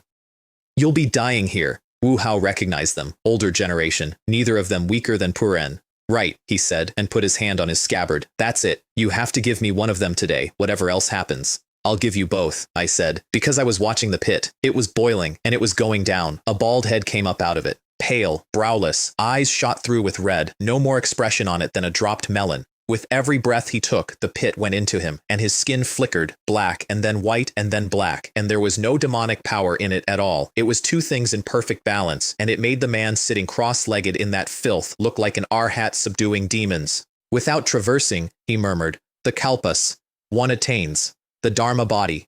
He stood up. His joints did it in the wrong order. Wu Hao's hand tightened on the hilt. Is he reading that literally? He whispered.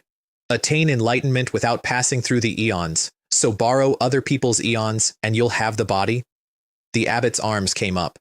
Thank you, he said, and embraced both of the old men at once with enormous gratitude. Thank you. They didn't get a word out. Under those thin arms there was a sound like a wet crate being stepped on, and when he let go, two masters no weaker than Purin came apart onto the floor like dropped washing. He looked down at them, puzzled, and then grinned. May I attain the fruit of Buddhahood and become a precious king, so that I may liberate countless beings, like the sands of the Ganges. He shook his head sadly. I had already achieved perfection. I was going to liberate you as well, but you aren't worthy to enjoy it. Then he jumped and went through several dozen feet of solid stone wall like it was bean curd and was gone. Wu Hao stood staring at the hole. He'd heard the rumor about half a scroll of a core formation body tempering method, and he had never believed for 1 second that such a thing existed. Somebody tapped him on the shoulder. Thank you, I said. He hugged himself, spun around, and found me holding a wisp of black and white key between two fingers, putting it into the silver bell. What are you thanking me for? He shouted at my back. I was already moving. He came out of the mountainside onto the summit, and 30 Golden Eagle captains were waiting for him. Chains came out like snakes and had him in the air in a heartbeat. 2 lieutenant generals stood on the formation points and pulled every man's strength into the links. Those chains hold core formation demons. They didn't break. The men holding them nearly did. Faces twisted, veins up on foreheads, boots sinking into the dirt, knees making noises knees shouldn't, and the figure in the air still swayed. On the top of a tall cypress 100 paces off, Wen Tao stood with his hands behind his back and made an appreciative noise. Only a real core formation cultivator knows how wide the gap is between that and Jade Liquid Realm. The abbot had crossed at least half of it, possibly more. The abbot looked down at the men below him and then at the chains and got a hand around them. Something behind his eyes came back on. The grin went away and was replaced by nothing at all. Below core formation, he said, I am invincible. He gave the chains a casual tug and half a dozen captains went off their feet. Above core formation, he shrugged the links off his shoulders. It's not necessarily impossible to fight either. That's when I came out of the hall. I threw the heavy wolf cloak away mid-stride, got into the air, and put a whip kick through his shoulder. He went into the ground and the ground came apart around him in a wheel. He rolled up onto his feet and we had a fight. Not swordplay, not technique. Two bodies, straight lines, fists, and palms. Nothing decorative in any of it. Trees you couldn't get your arms around fell over when they were touched. Stones that had sat in that weather for centuries turned into gravel. The captains backed away because neither of us was moving like anything Jade Liquid Realm. Up on the cypress, Wen Tao couldn't call it. He revised his estimate of me entirely. Not merely Jade Nectar at that age. Jade Nectar with a body underneath it that had no business existing. Arrogance without strength behind it, he thought, is conceit. Arrogance with strength behind it is talent, and Qingzhou needs a great deal more of it, and only men like this will ever be fit to stand behind Wen Qing. Then he stepped forward on the branch, because tidying up after a young colleague who hasn't finished growing is not beneath anyone, and in the middle of the exchange, I glanced at him. He stopped. I had a body-tempering master at half-core formation in my face, and I had still had the attention to spare to check the tree line, and the look I'd sent him had a meaning in it. His expression flickered. He genuinely hadn't intended to take the credit this time, and this boy had adapted to being a silver bell faster than either of them had expected. "You little thief who steals other men's magic!" The abbot's arms went black and white to the shoulder, and the force in them tripled. He'd worked out where my body came from, and the jealousy was worse for him than the fight. That tree had withered because martial artists who understood nothing about Buddhism had squeezed it dry. Where could this boy possibly have found another one? And if he had, why on earth would he be here instead of reviving the Vajra sect with it? Worse, my strength had already gone past what the Bodhi Vajra body can produce, past his own half-scroll of core formation, in raw terms. If he hadn't performed perfectly tonight, he thought, I would really have fallen for it. I sealed his right arm with Sever Vein, Capture Dragon, because my footwork is the weakest thing I own, and I could not afford him running. Then Erhai came out, and Greedy Wolf went into it, and the blade turned black and dull and went an inch into his chest. He caught it between his own palms. The muscle around the wound pulsed, and the black-white light stuttered, and the blade started coming back out. I told you, below core formation, red came up in my eyes. Under my ribs, the whole dark lattice of the melting sun furnace roared, and the pill inside it woke up, and this time I didn't let it scatter. I ran it down my arm and into the blade. Erhei turned bewitching. The old monk looked down at the sword in his chest and at his own wound, which had stopped emptying and started filling. His body went from a mountain to a bundle of sticks in about 4 seconds, skin folding as it went. The captains, who had assumed the two of us were evenly matched, decided that Lord Shen had simply gotten bored, drawn his sword, and finished it. Wen Tao saw it more clearly than they did and felt the same way about it. First, the general's own technique, applied at low power, purely to keep the enemy from fleeing, which meant I didn't trust my own footwork and knew it. Then, a single, unremarkable-looking cut that was in fact an extremely expensive killing move. If a martial artist like me came at him with that, he thought, it would take some effort. The Jade Liquid Realm, he decided, is becoming incomprehensible. I put the blade away and straightened my collar and looked at the shell on the ground. You're invincible below core formation, so what does that make me? 2 days later, on the second floor of Dashun Restaurant, Wukong sat with a core formation retainer of his own family beside him and a bench within reach, and waited. Every young lord who had squatted on that floor was crowded into the corridor with him, all of them looking at the city wall. The Zhou siblings sat opposite and understood the arrangement perfectly. Why the hurry? Wukong fanned himself. I only invited you for tea. Then kindly. Whoever told you to go out without a retainer? Learn from this. His arithmetic was excellent, and it was the same arithmetic everybody else in that corridor had done. 2 days, maximum. The ride out and back alone eats a day and a half. That leaves half a day to find a cause, gather evidence, and arrest the abbot of a rising sect with 120 men. Then somebody at the rail said they were coming. He counted with a practiced eye. 124 went out. 123 came back. Every face bewildered. No casualties, no prisoners, and back far too soon. He smiled, snapped the fan shut, stood up, picked up the bench, and weighed it in his hand. After a mess this big, he said, I imagine young Master Zhou won't have the face to go back and file a report. Zhou Liang looked up at him with a completely flat expression. You talk too much. I'm still waiting to report for duty. Hard key. And Wukong brought the bench down on his head. His family's retainer caught his wrist in midair. Young master, the man said softly. Time to go home. What do you? Then he saw where the retainer was looking.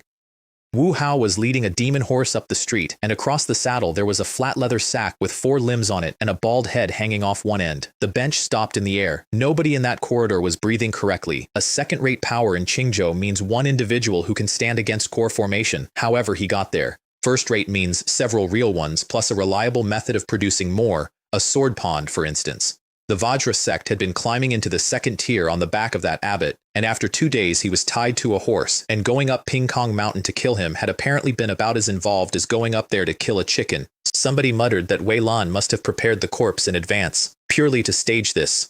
"What exactly do you want?" Zhou Hua asked. "I'm sick of sitting in this chair," Wu Kong said, and slammed the bench down. "Can't a man sit on a stool and stretch his legs?" Zhou Liang surveyed the corridor with enormous contempt. "Last time Lord Shen came back on horseback because the opposite party was Qingfeng Mountain. What is the Vajra sect? A demonic sect that was wiped out on the way past. Does that deserve his personal appearance?" He shook his head. "I have no idea what you people are thinking with your pig brains."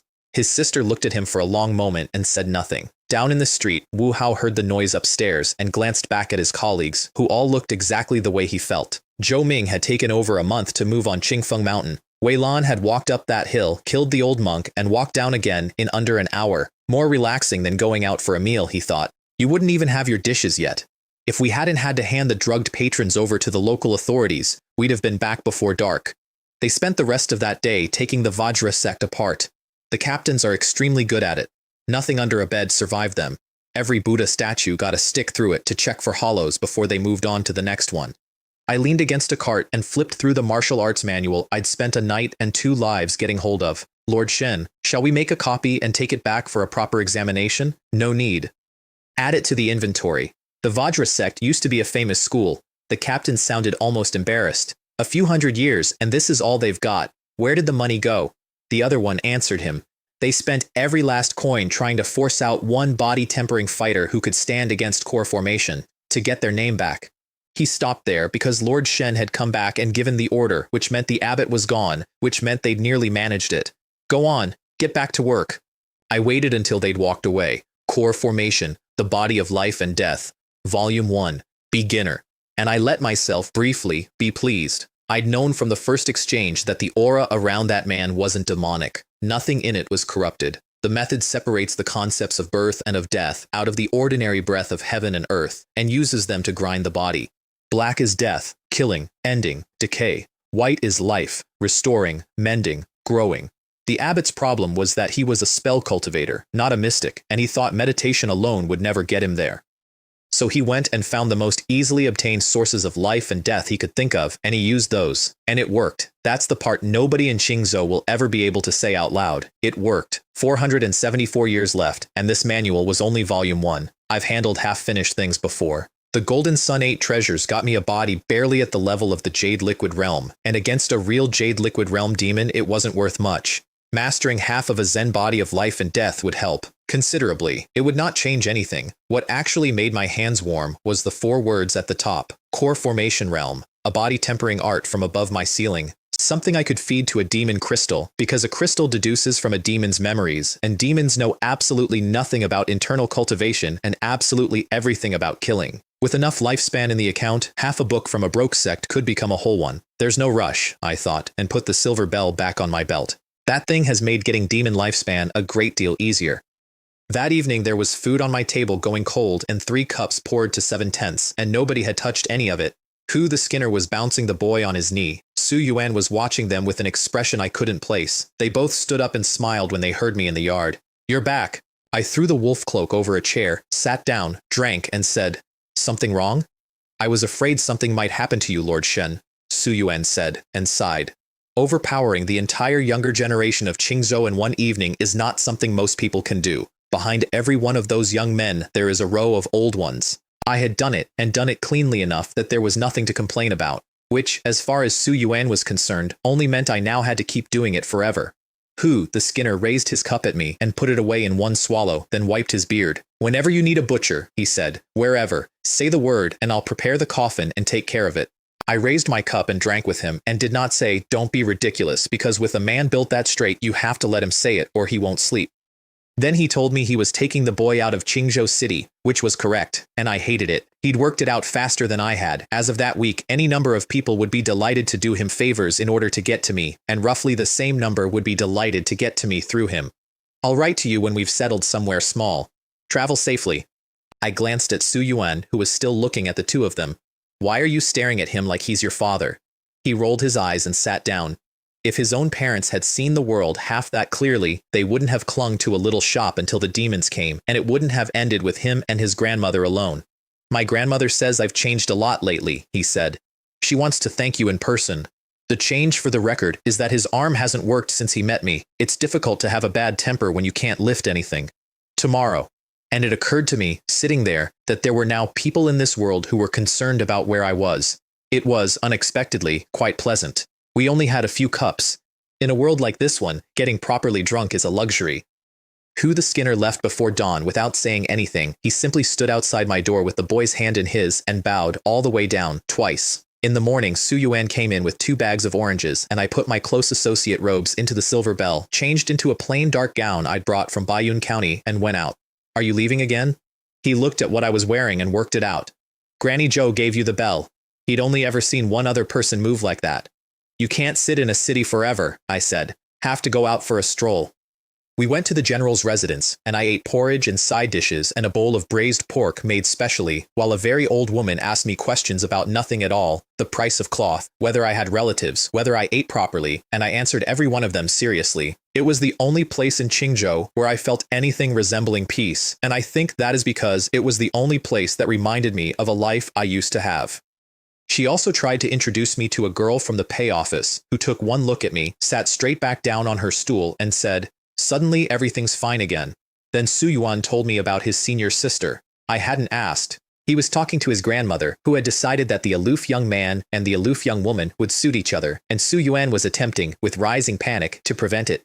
Wen Qing had crawled out of a heap of bodies as a child, on her own. The only thing with her was a golden macaque that had come out of the same disaster. They kept watch for each other on the road and split one wheat cake between them, and by the time she found the master there was still, somehow, optimism in her eyes. It's a pity, Su Yuan said, that she met him. The master took them both in and taught them at the same time. The monkey learned the knife, she learned the sword. The monkey's clan had been slaughtered by ape demons, and it had gotten out alive, and the two of them had a bond that had been forged in the worst possible way. In a few months, the monkey had the basics, so the master gave it a precious sword and sent it out to gain experience. Not long after it left, he called her in and told her, calmly, as a matter of information, that the monkey was carrying too much anger, that the first thing it would do was go back and take revenge, and that the journey would take no more than a month. A month later, on the day he broke through, he took her to go and get it. Did it work? His grandmother asked. Of course it failed. Su Yuan looked at the table. Senior sister only sleeps 2 hours a night. She still didn't make it in time. But that isn't the point. He waved a hand. The point is that from that day on, she never asked one question about the macaque, never went to any of the places it had been. She let all of it go, completely, and decided she was going to be the sharpest sword in Qingzhou instead. He shook his head at his grandmother. So it's not the cold outside, warm inside thing you're imagining. It's true. They don't care about anything. The carriage out of Qingzhou was plain, and inside it Wen Tao took a tangled mass of qi out of his silver bell and handed it over. Keep that safe. What is it? 123 traces of core formation realm demons. And the trace of the 17th ranked embracing core realm demon lord. He watched me turn it over. That's everything the demon catchers have gathered since we came to Qingzhou. Everyone gets a copy. Most of the demons in the province are in your hand. He said it flatly. A lot of demon catchers died producing it, and a number of them were his friends and several were his relatives. Then he took out a thread of very faint purple light. This one's from me, Howling Moon Demon King. The instant you sense it, run. Whether you live after that is luck. A demon king? The fourth realm for a martial artist is called Hunyuan, or martial immortal.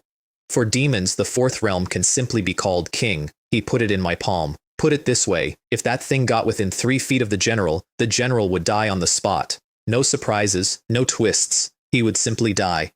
Then he gave me the arithmetic of Qingzhou. 12 demon suppression generals, 3 golden bell demon catchers, 2 or 3 more hidden inside the aristocratic families. Senior silver bells and the general's close associates make up the rest, 40 or 50 core formation cultivators in total. For a province of tens of millions of people, fewer than 5 per county. Then why, I said, is the core formation method still locked up that tightly? Because demons are divided into races and hate each other more than they hate us. Stirring them up is one of the few pleasures of this job. Counting the great families, we're actually about even. He shrugged. But every one of those families has its own intentions, and the division has to spend men watching them instead of watching demons.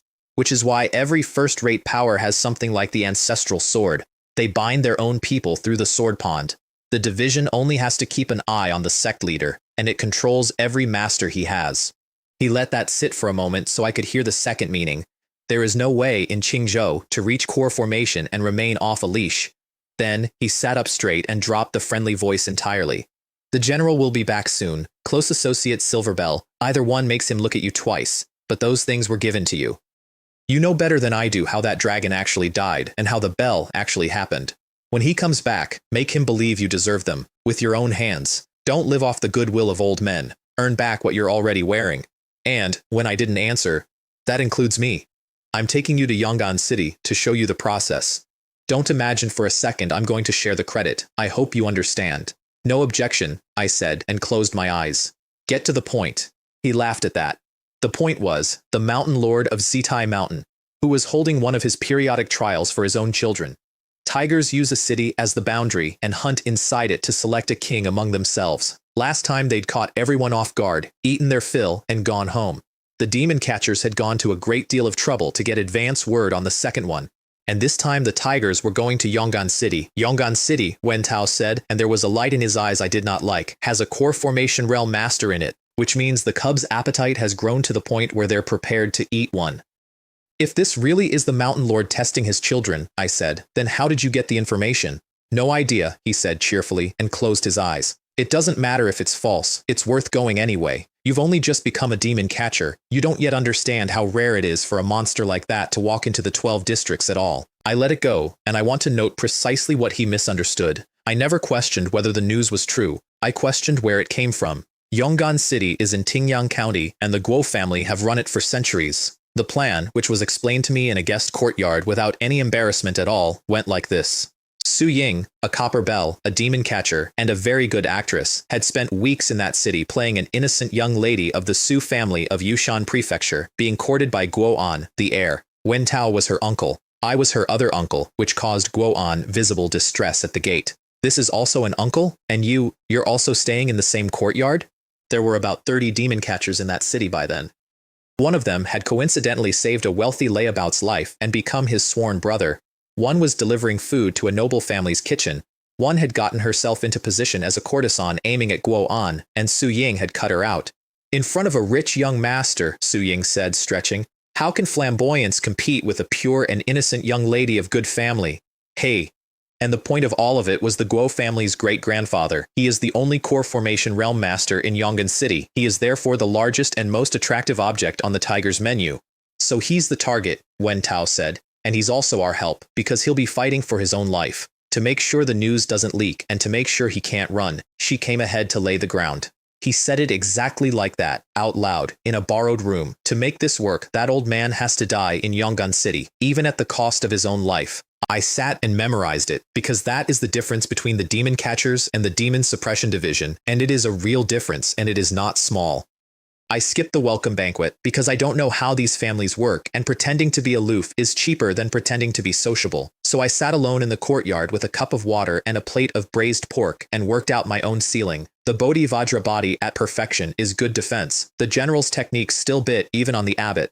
The main ingredient is the external pill. As a measuring stick, Wen Tao gave off about as much danger as the Jiao Lord had, both of them at the pill-completed stage. If either took one more step, they'd be at perfected core condensation, which is where you begin embracing the pill and nourishing a spirit. If you count the external pill as cultivation, then he and I are technically at the same realm. We are not. He has spent a century learning what to do with it, and the Jiao Lord had a demon's body and a demon's talents. If it came to a real fight, I decided they would probably flatten me, which is unfortunately all guesswork, and guesswork is worth nothing. Then an old man in loose white walked into my courtyard with a wine jar, set it down on the table, and belched, "You've got meat and no wine." "I've got wine and no meat. Shall we pool resources?" "And you are?" "A lazy old man who's going to die in this courtyard shortly." Then, worried I might take it badly, "I'm old, that's all. God's coming for me soon." I moved along the bench. He drank alone and got redder, and his eyes got brighter, and he talked about Yushan Prefecture, where he had never been. Never had the chance when I was young. Now I'm old and I don't dare. There are a lot of people watching me. They get nervous when I go anywhere. Then he turned around, holding the jar, and looked straight at me. Tell me, do I still have a chance to go? If that old man had genuinely tried to leave that city, Wen Tao would have pinned him to a chair before he reached the gate. I didn't answer, and he waved it away like a fly. Forget it, I don't want to go anymore. Yongan is a good city. It would be nice if it could stay this good. After that, he was completely normal, and reminisced. When I was your age, I was too lazy to learn properly. Skimmed everything. Major achievements seemed complicated, and minor was enough for me. He shrugged. I just got lucky. And I don't think he was being modest. That's what a second-rate power is. One man gets lucky once, holds a city for 2 centuries, and then the family goes back to being nothing. Thank you for listening to an old man ramble, he said, standing up. Hardly anyone will these days. Young people don't have your patience. He shook the jar, belched again, and helped himself to the last piece of braised pork on his way out. I sat there and looked at an empty plate. At least I finally had a measuring stick. That old man produced about 40 or 50% more sense of danger than the abbot of the Vajra sect had. That is not very much at all. 3 days later, Guo Wei invited us all into his own courtyard, which was when Wen Tao found out where his unease had been coming from, because Tang Fei was already standing in it, a woman in red with a fox's face and 100 years of city dust on her manner, another Silver Bell, their direct competitor. Out on business and dragging so many juniors along, she said, examining her jade bracelet. Can you actually take care of all of them? Sister Tang, Su Ying said, shrinking, I was only passing through. Better than you going to a brothel to pick up old men, said Wen Tao, and found a room and shut the door. I sat by the flower bed with the black blade across my knees and stroked the gold pattern on the scabbard and thought about the one thing none of the 3 of them had bothered to think about. Where did the news come from? Put yourself in the Mountain Lord's place. You want to test your children. You give them their instructions at home. You do not send out announcements. But nobody, not Wen Tao, not Tang Fei, and certainly not Su Ying, was going to hear that from a newcomer. As they told me on the road, even if it's false, we're not letting it go. And then there was the old man. Does a local strongman know something the demon catchers don't? He hadn't come to my courtyard to size me up. He'd come because he couldn't talk to a Silver Bell, and he didn't want to frighten his own family, and he had meat missing and last words to leave with somebody, which is the part that makes no sense. He knew 2 masters were here to help him. He wasn't a novice. So why was he preparing to die before the fight had even started? Night. Rain coming. The bell on my belt shook. There was a message in it, and the message was nothing. No sound at all. 3 breaths later, the second one. This one had a voice in it, indistinct, as though the man hadn't finished swallowing. Mountain Lord? It stopped. Wen Tao and Tang Fei came out of their rooms at the same moment with something close to excitement on their faces. Guo Wei opened his door and walked out, calm, and looked at Wen Tao for a while. Tsk, he said. Then he took 1 step and crossed his own compound like a swallow, making no attempt to conceal anything, and landed in his family's main hall. By the time we got there, the whole Guo clan was pouring in behind him. Su Ying had gone white, staring at her copper bell. That's not a Mountain Lord's trial, she said. He's about to break through. He's here to eat a few core formation realm human medicines and become an embracing core realm demon lord. Which meant the entire story was a menu the Mountain Lord had written for himself, and the demon catchers had spent a month arranging the seating. That was close, she said, patting her chest. Lucky it was Sister Tang and Boss Wen, 2 ordinary core formation cultivators, and it would have worked. Come with us, Wen Tao said to the old man. We can't afford to give up any help. No, I'm not going. Guo Wei chuckled like a naughty child. An old man has to protect his family first. Even the imperial court can't fault him for that. Then brightly, as if it had just occurred to him, unless you leave somebody behind to keep an eye on them for me, how about him? And he pointed at me. Tang Fei got in ahead of Wen Tao with the bell. Don't worry about him. Once we've gone, if it gets dangerous, do whatever you like. Because demon catchers have no obligation to defend a location. That's a different department. Move, said Wen Tao, and took the old man's arm, and the 3 of them were gone. Su Ying grabbed at Guoan's sleeve. Miss Ying, what's happening? What's happening? Demons are coming to eat you. That's what's happening. She turned to me. We're leaving, now.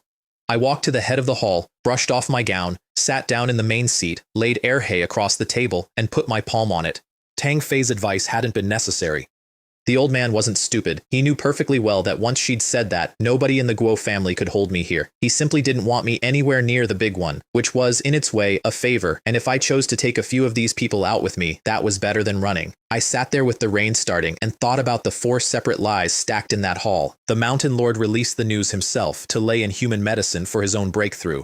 The demon catchers used a great family as bait to farm merit. Guo Wei was ready to die and had arranged, in one sentence, for a demon catcher to stay behind and guard his city for him. And I am the naive one here. All I want to do is kill demons. The rain came on properly and Guoan discovered he could not stop his legs shaking. Miss Ying, he whispered, what realm is your brother? How should I know? Thunder lit up 100 faces, women and children at the back, the Guo family's fighters gripping their hilts with wet palms, a dozen or so at Jade Liquid Realm, which is not nothing. Su Ying sat down at the head of the hall and did not leave, because although demon catchers have no rules, they run on the martial world, and the martial world runs on not being the person who left. I stood up and drew air hay, and a tiger's head came down over the eaves. Gold fur shining in the rain, a pair of pale yellow vertical pupils moving over the room and taking their time. It licked a paw with a scarlet bristled tongue and let the saliva fall through the doorway, and the smell of it filled the hall. Then it roared, and that sound goes into a human body somewhere behind the knees. Somebody's sword hit the floor, and the clatter sounded like crying. Yongan City has not seen a demon walk in and taunt it in living memory. That is what Guo Wei's reputation was worth. It rolled its shoulders and stepped inside. Your turn. I went off the floor like something released. My fingers closed on the top of its skull, and its whole mountain of a body went backwards under the push. The furnace opened. Greedy Wolf went red down the black blade. It went through the throat under the gold fur without slowing. Then it was on its back in a puddle outside, and the puddle was moving.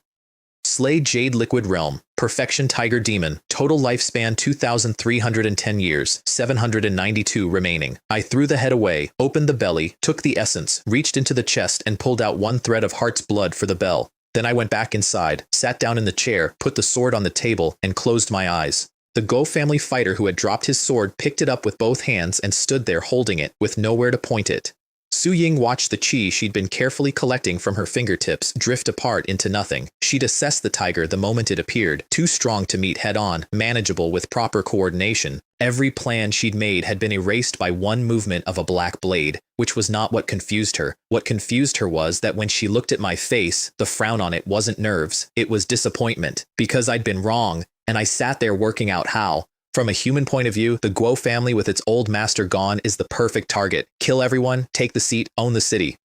But the enemy is a demon, and demons do not care about status in the martial world. This is a hunt with a scoreboard. All they want to know is which human medicine has the higher cultivation and the fatter accumulation. Guo Wei broke through by luck and was too lazy to be strict with his own household, which is why his descendants top out at a dozen Jade Nectar middle-stage fighters, which is why they'd sent the runt. Rain came in sideways with the smell of the courtyard on it, enemy in the dark, us in the light, and since a core formation demon was involved, every scrap of improvement counted. So I poured lifespan into the body of life and death. In the first year, you read this Buddhist body-tempering text and consider how to detach yourself from the cycle of birth and death. In the third year, your progress is faster than expected, and in your confusion, you remember that when you were deducing the wind thunder subduing demon true understanding, you repeatedly used the righteous sunblade to burn out your own life essence until nothing was left. In the fifth year, while you were still immortal, you had already arrogantly walked across the threshold of life and death. Returning to that state is only a matter of time. In the 12th year, black and white emerge from your fingertips. I opened my eyes for a second. 2 documents that had nothing to do with each other, 100 years and 2 counties apart, fitting together like a lid. In the 623rd year, you cultivate this half of the life and death Zen body to perfection and faintly touch the Tao. 643 left. Black and white flickered across my skin and went out. With the demon talents and the Bodhi Vajra body, my body had already been past what the Jade Liquid Realm can hold. This half-book closed the last of the gap. Now all I needed was a demon crystal, and I could try to deduce the rest of it. I picked up the sword and stood up, and the hall panicked all over again. Demon, come out, we see you! Even Su Ying got her guard up, and she'd been running the chi-gazing the whole time and knew perfectly well there was nothing there. Then they watched me walk out into the rain and pick the dead tiger up by the scruff. What are you doing? Going for a walk. And I stepped into the air and was gone. Behind me, in that hall, the sense of safety they'd bought about 10 minutes earlier left the building with me. Has Brother Su abandoned us? Said Guo An, in a voice he was losing control of. There is no Brother Su, said Su Ying, and produced a copper bell. The older fighters recognized it, and despair arrived on schedule. Let me be clear, she said, sitting back down in the main seat. If something comes in here that you can't beat, I'm not helping. From the roof of a merchant house I could see the whole of Yongan City, and Yongan City was coming apart. The government office was lit up. Constables were walking the alleys in pairs, holding steel knives that would not have inconvenienced anything out there.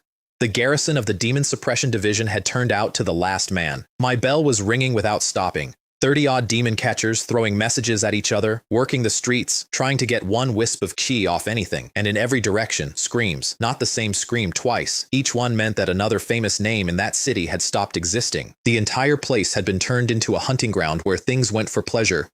I understood, standing up there, exactly why the Demon Suppression Division keeps the core formation method under lock. Once a thing crosses that line, a town is nothing. Not a village. A walled city of this size, with a core formation master in it, and it is nothing. Which meant the demons doing this were above what the demon catchers could realistically find, and were certainly above what a newcomer could find. If nothing changed, it would end exactly as it had ended last time. They would eat their fill and go home.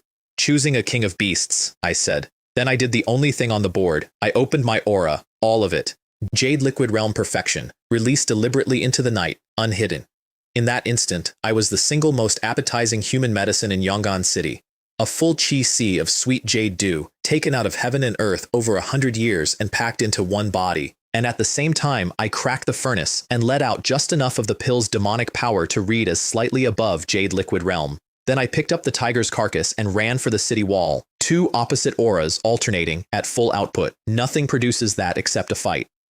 And while I ran, I put the turtle breathing on, very slowly, so that the sweet human half of it faded, as though something was running out of strength while it fled. I was playing both parts, the fattest prey in the city and the demon that had taken it. Because there is competition here, and there are only so many strong men in one town, and the fattest prey is not going to my brothers. I went out over the wall, stopping and starting, hesitating in the open, and waited an extra moment before stepping into the hills so nobody could possibly miss it. I hung the tiger's body from a tree. Then I pushed the turtle breathing to perfection and stood absolutely still, and my presence in the world simply switched off. Then I went up into the branches and sat with my hand on the hilt, the way an old man holds a fishing rod.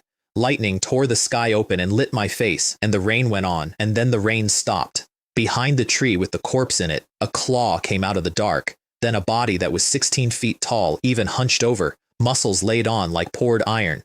It looked up at its brother hanging in the branches, and there was no anger in it at all. "Serves you right," it said, "you ignorant fool. A human medicine that potent, and the runt who follows behind picking up scraps could only ever have dreamed of it." Then a larger arm draped itself over its shoulder. "If he's so good," said a hoarse voice, "why don't you go and keep him company?" Two enormous tiger heads regarded each other and sneered, and two currents of core formation ki met in the air between them and shoved. The taller one grinned upward. "So are you going to keep dragging that wounded body around and hiding in a tree, hoping we kill each other so you can run off like a dog afterward?" It sniffed. "Come out, I can smell you." And from directly behind both of them, a mildly puzzled voice said, "Huh?" Along with it came the black blade going into the taller one's back, all the way in, and starting to drink. What followed was ugly, and I was the one making it ugly. Palms with black and white light on them, going into veins. The life and death, Zen body, and sever vein, capture dragon together, are 3 times what either is alone, and Tiger Boss went backwards a step at a time, with his whole body going numb from the inside. His face changed. Those palms were not Jade Liquid Realm palms. Even coming out of a surprise, they weren't much weaker than his own. Body tempering, on a human. He set his legs, threw off a gold protective aura, and crossed both arms in front of his head to take the next one properly, and his little brother kicked him in the small of the back. That surprised both of us. A mountain of tiger came down on top of me with nowhere to dodge, so I dropped the palm and put an elbow through its face instead, and the younger one leapt with steel claws out and threw 3 golden blades 3 jang wide straight through the pair of us. Clever. It cost him his brother, and he didn't hesitate for a heartbeat. I put a knee into Tiger Boss where it hurts, and in the instant his strength went out, I got hold of that mountain and pulled it in front of me. The gold went through his hide instead of mine. Somersault, heel across the back of his neck, and he went down onto his knees. I pulled my own blade out of his back and brought it down through his face into his skull. He held himself up on his arms with a sword in his head. "Good lad," he said. "You've got something. For a core formation demon, half a body is a walk home. That kind of wound is an inconvenience." The younger one came at my back and I kicked him off. Not bad at all. He was embarrassed now, which is dangerous. He lowered his shoulders, dug his claws in, and rolled his neck, and the sound of it went on for a while. Then he became 3 jang of tiger and knocked 4 trees down with his tail. Beside me, Tiger Boss swelled up as well, and even lying down he was taller than I was standing. He shook the blade out of his face. "Your external art is genuinely rare," he said, and something scarlet came up in his eyes. "I do wonder whether you'll get stuck in my teeth." The two of them started walking a circle around me, close together, like 2 furred hills, and their demonic energy came down over the whole hillside, and Yongan City went silent behind us. I did the arithmetic. Everything I have, used properly, takes 1 of them. 2 is a stretch. I bent down and picked up air hay and gave it a lazy spin in my fingers, which to them looked like the last gesture of a man with nothing left. Then I looked up. They'd seen that particular red once already tonight.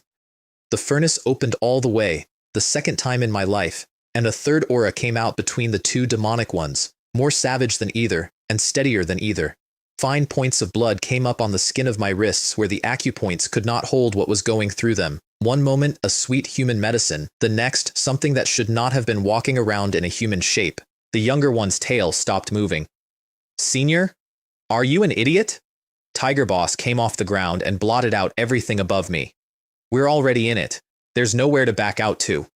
My hand landed on his belly. The gold armor dissolved. Every vein under it went with it. My fingers went in, found what I'd come for, and took it out while he was still moving. Then I stood over what was left, and it dragged itself toward me on 2 elbows, saying, "Give it back, give it back." I looked down at it, and I felt something in my chest that wanted to keep going, and I put it out. "Lie still," I said. "Don't move," and finished it in 1. Slay Core Formation, Realm Tiger Demon, total lifespan, 3,960 years, 1,823 remaining. The younger one ran and did not look back, and there was no joy in him at all about having just become the king of beasts and his father's only remaining choice. There was a demon behind him with 1,000 years more cultivation than he had. "Senior," he howled at the trees, "my father is the mountain lord of Zitai Mountain, and my godfather is the white deer demon lord. For their sake, spare me." The black blade went through his hind leg and pinned it to a rock face. "My father is in Yongan City." I walked out of the rain toward him. I don't remember how many times I hit him. I remember that the red fog in my eyes had thinned out by the time I noticed I'd stopped, and that he had stopped noticing anything considerably earlier, including how fast his own aura was going out. Slay Core Formation, Realm Tiger Demon, total lifespan 3,820 years, 1,912 remaining, 4,378 in the account. I lay down on the carcass, my sleeve had slid back and my wrist was covered in bright red markings, and I looked at them for a while and did not enjoy the view.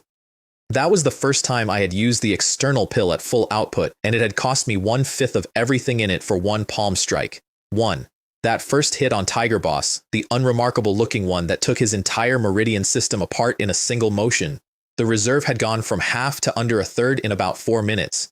You genuinely cannot use this thing without body tempering underneath it, I thought, lying in the mud. It will take you apart from the inside before the enemy manages it. So I took the pill out into my palm and put the nascent core Xiaozhou had given me against it. The white jade opened its appetite, and inside of 2 breaths there was nothing left of the little core but a shell, and the pill was back to half. A nascent core is worth 25%. Noted. Then, still lying down, I turned 1,000 years into a crystal. Core Formation, Perfection, Volume 1, and I fed it the half-book from the Vajra sect. In the first year, you swallow the demon crystal and attempt to deduce the second volume of the life and death Zen body, and the resentment of many demons gradually awakens. Your lifespan is extended by 20 years. In the third year, the young fox demon, who is not skilled in body tempering, complains that this is work for a brainless brute and a waste of everyone's time. In the 5th year, the ape demon suggests that you actually die once to see whether the life force will bring you back. If it succeeds, your understanding will improve greatly. I had never expected much from the small ones. In the 28th year, the Jiao demon and the tiger demon regain their senses at the same time. Both were creatures blessed by heaven and earth with astonishing bodies. The Jiao demon attempts to study the mysterious white light coming off you. In the 46th year, the Jiao demon is troubled by the question of life and death. A mysterious white light binds it like a chain. You witness this and gain insight. In the 127th year, you attempt to subdue demonic power using the will to die and to absorb life force for your own use. The Jiao demon describes its sensations to you in detail and helps you refine the idea. In the 193rd year, with the Jiao demon's help, you deduce the general path. To thank it, you intend to name the result the subduing dragon Arhat golden body, at which point the alligator dragon interrupted. Just then, the alligator dragon reminds you that you also possess its transformation talent. Could the two be combined? In the 293rd year, the alligator dragon, imitating its appearance in life, demonstrates the entire process to you. You do not understand it and ask it to do so again, then again, and again. In the 793rd year, the alligator dragon has demonstrated its transformation to you for the 6th time, and at last your intelligence awakens and an unimaginable path appears in your mind. 6 times. 6. It had to show me 6 times. I would like to remind you that every one of those creatures is dead, and that I killed all of them personally, and that they now form a committee inside my own head that has strong opinions about my study habits. In the 830th year, the ape demon was right. Without experiencing true life and death, how can one comprehend the true zen of life and death? But the one who dies does not have to be you. Use life force to tame demonic power.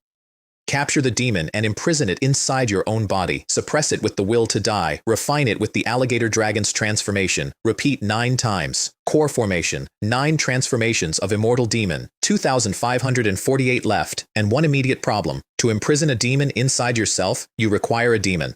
So I sealed the furnace tight so the external pill couldn't steal the meal, and swallowed a tiger's beast essence and the drained remains of the dragon pill. In the 2nd year, following the manual, you begin to use the demonic power in the tiger's essence to nourish your own flesh. The violent tiger power tears you apart from the inside, but a white light appears, calms it, and repairs you at the same time. 320 years later, the dragon's power was mine. You are a dragon immortal, ruler of the vast rivers and seas. Waves 100 feet high are your throne, and the treacherous undercurrents are your bed. You may tread the rivers and seas, or dive into the abyss and stir it. The first transformation went into me and threw me backwards into a mountain wall hard enough to shake the whole hill. I got my sleeve up and watched a gilded dragon's tail pattern climb over my shoulder and then sink away under the skin. Then I looked up at the sky, without using any technique at all, and the rain went around me. Summoning wind and rain, I said, out loud, to nobody. It wasn't, not remotely, but it was something that did not belong to a mortal, and it had arrived because I'd put a dead dragon in a cage inside my own chest. The second transformation took 631 years and the tiger's core. You are the mountain lord who patrols the beasts. Your tiger spirit shakes the mountains. No evil touches you, and every spirit flees. Your gleaming eyes discern ghosts and gods, and you command souls across the 4 wastelands. The prize arrived with less noise inside my head that time, and considerably more force in my hands. Without the external pill, I was now a shade under the Jiao Lord of Qingfeng Mountain. Is a 3rd transformation enough for minor achievement? I wondered. Probably not. And I looked at the very last tiger core sitting in my left palm. Outside Yongan City, in the mud, the fight that actually mattered had gone the way those fights usually go. Guowei was sitting down with half a foot missing, 1 arm broken, and his face opened. Anyone walking past would have assumed he was the main event. The mountain lord, 10 feet long, patchy fur, indistinguishable from an ordinary old tiger, was pacing with a limp it was trying to hide. Not every martial artist, it said graciously, has the background you two enjoy, or the demon catcher's tireless training, which is a very polite way of saying that a perfected core condensation demon lord had just been chased out of a city by 2 juniors and would like everyone to remember that it was 2 of them. Then it stopped. That's enough. Keep going, and you'll both die here. It sat down in the wet. Give me back the chi you took off me, whatever's in your bells, and we'll call it a night. They hesitated. It showed its teeth. The demon catchers are still part of the imperial court, aren't they? Drag this out any longer and my 3 unworthy sons will finish eating Yongan City. A pause. And I know neither of you wants to carry that back and exchange it for merit. Tang Fei's face finally moved. You'd hand it to your godson, the tiger went on, and have the famous General Fan wipe me out. Let me tell you, I came here because I have somewhere to recover. My sworn brother Shui Lu has laid out a feast and is only waiting for me to come home. It licked a paw. If you'd like Qingzhou to lose another demon suppression general, by all means try. Wen Tao's hands closed. Shui Lu, the white deer, one of the 17 embracing core realm demon lords in the intelligence, and not famous for its cultivation. Famous because it joined with several schools in Yushan Prefecture to murder a demon suppression general and then walked out of Wen Qing's hands afterward. Cut it off, he said eventually. Tang Fei took a wisp of golden qi out of her bell and crushed it in front of the tiger. Nothing gained. A city gutted. That's the whole night. Written down. Can I go now? Wen Tao said through his teeth. Oh no. A child's going to run back to Qingzhou and tell his grandma on me. Whatever shall I do? It left in a very good mood, all things considered, and got onto a peak and put its head back. Roar! Nothing. It scratched at the earth, mildly irritated. A feast prepared for itself, and 3 boys had filled their bellies on it instead. Roar! Every bird in that valley fell out of the air, and every animal in it went flat on its belly. Silence. The mountain lord turned around very slowly with a guess forming that it did not want to have. Its eyes went hard, and it took 1 step toward Yongan City. Then it stopped and drew the foot back. And what it left behind, going down the far slope toward its sworn brother's cave, was a long, low sound with grief in it. Whoever it was, it wanted him dead. "Let's go first," Tang Fei said, and wiped her chin before anyone could see it because showing weakness now might bring it back. She needn't have hurried. Guo Wei was already gone, half a foot and all, running for his own city. He came through the gate leaving a trail, constables working the long street, the ordinary people all sensibly indoors, and from the fine courtyards on either side, wailing. "If they've still got the strength to cry," he said out loud, to nobody, "then they're all right." He put his shoulder into his own hall door and fell through it. More than 100 faces turned around, all of them frightened, all of them there. He bent over his knees and counted, then he counted again. "Not one," he said. "Not one of them is missing?" He stared up at the small girl sitting in his family's main seat. "Ah," said Su Ying, standing up and waving both hands. "It really wasn't me." She had sat there all night and out of nerves drunk 8 bowls of tea. 2 figures came through the door behind her. "Why are you still here?" said Wen Tao. "Where's Wei Lan?" She rubbed her temple. "He said he was going out, for a walk." "He just left?" "Ahem," she counted on her fingers. "About 4 hours ago." Wen Tao, who had held his composure through a night against a perfected core condensation demon, lost it entirely. "Nonsense! Why didn't you stop him?" "Boss Wen." Su Ying drew a finger across her own throat. "That enormous tiger was gone in about 1 second. How exactly was I supposed to stop him?" He threw her hand off because there was nothing to blame her for. "He knew what I could do, but last night was not any other night. Of 3 tiger cubs, at least 1 was a full demon lord." And he thought about how casually I had taken that bell out of his grandmother's hand and regretted several things in order. I came back into Yongan City at dawn. Everything on that hillside was still lying flat and not daring to move because I had a mountain spirit locked inside my ribs, and to anything with fur, I was now a mountain lord out for a stroll through his own territory. At the gate, the constables had been standing all night in the drizzle discussing the strange thing that had happened up on the hill. One of them looked up. Tall, hair down, face gray with tiredness, black robe soaked through and stiff with something metallic.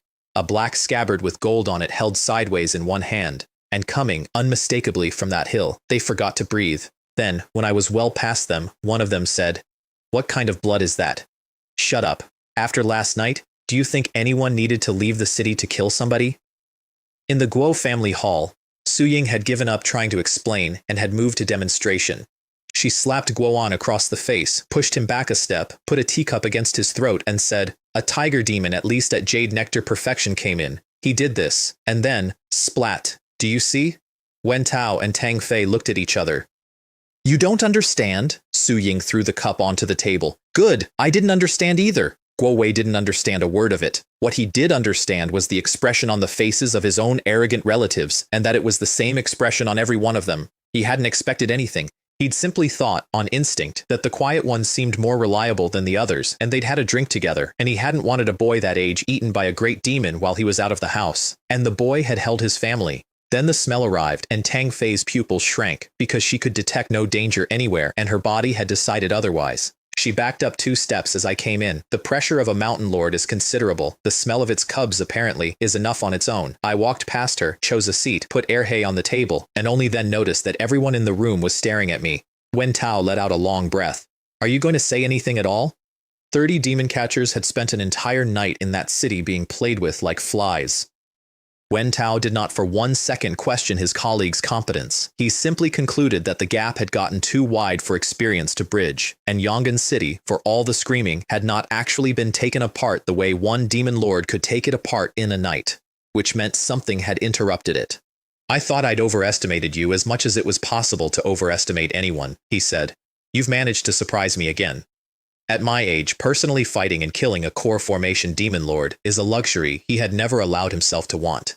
"That sour face doesn't look like a pleasant surprise," Tang Fei observed. "Of course it isn't. We prepared for a month and I haven't had a single bite of meat." He laughed at himself and all at once stopped performing seniority. Would you please stop being so cold?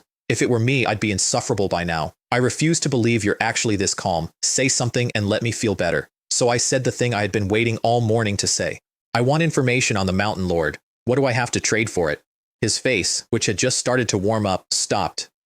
Are you out of your mind? He leaned forward. Do you know what perfected core condensation means? Do you remember the core formation you met on Qingfeng Mountain? The old flood dragon would not last 100 exchanges against this thing, not to mention, and Shui Lu stuck in his throat because that name is the nightmare of every demon catcher in Qingzhou. You make me ask twice, I said, sitting back, and then you don't answer.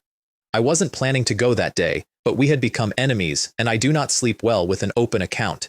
He clenched his fists and got his frustration back under the lid. Without its qi trace, what do you want me to say? Who says I don't have it? Said Tang Fei. She opened her hand and a thread of golden qi floated out of her silver bell. Wen Tao's eye twitched twice. He had personally watched her strangle that in front of the tiger. Don't look so shocked. Small trick. Fool's demons. Then she looked at me, and her mouth turned up at one corner. And I can do better than send you this. If you can get me accurate information, I can have a demon suppression general come along with you. Her god-nephew's expression went complicated. He looks down on people who lean on old men, but she wasn't leaning on an elder, she was leaning on a junior, and killing the white deer is genuinely one of the most important open items in Qingzhou. Also, she was taking advantage of the fact that a newcomer would not know what counts as accurate information. If she really had that kind of pull, she wouldn't have needed Fanzhen at all. And the conditions? Escort me to Blackstone Pool. I'm carrying a secret order from General Fan for the close associate lieutenant general stationed there.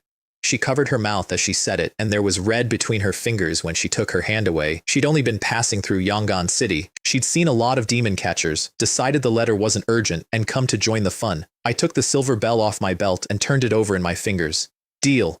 Su Ying, who had been playing with her fingernails in the corner, went absolutely rigid and grabbed her own sleeve because a few days ago, Boss Wen had been teaching this man the simplest rules of the profession. Even Tong Fei stopped for a second, looked at the silver bell, and then looked suspiciously at Wen Tao. Why are you looking at me like that? His face said. Do you think I'm not good enough? She flicked the golden trace across the room into my bell instead of answering. If there's nothing else, she said, the sooner we leave, the better. On my way out, the old man stopped me. Everybody else in that room had spent the night thinking about realms and demon ranks. What Guo Wei and the 100 people behind him had seen was that Yongan City was still standing, and that although a great many people in it had spent the night shaking behind their own doors, they had spent it alive. He bowed to me, lower than a man of his rank has any business bowing. Thank you, young hero, for protecting my Guo family and my Yongan City. And every person in that hall went down behind him. Not at all, I said, waving it off on my way past. It's my duty, which was technically true. I was carrying a demon suppression division token as well as a bell. If you're going to take both salaries, you may as well do both jobs. On the road, I killed 3 small demons out of trees, 60-odd years each, and never once took the turtle breathing off. You really don't have to do this, Tang Fei said after the third one, trying to make me feel the trip wasn't wasted. She'd changed into a plain blue shirt and washed the paint off, and without the worldliness, she just looked like a tired woman with a hole in her wrist. She could not work out why the uninjured one was also hiding and walking behind her and apparently finding none of it a nuisance. Even a small piece is still meat, I said, and if you happen to find somebody who knows what it's worth, you get a bigger reward for it. I have picked up a great deal from demon catchers. Blackstone Pool is a row of wooden buildings against a hillside with captains warming their hands at a fire. I've come on General Fan's order, she said, to deliver a letter to Lieutenant General Sun. Please inform him. Not one of them looked up. Demon catcher? One said to the fire. General Sun has given orders. Blackstone Pool does not receive demon catchers. He will not see you. That answer had been rehearsed. Once he was sick, she said, and her voice dropped several degrees. Once he was away. Now General Fan has personally summoned him and he doesn't receive demon catchers. She stepped forward. Tell your General Sun that there is a limit to how far a man can trade on his seniority. They stood up and drew. General Sun says demon catchers will not be received. Of course, if your cultivation is sufficient, you're welcome to force your way into Blackstone Pool. Please, do as you like. 3 lieutenant generals and more than 100 captains came out of the buildings. Blackstone Pool is forbidden ground. Without General Fan's order, trespassers are treated as demons. Tang Fei smiled and walked straight at them.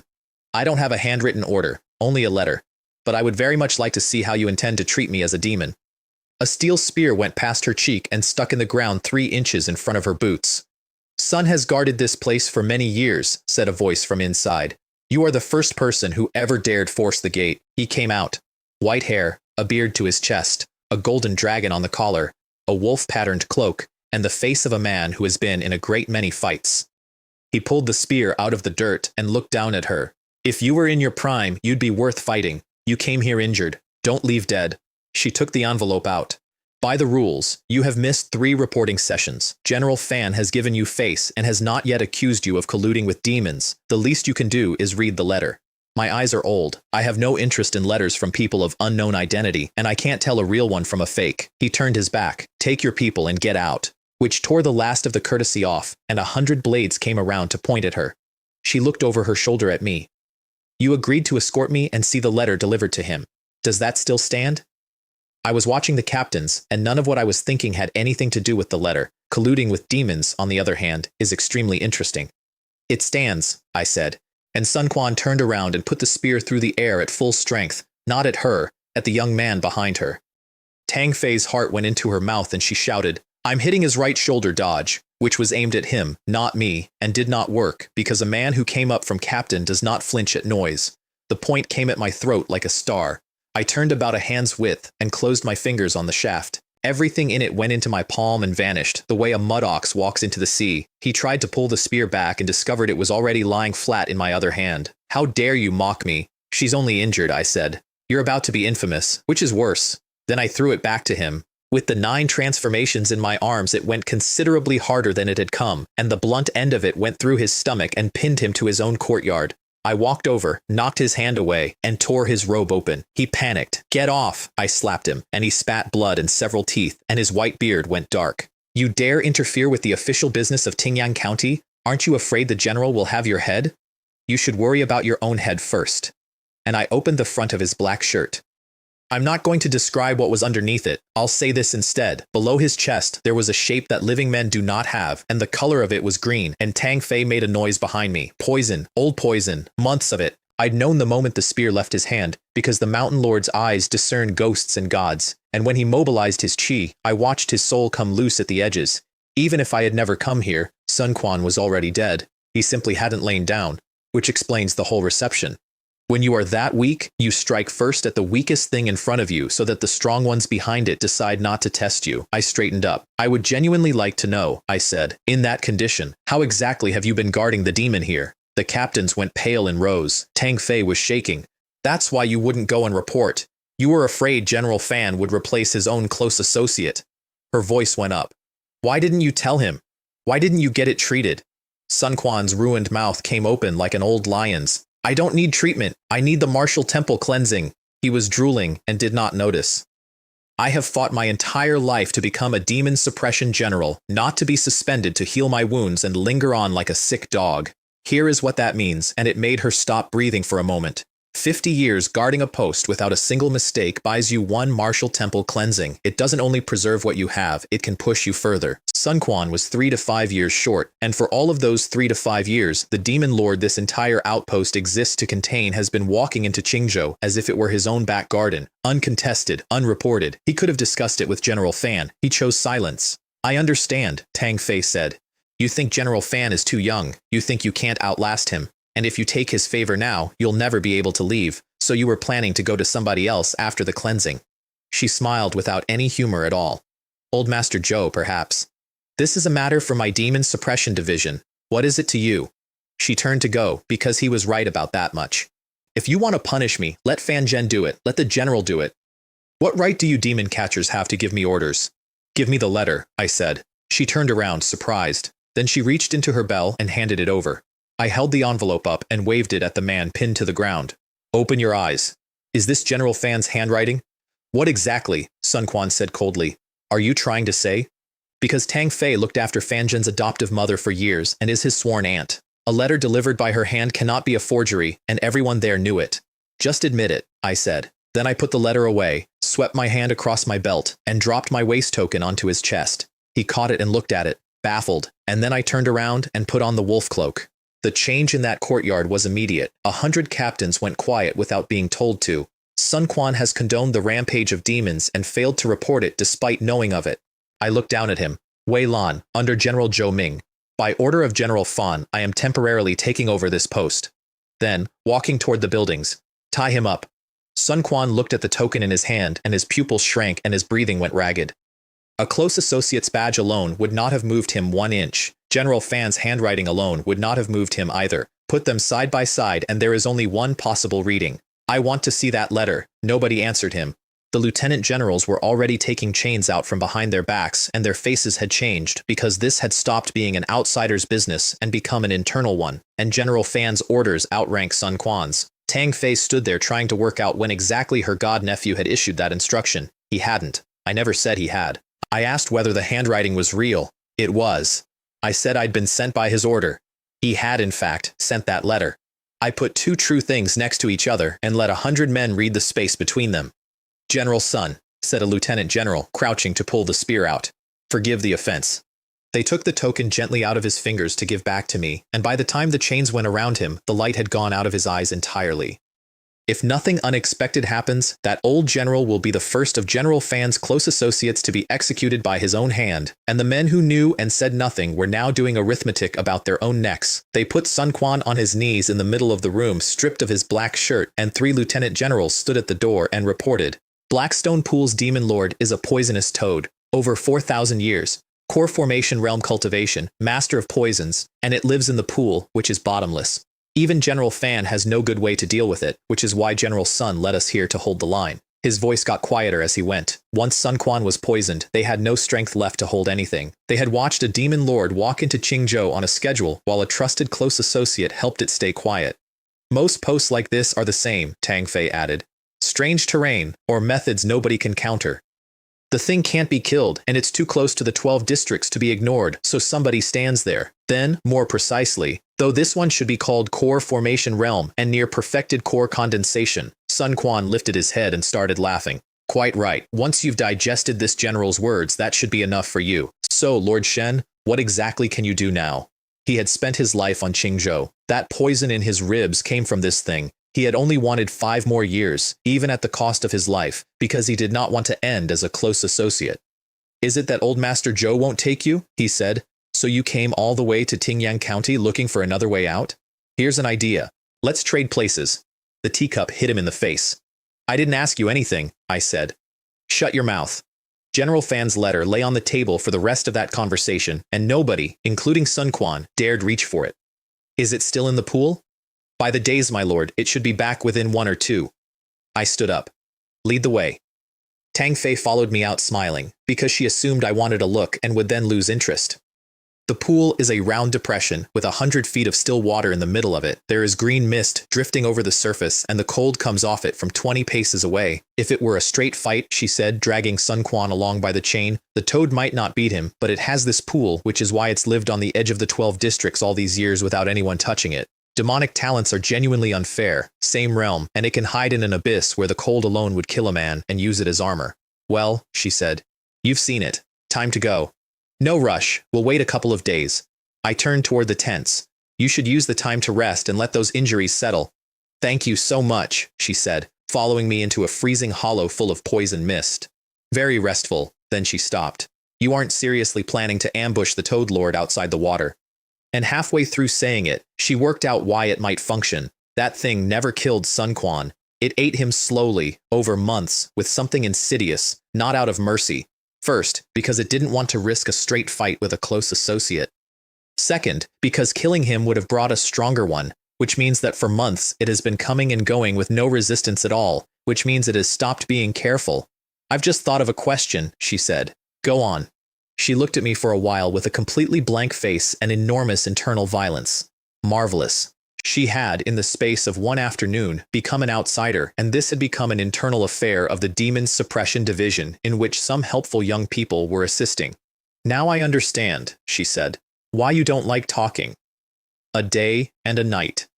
She spent it regulating her breathing and opening her eyes occasionally to check on me and finding a man sitting like a statue who had not let the turtle breathing lapse for 1 moment. Most core formation martial artists get 2 or 3 signature techniques to major achievement and are considered dragons among men. This one had spent his time on a breathing exercise. With your talent, she said eventually, you must have had people expecting things from you since you were a boy. Where did the caution come from? I didn't turn around, expecting things from me, certainly. the dog demon in the western suburbs, the black ape in the eastern mountains, the fox at North Cliff. There are only a handful of monsters around Baiyun County, and every single one of them wanted my life. Since then, you can add the Dragon Clan of the Yangchun River and the Tiger King of Sitai Mountain. I leaned against a cold tree and went down the list one name at a time and got calmer with everyone. Then the bloody demonic chi came drifting in, and it was not being concealed with any effort at all. A fat bald man came down the black mud slope patting his own stomach and belching. He saw the Demon Suppression Division tense and waved. "Thank you all for your hard work. Go on back now. I need to go and digest. Give my regards to your lord's son." Several lieutenant generals looked at the ground. Sun Quan had spent months breaking their backs, and none of them could raise their eyes to it anymore. Tang Fei stood up and found me already gone. I came down out of the air with a boot into its shoulder, put it on one knee, and opened its throat. Dark green came out. She arrived at the same moment with a palm coming down. The Toad Lord held the blade in its own neck with both hands and started grinning. "I have been nothing but polite to all of you," it said. "How can you take advantage of my good nature?" Then it spat. The venom went straight through her protective aura and clipped her wrist, and the flesh there began to leave. She did not dodge, which is a thing I have thought about since. She took the poison in order to keep the strike and put her palm through its temple, and the skull went out in a spider web of cracks. It flew sideways, and I was on it before it landed, and put dozens of cuts through it at every vital point. Every one of them left a little of the fiend behind, chewing. She got around to block the retreat and hit it from below again, gathering the whole sky's worth of aura into one palm, aiming to break bone and tendon together. Then its arm turned into a 10-foot toad's leg and swept me off my feet, and it kicked her with a hind leg bigger than she was. I landed on a calloused foot and cut down through the gaps in its toes like splitting kindling until the blade was buried. It screamed and put its full weight down on her. She met it with both palms and put a hole through the foot and got kicked across the depression anyway and came up in time to see a 20-jang toad standing over the pool. Its skin was rough as bark and full of hollows, and green liquid started coming out of every one of them like rain going the wrong way. I put the sword away and used my fists. A mountain went backwards and the whole depression shook. Qingzhou has not produced a body-tempering fighter who can meet core formation on those terms in a very long time, and Tang Fei found she couldn't intervene without getting in the way. She looked down at her wrist instead. There was nothing left on it but green, and holding it together was taking most of her strength. She had used everything twice. The toad, having vented, took another fist in the face, and its cracked head cracked further, and it leaned back, and its hind legs were already loaded. "Are you too serious?" it said, in a human voice, sounding genuinely offended. "I'm not playing." Then it cleared 100 feet in one jump and went into Blackstone Pool, and the wave came over the rim. I landed and my breathing was not right. 4,000 years.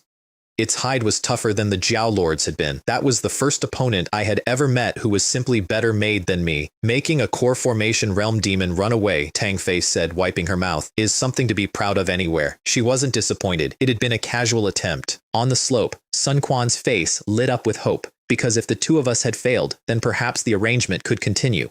Then I walked to the edge of the water and looked down. "What are you doing?" "Thank you for your trouble." And I stepped into Blackstone Pool. Everybody around that hollow stopped moving. Tang Fei's eyes went wide, which is more than the Mountain Lord had managed. And from the low hill above us, Sun Quan began to laugh in a way that hurt to listen to. "Does he not know," he wheezed, "why a poisonous toad is called the Demon Lord of Blackstone Pool?" The water went from green to black as it got deeper. 100 feet down, the Toad Lord had settled onto a smooth boulder and was sulking about having spared Sun Quan. It should have taken the risk, eaten the man, and gone off to break through in some cave for a couple of centuries. Then it looked up. "Excellent," it said. "I have seen men rush to give gifts. I have never seen one rush to his own death." It came up off the rock as a shadow that covered me completely. "You think a tempered body lets you go anywhere in the world?" Its voice came into my ear through the water, unhurried, because it did not consider a sneak attack necessary in its own pool. "Let me teach you how to write the word humility." The foot came down like a hand covering the sky. The blade went into the fork of the toes and kept going and opened the whole limb to the shoulder. It threw itself backwards dozens of feet with both forelegs split, and every hollow in its body opened at once and filled the water with poison arrows. I came through them and put the blade down through the top of its head. Within a few breaths, it had stopped understanding what was happening to it and began, slowly, to sink. And that is when I found out what I actually am now, because I was walking on the current, unhurried, at a normal pace, in 100 feet of freezing black water that no man in Qingzhou would enter, and it held me up. I put my hand out, and the undertow parted around it without being asked. I am the master of Blackstone Pool, it screamed, and shot its tongue at me like a spear. The red came up in my eyes, and I closed my hands, and the current took the tongue, then the limbs, then the whole of it, wrapped and squeezing from every direction at once. 4,000 years of relying on one pool, and the pool had turned around and shown it teeth. I got 2 fingers on the tongue, and there wasn't one anymore. And in that head, under all the pain, there was one clear thought. Escape. Get out of Blackstone Pool. That isn't a martial artist. That's a water demon. I watched it start to climb and felt genuinely reluctant because I was extremely comfortable down there. It felt like a room I'd lived in.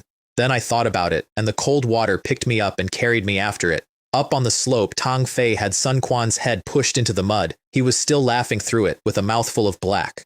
What are you waiting for? For him to climb out? Or for the toad to finish digesting him and come up here to eat the rest of us? She held her hand out to the side. Give me a short knife. A lieutenant general put one in it, and after that, Sun Quan never said anything again. She let out a long breath, helped the old man sit up, and looked at the water. I have a great many questions, she thought, and nobody at all to ask. Then the pool stood up, dozens of feet of it, and the stench came over the rim, and the whole hollow went dark under a shadow. Everyone turned. The Toad Lord came out like a landslide, and Tang Fei's face changed twice because the first red was terror and the second was confusion. It wasn't coming for revenge. It was running. From what? And to where? There is nothing safer than Blackstone Pool within 300 li. Then she saw the hilt sticking out of its head and recognized it and could not make herself believe it. A wave went up, a black shape came out of the top of it, and a fist came down on the pommel. The blade went through the skull and out the other side. A whip kick sent the whole mountain of it onto the hillside, and the hillside acquired a new ravine. I glanced over at her, mid-air. She let go of the chain, nervously. Could you pick up my knife? I said. I don't want to lose it, and went back down for the rest. By the time it was over, the belly was open and the core was in the bell, along with one thread of heart's essence, and Tang Fei was standing at the edge of the ravine with my sword in both hands. Slay Core Formation Realm Toad Demon. Total lifespan 4,900 years. 872 remaining. She only worked out the important part when the cold of the metal reached her palm. I hadn't just come out of a bottomless freezing pool alive. My clothes were dry. Sun Quan got his head off the ground and started driving it into the earth over and over, trying to make the thing in front of him not be real. Because if it was real, then every year he had spent standing at the edge of that water had been for nothing. Are you all right? Tang Fei said, handing the blade back. I sheathed it and looked at her wrist. Is that easy to heal? She put it behind her back. It's fine. General Fan has doctors and plenty of medicine in Baiyun County. The demon is mine, I said. The old man is yours. I'll help escort him back. She pursed her lips. General Fan would be very glad to know an expert like you. Which is when, privately, she moved me from prodigy to master. The first still has to grow. The second can already stand on his own. How did you beat it in its own pool? I thought about it for a while. Body tempering is like that, I said. You won't understand unless you experience it. That night, I took out the Toad's core, and it was bigger than the Jiao Lord's. 75% of the external pill in one object. 3 core formation tigers worth of cultivation in one lump. 2,465 years in the account.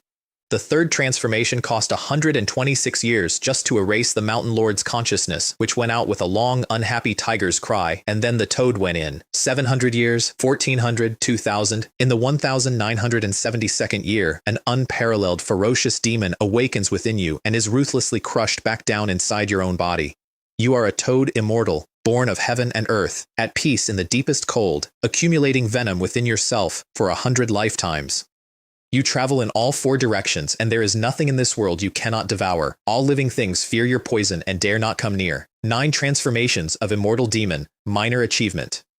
I sat there with the toad still croaking somewhere behind my eyes and slowly closed my hand. I had expected minor achievement to make me comparable to core formation. What was in that fist could overwhelm it. At major achievement, I thought, would this crush a perfected core condensation? And at the 9th transformation, an embracing core realm in one strike? That is when the word at the top of the manual finally made sense to me. Precious. Not rare. Precious. And I thought about Zhou Ming's halberd going up into the sky and found that it had stopped being the end of the world in my head. 6 weeks. That's all it had been. That is only my body, incidentally. Add the external pill, and if a Mountain Lord at perfected core condensation walked in here, I would show him what a body-tempering fighter is. The toad had cost me about 15% of the pill. I refilled it with the last tiger core and put everything away. 484 years left, and a new understanding of what to spend it on, and one new toy, because when I opened my palms, an unpleasant green appeared between them, and when I drew air hay, the poison went onto the blade as easily as Qi did. In the morning, Tang Fei knocked.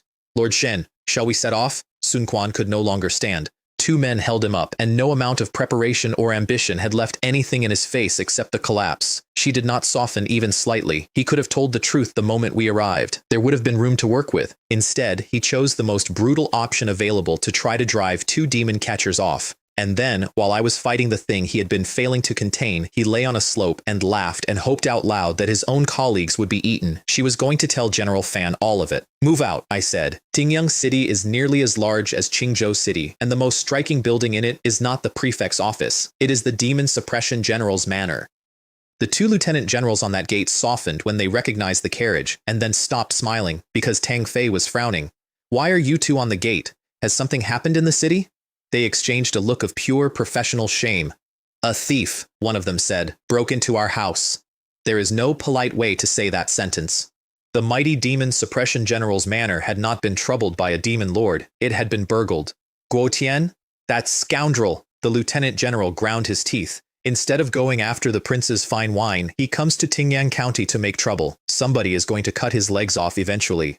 Guo Tian, king of the bandits of Pingsha Valley, travels 80,000 li and never comes home empty-handed. He is the shame of the top-tier powers and does exactly as he pleases in Tingyang County, in Qingzhou City, and anywhere else he fancies. Don't get worked up, Tang Fei said, waving it off. He knows what he's doing, because the reason he is still alive isn't only his footwork. It is that he never makes anything too big, always says he'll bring things back, what he actually brings back being a separate question, and has never once touched something he shouldn't. Then, Sun Quan fell out of the carriage onto the flagstones, and the two lieutenant generals looked at him for a while before one of them said, Brother Sun? You can save the brothers for later, Tang Fei said. Go and inform General Fan. The demon catchers have something to report. General Fan Zhen is a middle-aged man in a blue robe with a gentle voice who bows first. He listened to the whole report about Sun Quan, thought about it, and looked over at the old man kneeling in the yard. Old Sun has done a great deal for Qingzhou. Even without merit, he worked hard. This junior will give him some face. Sun Quan looked up at that refined face, and his mouth opened and closed with no tongue in it and no sound coming out, and then he put his head down. Fan Zhen closed his eyes, and something went through that courtyard, like a light breeze. Sun Quan's body folded onto the flagstones. 100 lieutenant generals from Blackstone Pool hit their knees at once, sweating, and not one of them attempted an explanation. He opened his eyes and considered the problem carefully, the way he apparently considers everything. Remove your badges and your cloud-patterned shirts. You will stop drawing salary. You will find honest work in this city and guard this place on the division's behalf for 10 years. If you commit no offense, at the end of it you may leave or stay. If you wish to return, you may start again as ordinary captains. He paused. And if you don't change your ways, several captains drew and put the blades against their own necks. We'll end ourselves here. We would not dare hesitate. That won't be necessary, he said mildly. I'm not much good at many things, but I'm quite efficient at killing people. There's no need for you to do my work for me. Afterwards, over tea, Tang Fei described the Toad Lord to him and left herself out of the story entirely, which made it considerably less believable and much more impressive. I sat there listening to it get worse. Qingzhou, Fan Zhen said when she was done, is about to fall into chaos. He said it the way you'd mention the weather. The court has refused our request for aid a third time. The Hunyuan Grandmasters all have more important business. Even if Qingzhou is taken by demons, they'll finish what they're doing first and then consider whether to take it back, he poured. So we rely on ourselves, though I am struggling, on my own, to keep up with 3 embracing core realm monsters. Then he changed the subject cheerfully, to his little junior sister failing her core formation attempt, and how the master had seen her quietly wiping her eyes about it, and how he was giving her his own turn at the martial temple cleansing. Qingzhou can only support 1 martial immortal, he said, when Tang Fei objected. There's a limit to how much more I could take anyway, and I haven't the time to go to the capital. Then he got to business, which came in 2 parts, and only one of them was real. Part 1. Would I go to White Cloud Temple on his behalf with 200 taels of silver as compensation and tell them the Demon Suppression Division has no intention of touching them at present? That's a lieutenant general's errand. Nobody offers the heart's essence of a core formation demon as payment for a lieutenant general's errand. Part 2. Somebody had walked into his manor and taken the sky-piercing sun bow. His master left it with him to guard Tingyang County, and because he is out of the city most of the year, he had left it at home. A few days ago, he said, An arrow from that bow brought down White Cloud Temple's ancestral hall, and in the confusion somebody stole the temple's two forms' true intent. They've sent someone to ask, very politely, whether I gave the order. I said he should find somebody else. Footwork is my weakest thing, and chasing a master thief around a province is work for a man with better legs. And Fan Zhen, looking into his cup, began to reminisce. When Master gave me that bow, he said it was a treasure with a bow and no arrows. It carries the power of incense and will. You don't infuse qi into it, you simply need superhuman physical strength to draw it. He sighed. Drawn to a half moon, it can injure a demon at perfected core condensation. Drawn to a full moon, even an embracing core realm demon lord has to step aside. He shook his head. Unfortunately, I nourish a yin spirit. Even now I can only manage 7/10. It's rather a waste in my hands. My hands closed under the table. Tang Fei rolled her eyes at her god-nephew and scuffed the leaves with her toe. Since she had already described my body tempering to him in loving detail an hour earlier, she then ruined it completely. Don't listen to him. Guo Tian voluntarily handed his own qi trace to the Demon Suppression Division. He comes back every 20 years. As long as he's inside the 12 districts, he has nowhere to hide, and within a month before we lose our tempers, he'll return the bow himself. He handed his own trace over? He married a demon, Fan Zhen explained, unembarrassed. He brought his wife to my master in secret, explained the situation, and had her offer up her own origin essence. Then he knelt outside this manor all night and swore on his own heart's essence never to harm a human being. That's why we look the other way. He turned the cup. But this time may not be like the other times. It would be safer to ask. Something moved in my eyes, and Tang Fei caught it. You're going? It might not be as simple as I'm making it sound. He used to play harmless pranks. This time he's genuinely made a death feud with White Cloud Temple, over a treasure. That's unusual.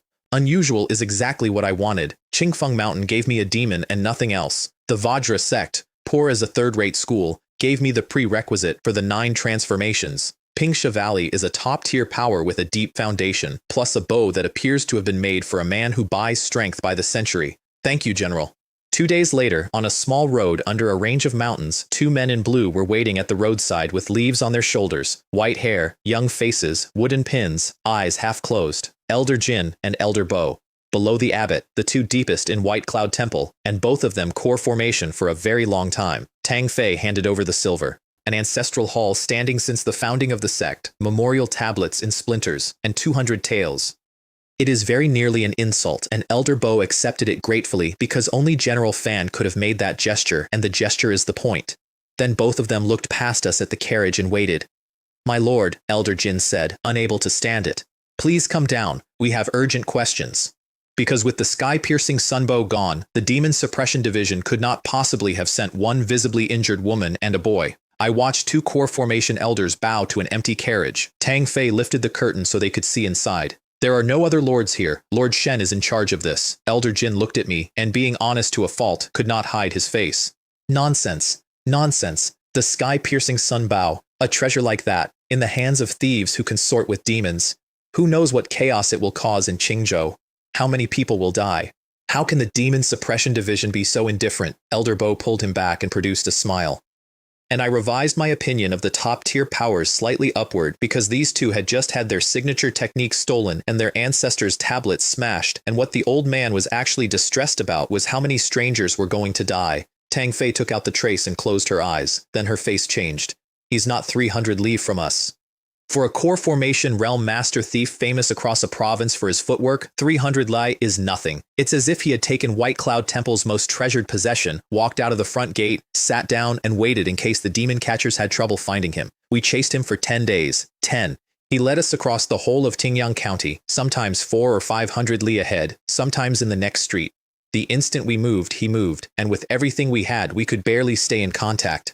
By day 6, Tang Fei was certain of it. The only reason we hadn't lost him was that he kept stopping to wait. That is mockery, she said. I'm sorry, I've wasted an enormous amount of your time. Nothing to do with you. I wasn't unhappy.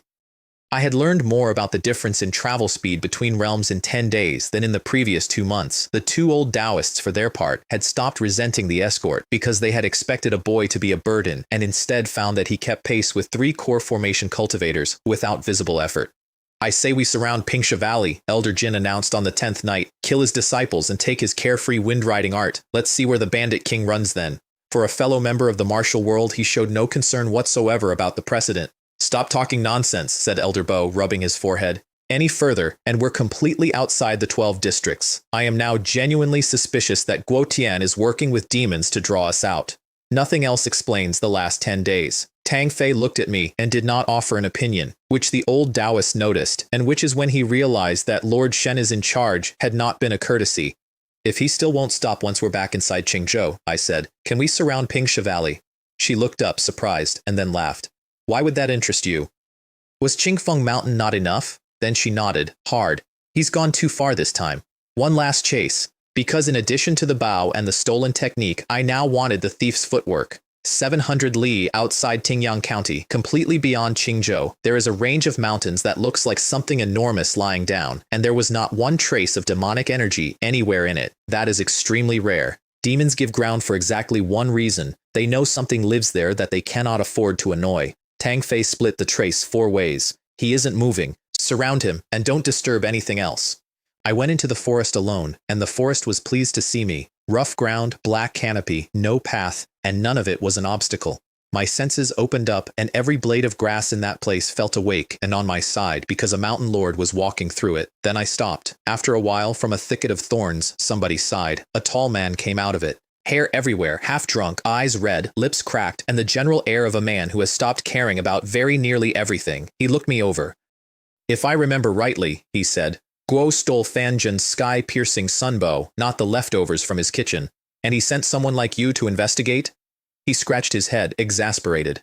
Fine, this has nothing to do with the demon catcher. I came here to kill demons, not to feed them. He flapped a hand at me. Get lost, go on. I put a knee into his stomach and sealed the main meridian in his right leg with a palm. His eyes went round and blood and wine came out of his mouth together. He blew out enough core formation aura to buy 3 feet of distance. And then that 3 feet turned into a whirlwind, and he was gone. I had air hay half drawn and nothing in front of me. I put it back. I had intended to catch him and ask questions. I genuinely had not expected that one leg could still run that fast. He went into a smooth stone wall. There was a ripple on it, and then there was a wall again, and a few dark drops on the ground to prove anybody had been there at all. Tang Fei arrived, touched the stone, and her hand disappeared into it up to the wrist. An illusion array, Elder Jin said, with his composure entirely gone. Elder Bo went pale because a formation that erases every trace of what's behind it is not something a wild demon needs or could afford. That is a lineage with generations behind it. Lord Tang, please stop. Without the corresponding incantation, even brushing that will draw their attention. She looked at the blood on the ground, thought about a man who had walked into Blackstone Pool without breaking stride and stepped through. The 2 old Taoists looked at each other with identical expressions of despair and followed her. Inside was a valley with a jade-green spring in it and wooden houses beside the water, and it was very beautiful. They had about 2 heartbeats to appreciate it before the demonic energy came down on them from 3 directions at once. Above the valley, on a cliff, Guo Tian lay flat with his presence completely erased, which is his particular gift, and watched a window. Inside the largest house, an old man in a white robe sat with his eyes shut, ethereal and otherworldly, except that his cheeks were covered in fine shimmering feathers. An old woman was making tea beside him with the same feathers on her face. Wire is too willful, she said regretfully. If I hadn't lied and said something had happened to me, she'd never have come home at all. If she weren't willful, would she have run off with a brute in the first place? The old man's voice did not change. We gave birth to her and we raised her. Has she ever taken one word of my advice? A daughter like that is better not had. He opened his eyes. The person may not come back. The Crimson Feather comes back. Their clan does not marry outsiders. They keep the lineage pure by producing exactly 2 children in each generation, 1 son and 1 daughter, so that each generation has an azure feather and a crimson feather, and the daughter marries her brother, and so on, forever.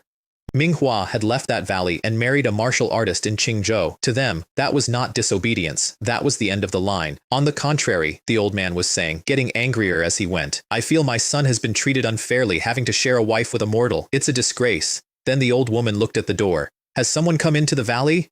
Both faces went cold at the same time, and then the old man smiled. I was going to go to Qingzhou for his head after I broke through. How considerate of the boy to come here and die instead. The door of the next house opened, and a handsome young man came out in a magnificent feather robe with his sleeves rolled up and something dried on both forearms. He was rolling a beautiful crimson feather between 2 fingers. No need to watch me, he said. Behind him, on the bed in that room, was a large peacock with its plumage gone dull and its long tail feathers hanging down onto the floor, and it had been dead for some time. The 2 old ones glanced in and looked away. Look at the state of that. Couldn't you have cleaned up properly? She served that man while she was alive, said Ming Lei, turning the feather. I wasn't going to come out of it worse off than she did, then with real venom. I hear that in Qingzhou she used to ask Shuizhou to help people nobody else could save, spending our lineage's treasures to save the Demon Suppression Division's men. Ridiculous. Up on the cliff, Guotian looked at that room through a window from 300 feet away, and his eyes stopped being bloodshot and became something much worse, perfectly calm. He had felt her die some time before. He had known. There was nothing left in that face for grief to use because the whole space was already occupied. Manhwa was a demon. These are demons. They never come into Qingzhou. Nobody in the world would travel 1,000 li to avenge one demon on another. The Demon Suppression Division and White Cloud Temple, that is every ally Guotian could raise in his entire life, and he had raised them by stealing from both. He got up off the ground, put his right hand into a small cloth bag at his waist, and a golden longbow appeared in it. Down in the valley, Elder Jin set his fingers into a sword gesture, and his aura did not spread out. It gathered in front of him and thickened and became an ancient sword 2 palms wide and as tall as a man, and along the flat of it a pair of yin and yang fish moved slowly. 2 forms. True intent. White Cloud Temple doesn't carry swords. This is sharper than the ones on Qingfeng Mountain ever were. You've really landed me in it this time, Elder Jin said. I didn't drag you here. That's true. And both of them laughed, and Elder Bo condensed a second sword, because they had already come in, and if you don't kill the demons you meet, what did you come down the mountain for? Then the sky went dark, and a pair of azure wings came down and took the top off a 50-foot cliff like it was tofu. The 2 swords went into the wing, and a wave 2 zhang high came out of it and turned the jade spring red. Such a sturdy demon body, Elder Jin said, holding his own wrist to keep his arm still. Tang Fei went for the old man on the ground, and the old woman took the palm strike for him and staggered. To summon so many helpers, the old woman said, pulling herself upright with her face like stone. That bandit must be very popular, but I would like to know what price he paid to get you all to come here and die. You're rather alluring, young lady, said Ming Lei, wiping his arm on his sleeve and stepped in front of her. Then, among the feathers of that enormous wing, one azure one lit up. A ripple went out. It looked slow. When it touched the 2 spirit swords, they broke, cleanly and without a sound, and went back to being aura and dispersed into the air, and the old woman raised a crimson feather, and the terrible wound they had spent everything to make closed up in the time it takes to breathe out. Both Taoists' hands shook. So it's true, Elder Bo whispered. A demon with a lineage. Ha ha ha! Ming Lei was enjoying himself enormously. He put both arms out and feathers came up on them, one blue, one red, both shining. Jinger, move! The old man's shout arrived at the same instant as something else did. On the far cliff, a ruined man had straightened up and was drawing a bow. The string moved like a mountain. His arms swelled, split, and started bleeding into his clothes. 4.5 inches. He tried to brace his leg against the bow arm and found the leg wasn't there anymore. So he took hold of the string with his whole palm, and his face came apart with the effort, and the bow bent into a crescent moon. He was staring at Ming Lei. The arrow was pointed at the old man. Then it went. Move! Everything within 30 feet of the wooden house stopped being there. The ground went down, and inwards, dust came up like a dragon, and stones came off the valley walls all around. 3 demons circled in the air above it, not daring to come down, staring at the place they had been standing, and then at the far cliff. Yan Sing Kong! He was on his knees. The bow had fallen out of his hands and lay beside him, still shining. Every single thing he had thought of, every preparation he could make, and the arrow that had cost him everything he had left had gone wide. Too slow, he thought. The draw was too slow. Down below, Tang Fei got up out of the dirt and wiped her face. Master Xian, said Elder Jin, genuinely wants to slap him twice. He couldn't just say what he wanted, said Elder Bo, breathing hard, so he tricked us into coming here. Because by now none of them had any doubt what the last 10 days had been for, all of it, to find somebody to help him kill a demon, and if that arrow had landed, they might have had a chance. Guo Tian opened his mouth to say something and had nothing to say. He tried to make a fist and discovered his hand had split down the middle and wasn't answering. Then he noticed that everyone below had stopped looking at the demons and started looking at him, and that Tang Fei's eyes had lit up, and he heard footsteps, unhurried, on the stone. A pair of clean boots went past his head, a black robe moved in the mountain wind, and the young man bent down and picked up the bow. In case you're wondering where I'd been, I fought Guo Tian, lost him, arrived at the stone wall, and found none of my people outside it. I looked at the 3 of them, and Tang Fei realized she had made a mistake, and got the specific sinking feeling of a person being looked at by their superior. Above us, Ming Lei objected to somebody else holding the room. Father, mother, I'll deal with this brat. He came down at me with his wings out. I raised the bow, which I had never held before in my life, and pulled the string. Guo Tian's pupils shrank. The bow that had nearly killed him opened into a silent crescent. White light gathered along it. Ming Lei put on the brakes in midair and started screaming for his father. Then I put the 9 transformations into my arms, and the string went back to 7/10, the same as General Fan, achieved by pulling. The old man did not hesitate. He revealed his true form, a lazuli peacock dozens of feet across, and threw both wings up in front of himself like shields, frightened before the fight began. That felt like the limit, so I stopped there and let 2 fingers open. The light went out of that valley in a line, and the sound of it tore at everyone's ears, and it looked as if the sky could be punched through. And it did not go anywhere near the old man. The old woman had time to cry out for her brother and get her crimson feather up. Then the white light hit her, and her face went blank, not with terror, with confusion. She could not work out why anyone would go for neither the strongest nor the weakest. It forced her out of human shape and put a peacock slightly smaller than the old one into the mountain wall, and there was a hole several feet across where her heart used to be. 1 arrow, 1 core formation realm demon. The old man's whole enormous body shook, and he put his head back and screamed at my cliff until the wind of it went down the length of the valley.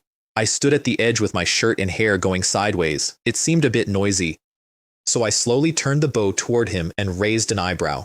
The peacock stopped screaming immediately and flapped twice, helplessly. Here is why I shot his sister, since neither of them worked it out. The old one was perfected core condensation and could take an arrow. The old woman could not, and she was the crimson feather. She was the reason nothing they took could be made to stay taken. Kill the healer first. It isn't complicated, it's just rude. After that, he stopped trying to catch anything on his wings. The azure feather lit up, and an invisible ripple cut the peak I was standing on in half, vertically, and I released again on the way down. The second arrow took his tail off and most of what was behind it. The third, the fourth, he was thinking, wait him out. That bow eats physical strength no mortal can supply. When he's spent, this isn't over. And I kept shooting, faster each time, and did not get tired.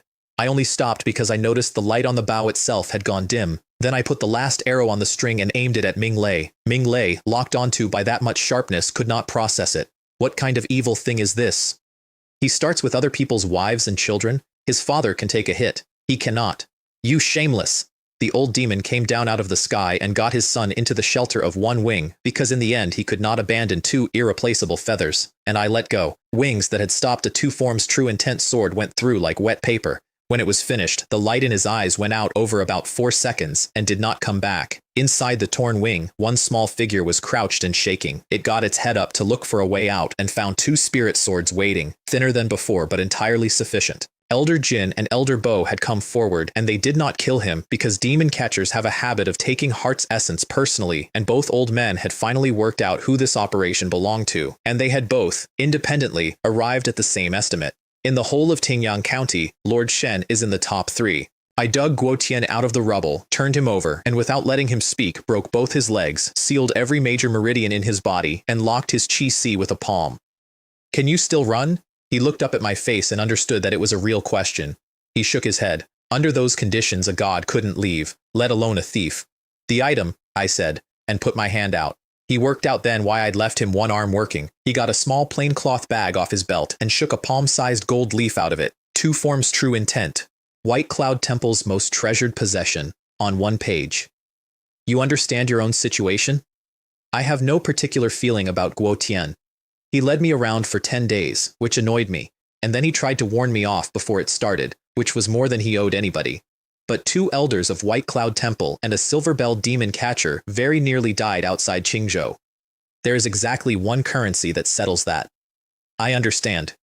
He turned his head and looked at the 3 carcasses in the valley, and something arrived in his eyes that hadn't been there in 10 days. Then he looked back with guilt on his face. If you hadn't come, brother, That isn't what I meant. I put my hand out again. If you want me to do something for you, you pay for it. You've got no future anyway. Don't be stingy. He almost laughed. Then he shook the bag and a thin manual fell out. I don't keep money overnight, he said, but I always carry this. I hope you won't think it's too little. Carefree wind riding art. I picked him up and carried him down into the valley and threw him at the other 3 and gave the gold leaf back to White Cloud Temple. Fortunately, Lord Shen was here, Elder Bo said, letting out a long breath. Otherwise, never mind recovering the technique, we'd have left something behind in this valley. Elder Jin glared at Guotian on the ground, and if his sword hadn't been busy holding Ming Lei in the air, he would have put it through the man's throat on the spot. That was the ancestral hall that had stood since the founding of their sect. Never mind, said Elder Bo. The two gentlemen will settle it on White Cloud Temple's behalf. I walked over to the last demon. Ming Lei was held in the air with two swords and his family in pieces below him, and the despair on his face finally turned into something ugly. I'll fight you to the death. The azure feather came up on his right arm. The arm did not. I took the core and the essence and went back to the group, and every one of them stepped back half a pace as I approached, because I had opened the belly and had it out in the time it took to walk over, and it was noticeably more practiced than my archery had been. That, they were thinking, is a very great deal of demon essence on somebody's hands. Even White Cloud Temple, which makes subduing demons its entire purpose, felt slightly ashamed of itself. On the ground, Guotian looked at Ming Lei's body and let out a long breath and finally settled. How are you feeling? Tang Fei asked him. Delightful, he whispered. Thank you all. Shall we take you back to the Demon Suppression Division? Because he was a core formation cultivator who had spent his life in Qingzhou, and whatever else he was, a great many people knew his name. You're all kind people, he said. Allow me to be a coward one last time. I'd like to trouble the two Taoist masters to bury me with wire. He looked at Elder Jin while he said it, having identified the softest man present within about 4 seconds. She was only a Jade Liquid Realm demon. Her essence is worth nothing. Go to Pingsha Valley and my boys will compensate you properly. Damn you! Elder Jin's fist closed. Playing the victim. I'm not buying it. I ought to hang your head on the city wall. He took several breaths and then looked at me and said nothing. My business here is finished, I said. Do as you like. Guotian closed his eyes, content. Elder Jin flicked his sleeve, and the thick spirit sword shrank down to a small one and went across the man's neck cleanly so that the body would stay in one piece. You agreed to it, so you can dig, he added immediately. This poor Taoist hasn't the strength to bury a married couple.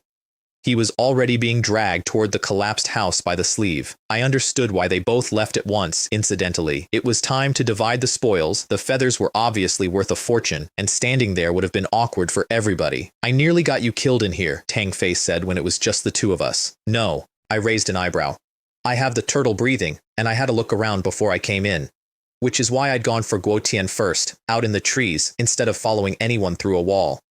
She understood the rest without my saying it. Her own concealment is nowhere near mine. If there had been something in that valley I couldn't beat, I would not have come in after them. Couldn't you have been a little more tactful? With something that can kill you, it's better to be clear, because I am not a savior who arrives in time. I am a Jade Liquid Realm martial artist with a body-tempering art doing the work of a core formation cultivator, and without the external pill, I am not much stronger than those two old Taoists. If this woman keeps standing next to me and losing the caution that kept her alive for a century, she will die out there, and it will be my fault in a way nobody will ever write down. She thought about it seriously and nodded. I'll pay attention.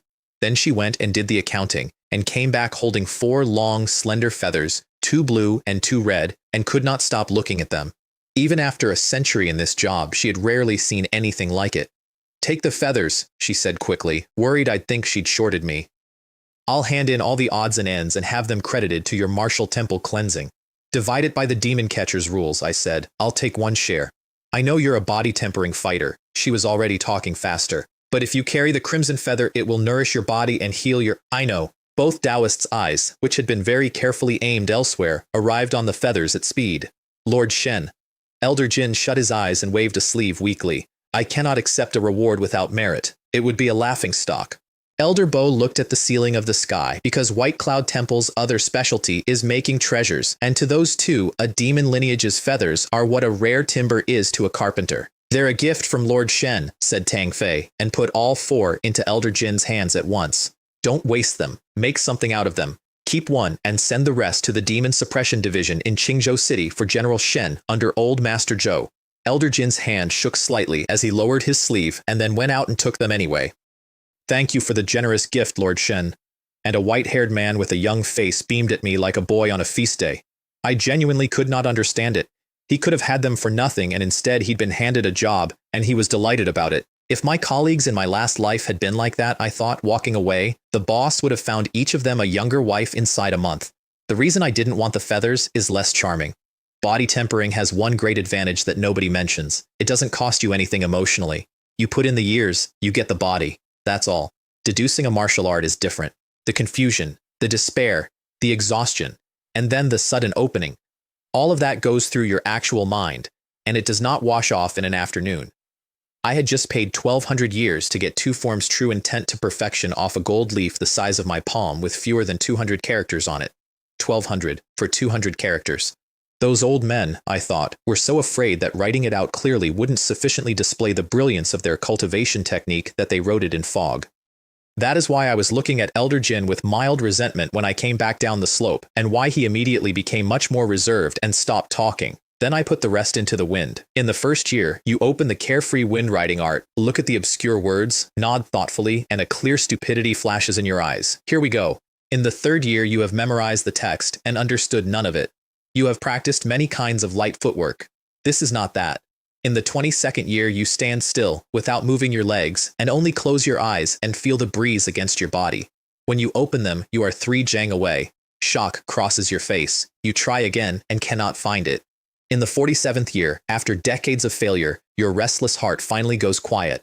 You turn to go home, and with one step, you become a gentle breeze, 10 feet away. Minor achievement. The sound of the wind beside my ear became suddenly much clearer. I could feel myself becoming lighter, and the jade dew in my chi started moving on its own. It is not footwork, that's the thing. It is closer to what the old stories say immortals do when they walk on clouds. A man does not move faster, a man becomes wind and then stops being wind somewhere else, which is also why a thief with one dead leg could outrun me. It wasn't the legs, it was the chi I sealed at the end that finally stopped him. In the 732nd year, you vanish and reappear without having moved an inch. But you know that if you wished it, you could be 100 feet away instantly. You are no longer riding the breeze. You are the breeze. Perfection. 2,675 left. We rode back to Tingyang City with 2 old Taoists and a woman in the carriage, and a lieutenant general driving it, who had been annoyed at the assignment and had stopped being annoyed once he counted 4 core formation cultivators in the compartment behind him. I spent the ride finishing the furnace. You have successfully communicated with the 26th new key point. The melting sun treasure furnace, constructed from 301 major openings, appears to have reached its limit. 1,400 years. Gone. The dark red lattice under my ribs went sharper and pressed down on the chi again and again, and I felt better for it, because I have a growing suspicion that a man who builds this much of himself out of demonic methods should keep something extremely heavy sitting on top of the results. Then I opened my eyes and said, "Senior Xiao, you can simply say it." She had looked at me, accidentally, 12 times in 1 hour. "I was going to ask," she said, looking out of the window, "whether you were thirsty." A silver bell demon catcher of 100 years, and she is shyer about it than Su Ling, who at least knows to say when she's hungry. Then both bells shook at once. I stroked mine and lost interest immediately. No great demon, just gossip. Tang Fei sat up. "Wen Qing has left Linjiang Prefecture?" Both old Taoists straightened their backs and quietly angled their ears. "Who?" I said. "Is Wen Qing?" The carriage went silent. Elder Jin looked at me the way you'd look at a talking dog. "Lord Shen, you haven't heard the name?" A man of the Demon Suppression Division not knowing Wen Qing is, apparently, like a scholar who cannot write. "Old Master Zhou invited her to Linjiang Prefecture to subdue a demon," Tang Fei said carefully. "Didn't he tell you? Aren't you his close associate?" "We're not that close." "Which is true. I have met the man twice and said perhaps 11 words to him, and on the first occasion I was busy taking a dragon's pill out of its abdomen." "That's perfectly normal," Elder Bo put in gallantly. "Very few people in Qingzhou are familiar with Lord Wen. The demons are much better acquainted with her. Unfortunately, most of them are dead." Then Tang Fei explained why Zhou Ming had sent for her. When the old master beheaded the Zhao Lord and finished Qingfeng Mountain, just as it was ending, an aura appeared on that mountain. At least core formation. It made no attempt to hide. It was obviously provoking him, and when he sent his yin god up to find it, it vanished instantly. "Teleportation," said Elder Jin with total confidence. "To slip General Zhou's search, you would need at minimum a great demon at perfected core condensation, possibly embracing core realm. That's what old Master Zhou thinks too." I looked out of the window. Every step of that reasoning is wrong and the conclusion is correct, which is the most annoying thing that can happen to a man. That demon was me, 200 paces away, in a tent, at the exact moment I finished condensing the external pill. I am now the reason the most dangerous person in the province has left her post. I would very much like to take advantage of this, I thought. And I don't dare. In Tingyang City, I fed the furnace, the tiger core first, since there was little left in it, and I wanted to test the ceiling safely. 60%, no complaint from the furnace at all. Then Minglei's nascent core, 10% at a time, putting the pill back inside myself between each one to feel for trouble. 85%. and the dark red veins of the melting sun furnace trembled and showed for the first time a hint of strain. That's the limit. A little more and I would be carrying a full perfected core condensation demon's cultivation in my chest, refillable at will from anything I killed. Then I took the golden trace out of the bell, turned it over in my fingers, and looked south. There was a knock. Tong Fei came in wearing a brand new red shirt, and it did not look wrong on her. "We finally got back," she said. "How about we go into the city and—" Then she saw the mountain spirit's key on my fingertips. "Perhaps next time. I want to rest. I'm leaving Tingyang City tomorrow." "You're going after the mountain lord." She could not work out why anyone would live like this. From the first day she met me, she had never once seen me take a day off. Killing demons, or on the road to killing demons. Qingzhou has a general, 12 demon suppression generals, and 3 golden bells. Whatever is coming was never going to land on the youngest man in the room first. "I keep feeling," I said, "that it's thinking about me." I wiped out its lineage. In its position, I would lie down in the dark and put a knife into me while I slept. Then she looked at the floor and her voice got small. "I didn't tell the truth back then. That trace was just your reward. Killing the mountain lord is impossible." She checked my expression and found nothing, which did not help. "It will have run to the demon territory beyond Linjiang Prefecture by now." Why is it impossible? She had been arrogant as a queen in Yong'an City, and now she was standing in my doorway apologizing, which I confess I found entertaining. "Because beyond Linjiang Prefecture is the White Deer's ground. It said it was going to shelter with him. Xuelu is its sworn brother and won't stand by and watch." Her face changed. "Xuelu is a genuine, embracing core realm demon lord. It has done more evil in Qingzhou than I can list, and it is still alive. That is not something we can touch." I listened to all of it without interrupting, and kept turning the trace in my fingers. "If I remember rightly," I said, glancing at the door, "Linjiang Prefecture is over that way." And I handed it to her. She took it, and felt it properly, and her face went scarlet. "I'm an idiot," she whispered. "I actually believed a demon's threat. The trace was not beyond Linjiang Prefecture. It was inside Tingyang County, toward Shitai Mountain." "Not necessarily," I said, "because think about it. It lost its sons. It did not run to a bigger friend, and it did not come for the woman who had chased it out of Yong'an. General Fan is fully occupied holding down embracing core realm demons and is not in Tingyang City, so what is it waiting for? I have no interest in guessing what a demon is thinking. If I can't work it out, I assume it's plotting against me, which means moving first." The next morning the whole manor was busy, and the reason was Tang Fei. 2 skilled travelers stationed every 200 li, day and night, in shifts. "Tell General Fan to stay as close to Sitai Mountain as he can without disrupting the larger situation. If anything unexpected happens, I'll ring." Elder Jin wandered over, baffled, and asked whether Tingyang County was in trouble. "Not Tingyang County. We have a trace on the mountain lord. Lord Shen intends to kill it before he leaves." "The perfected core condensation tiger on Zitai Mountain?"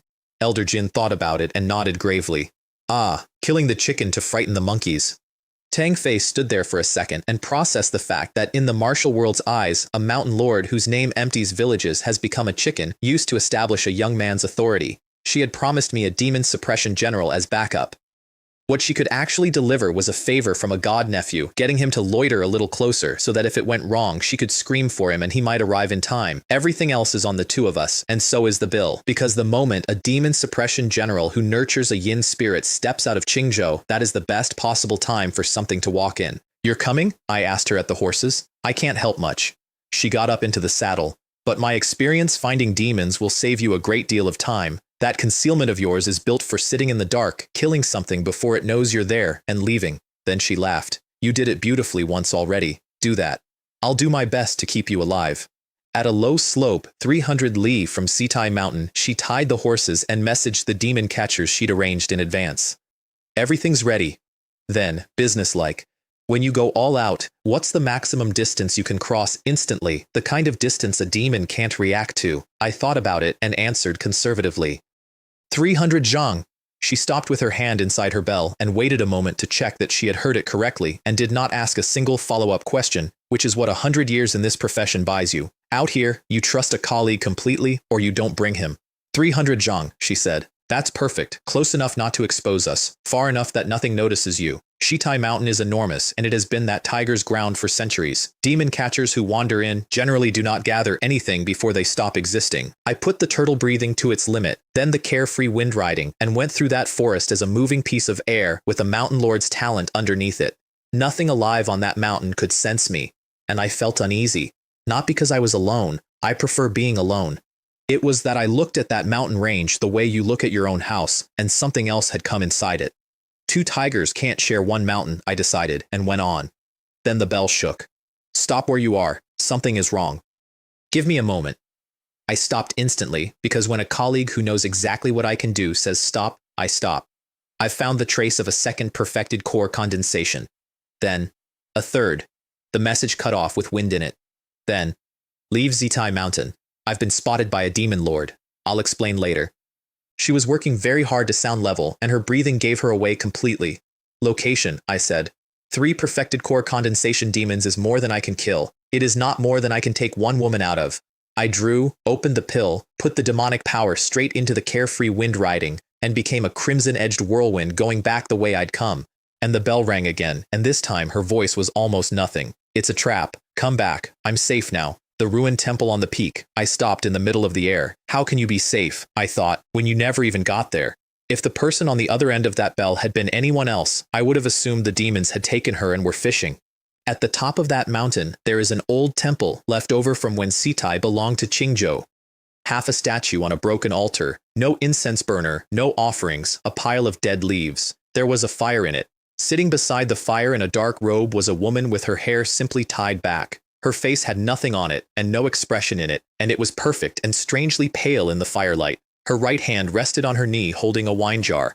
Her left hand was on Tang Fei's forehead, smoothing her hair back out of her face, and under that hand, Tang Fei's ruined breathing had gone even and slow, and she was asleep like an infant in the middle of a mountain full of demons. Please come in, the woman said without turning around. Outside, there was only wind. After a long while, I walked in and sat down in the corner furthest from the fire, because I do not like being close to things that make me uncomfortable, and she had found my position at a glance, which was not luck. Nobody spoke. The fire cracked. She drank steadily from a jar that smelled strong enough to reach the doorway. It changed nothing about her face. It only made the paleness slightly less alarming. When the jar was empty, she set it down, and her eyes went over the black blade at my waist and stayed there for a moment, with something behind them. Then she took her hand off Tang Fei's head and stood up. I'm going to kill a demon, she said politely. Do you want to come? What demon? The white deer, and the demon lords it has gathered to ambush me. She considered. I don't know how many. There should be quite a few. That's very little information. There is none, she said, because they should have run, and they didn't. Which is, when you write it down, the entire art. You knew, I said, and you came anyway? I know where the Howling Moon Demon King is. She opened her palm, and a long, thin silver needle came out of it and hung in the air above Tang Fei, and the temperature on that peak dropped like a stone. Frost went over the broken statue in a heartbeat, over the leaves, over the walls, and stopped in a neat circle around the sleeping woman. Then she walked out into the dark and finished the sentence over her shoulder. As long as he isn't there, the rest are all the same. She had asked me because it was polite. She did not care in the slightest whether I came. I followed her because 2 conditions had just been met at once. She had seen through concealment I had put a century into, and Tang Fei had gone to sleep under her hand, and only 2 kinds of people in Qingzhou fit both. A demon suppression general or a golden bell. She glanced back, mildly surprised that I'd come, and said nothing about it. She had given the warnings. She does not interfere with other people's choices. I did not relax. She wasn't concealing anything, and there is an edge to that woman's presence that makes standing near her physically unpleasant. And I had one honest question, which was this. I have a teleportation art at perfection. Why is somebody at her level walking these dozens of lie on foot at a stroll? Then something screamed off to my left, and a shadow came out of the sky and landed at my feet. A tiger, 10 feet long, with a transparent sword that appeared to be made of frozen water buried in its belly. What had come out of it had already frozen. Its fur was white with frost. Its limbs were moving very slowly, and its claws were shaking. It could not understand how something that had been hiding very far away had been pierced through and brought here in the time it takes to blink. Lord Wen, this has nothing to do with me. Nothing. It was all Shui Lu's scheme. She didn't appear to hear it. She glanced at me. I'm not a demon catcher, she said gently. There's no need to stand on ceremony. I understood her perfectly. I took the head off, took a thread of heart's essence for the bell, opened the belly, and took the pill. Slay perfected core condensation tiger demon. Total lifespan, 5,800 years. 1,200 remaining. While I was crouched over it, she stood beside me and watched, and there was something in her eyes that had nothing to do with the tiger. It looked like a woman repairing an old regret from the wrong end. Then the sword in its belly turned into a silver needle and went back into her palm. Let's go. She walked those dozens of lies slowly, the way you'd walk in a garden. Half a cup of tea later, something else fell out of the sky. A sable this time, and it did not get to say anything at all before the blade went across its throat. Slay perfected core condensation sable. 5,600 years. 1,400 remaining.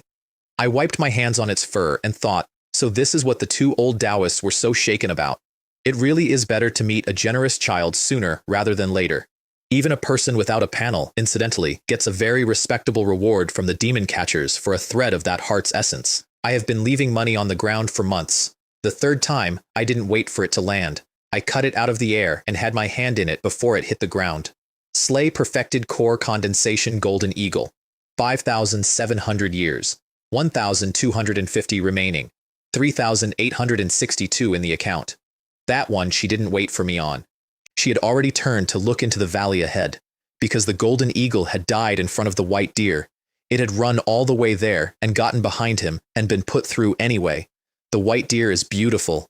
4 hooves off the ground, an elegant body, and a rack of antlers like a crimson crown. And it was screaming in a bass voice with what I have to admit sounded like completely genuine grievance. I told you I have never been to Qingfeng Mountain. Why won't you believe me? You have chased me from Linjiang Prefecture to Tingyang County. Its voice rolled around that valley like a bell. That business years ago, a general from Yushan Prefecture wanted to kill me, and I couldn't take it anymore, so I dealt with him. Apart from that, have I ever once provoked you? And then, at the top of its lungs, why the hell would I go and provoke Chen Qiangkun? I stood there with a drawn sword and listened to a demon lord tell the exact truth at enormous volume.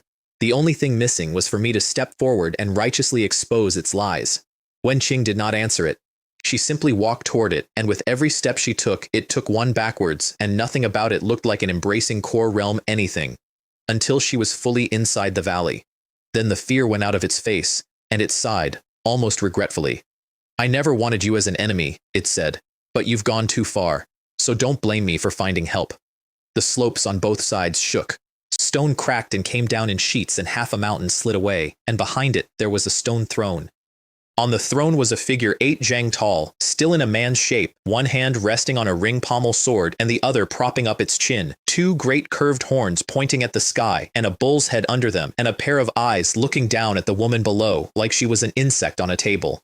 Wen Qing, it said, I have been thinking about you for a long time. That was the first time I ever heard a demon refer to itself as a king. Its aura was not higher than hers, and it was not the howling moon. Underneath the throne, almost invisible next to that bulk, an old dog demon stood holding a long spear, and its aura said, embracing core realm as well. That makes 2. The little demon king flapped a hand in my direction without looking at me. Go and kill that one. The old dog rolled its neck and stepped forward, and the white deer jumped in front of it. No need to trouble the little demon king's people, it said quickly. I'm not good at much, but I'm fast. Let me. Because the white deer belongs, on paper, to the Howling Moon Demon King, and consorting with a foreign upstart is already a capital matter, and being used as ambush fodder against Wen Qing on top of that is more than it had agreed to. Want to run around a bit more? Said the little Demon King, not caring at all. Its eyes had not left her. In the middle of the valley, Wen Qing's sleeves moved, and her hands hung at her sides. Then the needles came out of her. At first glance, tens of thousands of them. They came out of her body, and hung, and became swords of condensed ice, and then all of them together gathered into an enormous jade dragon that turned once around her and settled. I need 1 stick of incense, she said. Please hold on. The little demon king laughed at itself and stood up, and the whole mountain range moved in time with it, and it took hold of the broad silver-rimmed sword. This is exactly why I didn't wait for a real breakthrough before coming to find you, it said. Being looked at like that has kept me awake. She ignored it completely and turned her head to me. 1 stick of incense. Are you sure you can manage? I looked at the white deer coming toward me. There shouldn't be a problem. And before I finished saying it, I was gone into the dark. The white deer, who had genuinely intended to chase a boy off and thereby extract itself from the whole evening, put its head down and slammed all 4 hooves into the ground. What followed was, from its point of view, the worst quarter of an hour of a very long life. A column of white light hit the hillside and left a crater and turned every tree inside it into dust, and a gentle breeze drifted away from the edge of it. It stamped. It had never in Qingzhou met anything that could match it for speed, and this child appeared to be waiting for it, stopping every so often so it could catch up. Up in a tree, I yawned. Even I hadn't expected that. Carefree wind riding at perfection, driven by the external pill, is faster than an embracing core realm demon lord. If this is all there is, I thought, forget one stick of incense. Give me enough demon cores and I could walk this thing back to Qingzhou City. Then I thought, shall we try killing it? So while I ran, I ate. 303 years to erase the peacock's consciousness, then the sable's core, which lasted until the 1300th year, then the mountain lords, which went dry at the 2600th. I took out the golden eagles and swallowed that too, and the three demonic powers fought each other inside me while the life force herded them, which is exactly like raising livestock and about as dignified. Then a golden eagle's cry went off in my skull and settled the argument. Wings unfurl 1,000 layers of cloud. A golden cry startles the celestial palace. Divine eyes survey 10,000 li and ears hear in all directions. A flying general patrols the heavens and hunts across the wastes, and from soul-stealing claws there is nowhere to hide. The fifth transformation, 372 years left. I stood up on a branch and Zitai Mountain under its red fog laid itself out in front of me in perfect detail, every leaf of it. Then I took out the sky-piercing sunbow and pulled. It went to full draw with one hand. The sun engraved on the bow arm lit up so hard it looked like I was holding an actual sun and about to throw it through the sky. Below me, the white deer, running flat out, felt something and locked all four hooves at once. The first arrow threw it hundreds of feet and opened a ravine along the ground it had been standing on. It got up shaking, looked up, and saw the second one gathering. It threw itself sideways, and the backwash alone put it into the air again. And exactly then, one stick of incense burned out. Deep in Zitai Mountain, a section of the range dropped straight down, and a crimson demon cloud went up out of the hole and left at a speed that did not seem possible, and was gone. The white deer spat blood, with its organs somewhere they shouldn't be, and watched it go. Useless, it thought. Useless. That damned woman said one stick of incense, and she was exactly right. What a joke of a little demon king, calling itself a king with abilities like that. It had been unhappy under the howling moon. It had thought a rising foreign power might be worth attaching itself to early, and be grateful later. At that moment, it would have strangled that stupid ox with its own antlers. Then it looked forward, and the breeze it had been chasing all night was standing on the ground with a bow, pointing it at its heart. It stamped and used the talent it was born with. White mist came off it and covered 100 li, and the arrow went into the fog and vanished without hitting anything. I stood inside it and did not panic. My eyes went through the mist without difficulty. The trouble was what my eyes found. Zitai Mountain had become a paradise. White jade underfoot, golden peach trees, cranes walking about among the clouds. There was music, and the air smelled of nectar, and all of it worked gently at the back of my mind, lowering my guard, encouraging me to forget what I had come here to do. An illusion then, which means the knife is coming. So I put the bow away, drew the sword, brought the red up in my eyes until every soft thought in my head burned off, and let the pill fill my arms. Then I waited for the trick. The trick, when it arrived, was a hot spring full of snow-white pebbles, wreathed in steam, with water splashing and someone laughing. And out of the water, wearing very little, came 3 figures. The white deer was in front, waving a pink veil in one hoof and holding a demon core in the other, giving me a slow wink. Behind it stood the bull demon, its enormous muscled frame draped in gauze, looking at me shyly. And behind that, the skinny old dog, half hiding its own demon core against its chest and looking coy. No, I said out loud. I had expected something like this. I had not expected it to be insulting. Out in the fog, the white deer was having the worst professional moment of its life. That talent draws out the deepest desire in a man's heart. He was young. He was male. Even a saint has one woman he cannot forget, which is precisely why it had built the immortal maidens and the pool. And it could accept being wasted on a man made of stone. It could accept that. What it could not accept, what it genuinely could not process, was that it was in the pool. You've gone too far. And having lost its temper, it came straight at me, which suited me perfectly, because it was never afraid of me. It was afraid of the bow. Its antlers grew in the wind into 2 mountain peaks and came down. There was no earthquake. A slim figure in black put up a left hand and held them, and 2 enormous forces canceled each other quietly in one palm, and the antlers came down toward the ground at about the speed of a tortoise. Evenly matched then, give or take. It could not understand how a mortal body was doing that, and pushed another half again into it. I had never expected the 5th transformation to crush a genuine embracing core realm, so I put blue light on the blade in my right hand and cut upward. The ripple was invisible and 10 feet wide and looked slow, and about a third of that beautiful crown slid sideways and fell off. It got its head up in time to see me arriving with the sword. That blade was, at that moment, a genuinely disgusting object, demonic power from the pill, the cold blue edge of an azure feather, and underneath both, 4,000 years of toad poison. It stamped a forehoof at me, and I neither dodged nor blocked. I took it on the shoulder, which collapsed the shoulder, and put the sword into its back. Poison went into the wound and started eating. Then a red light went across its vision, and I shook my arm out, and the shoulder was whole. Because the crimson feather was in my body now, and it heals faster than an embracing core realm demon lord can break. We crossed 3 times. 3 long wounds opened along its side, and the flesh around them turned to green liquid and ran down toward the bone. It got its head up. I was undamaged. "You are nothing but insidious tricks," it said, and there was a crack in it. "You don't even practice martial arts, do you?" Which is the moment it lost, and I want to explain why, because the reason is, Wen Qing.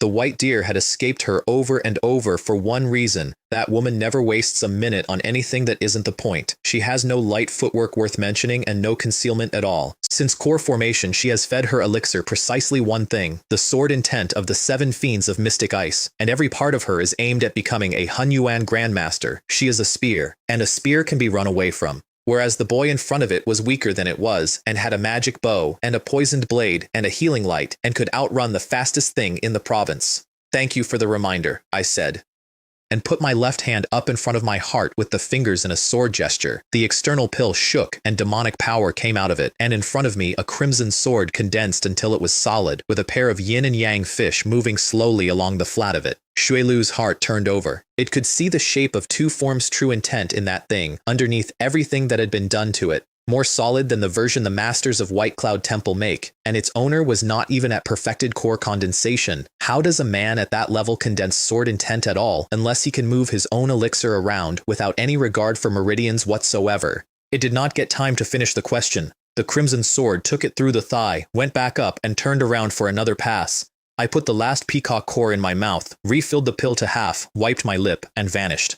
After that, it was 2 of us from both sides for a while. A heel across the head, a fist into the body, the yin-yang sword coming through wherever the body wasn't.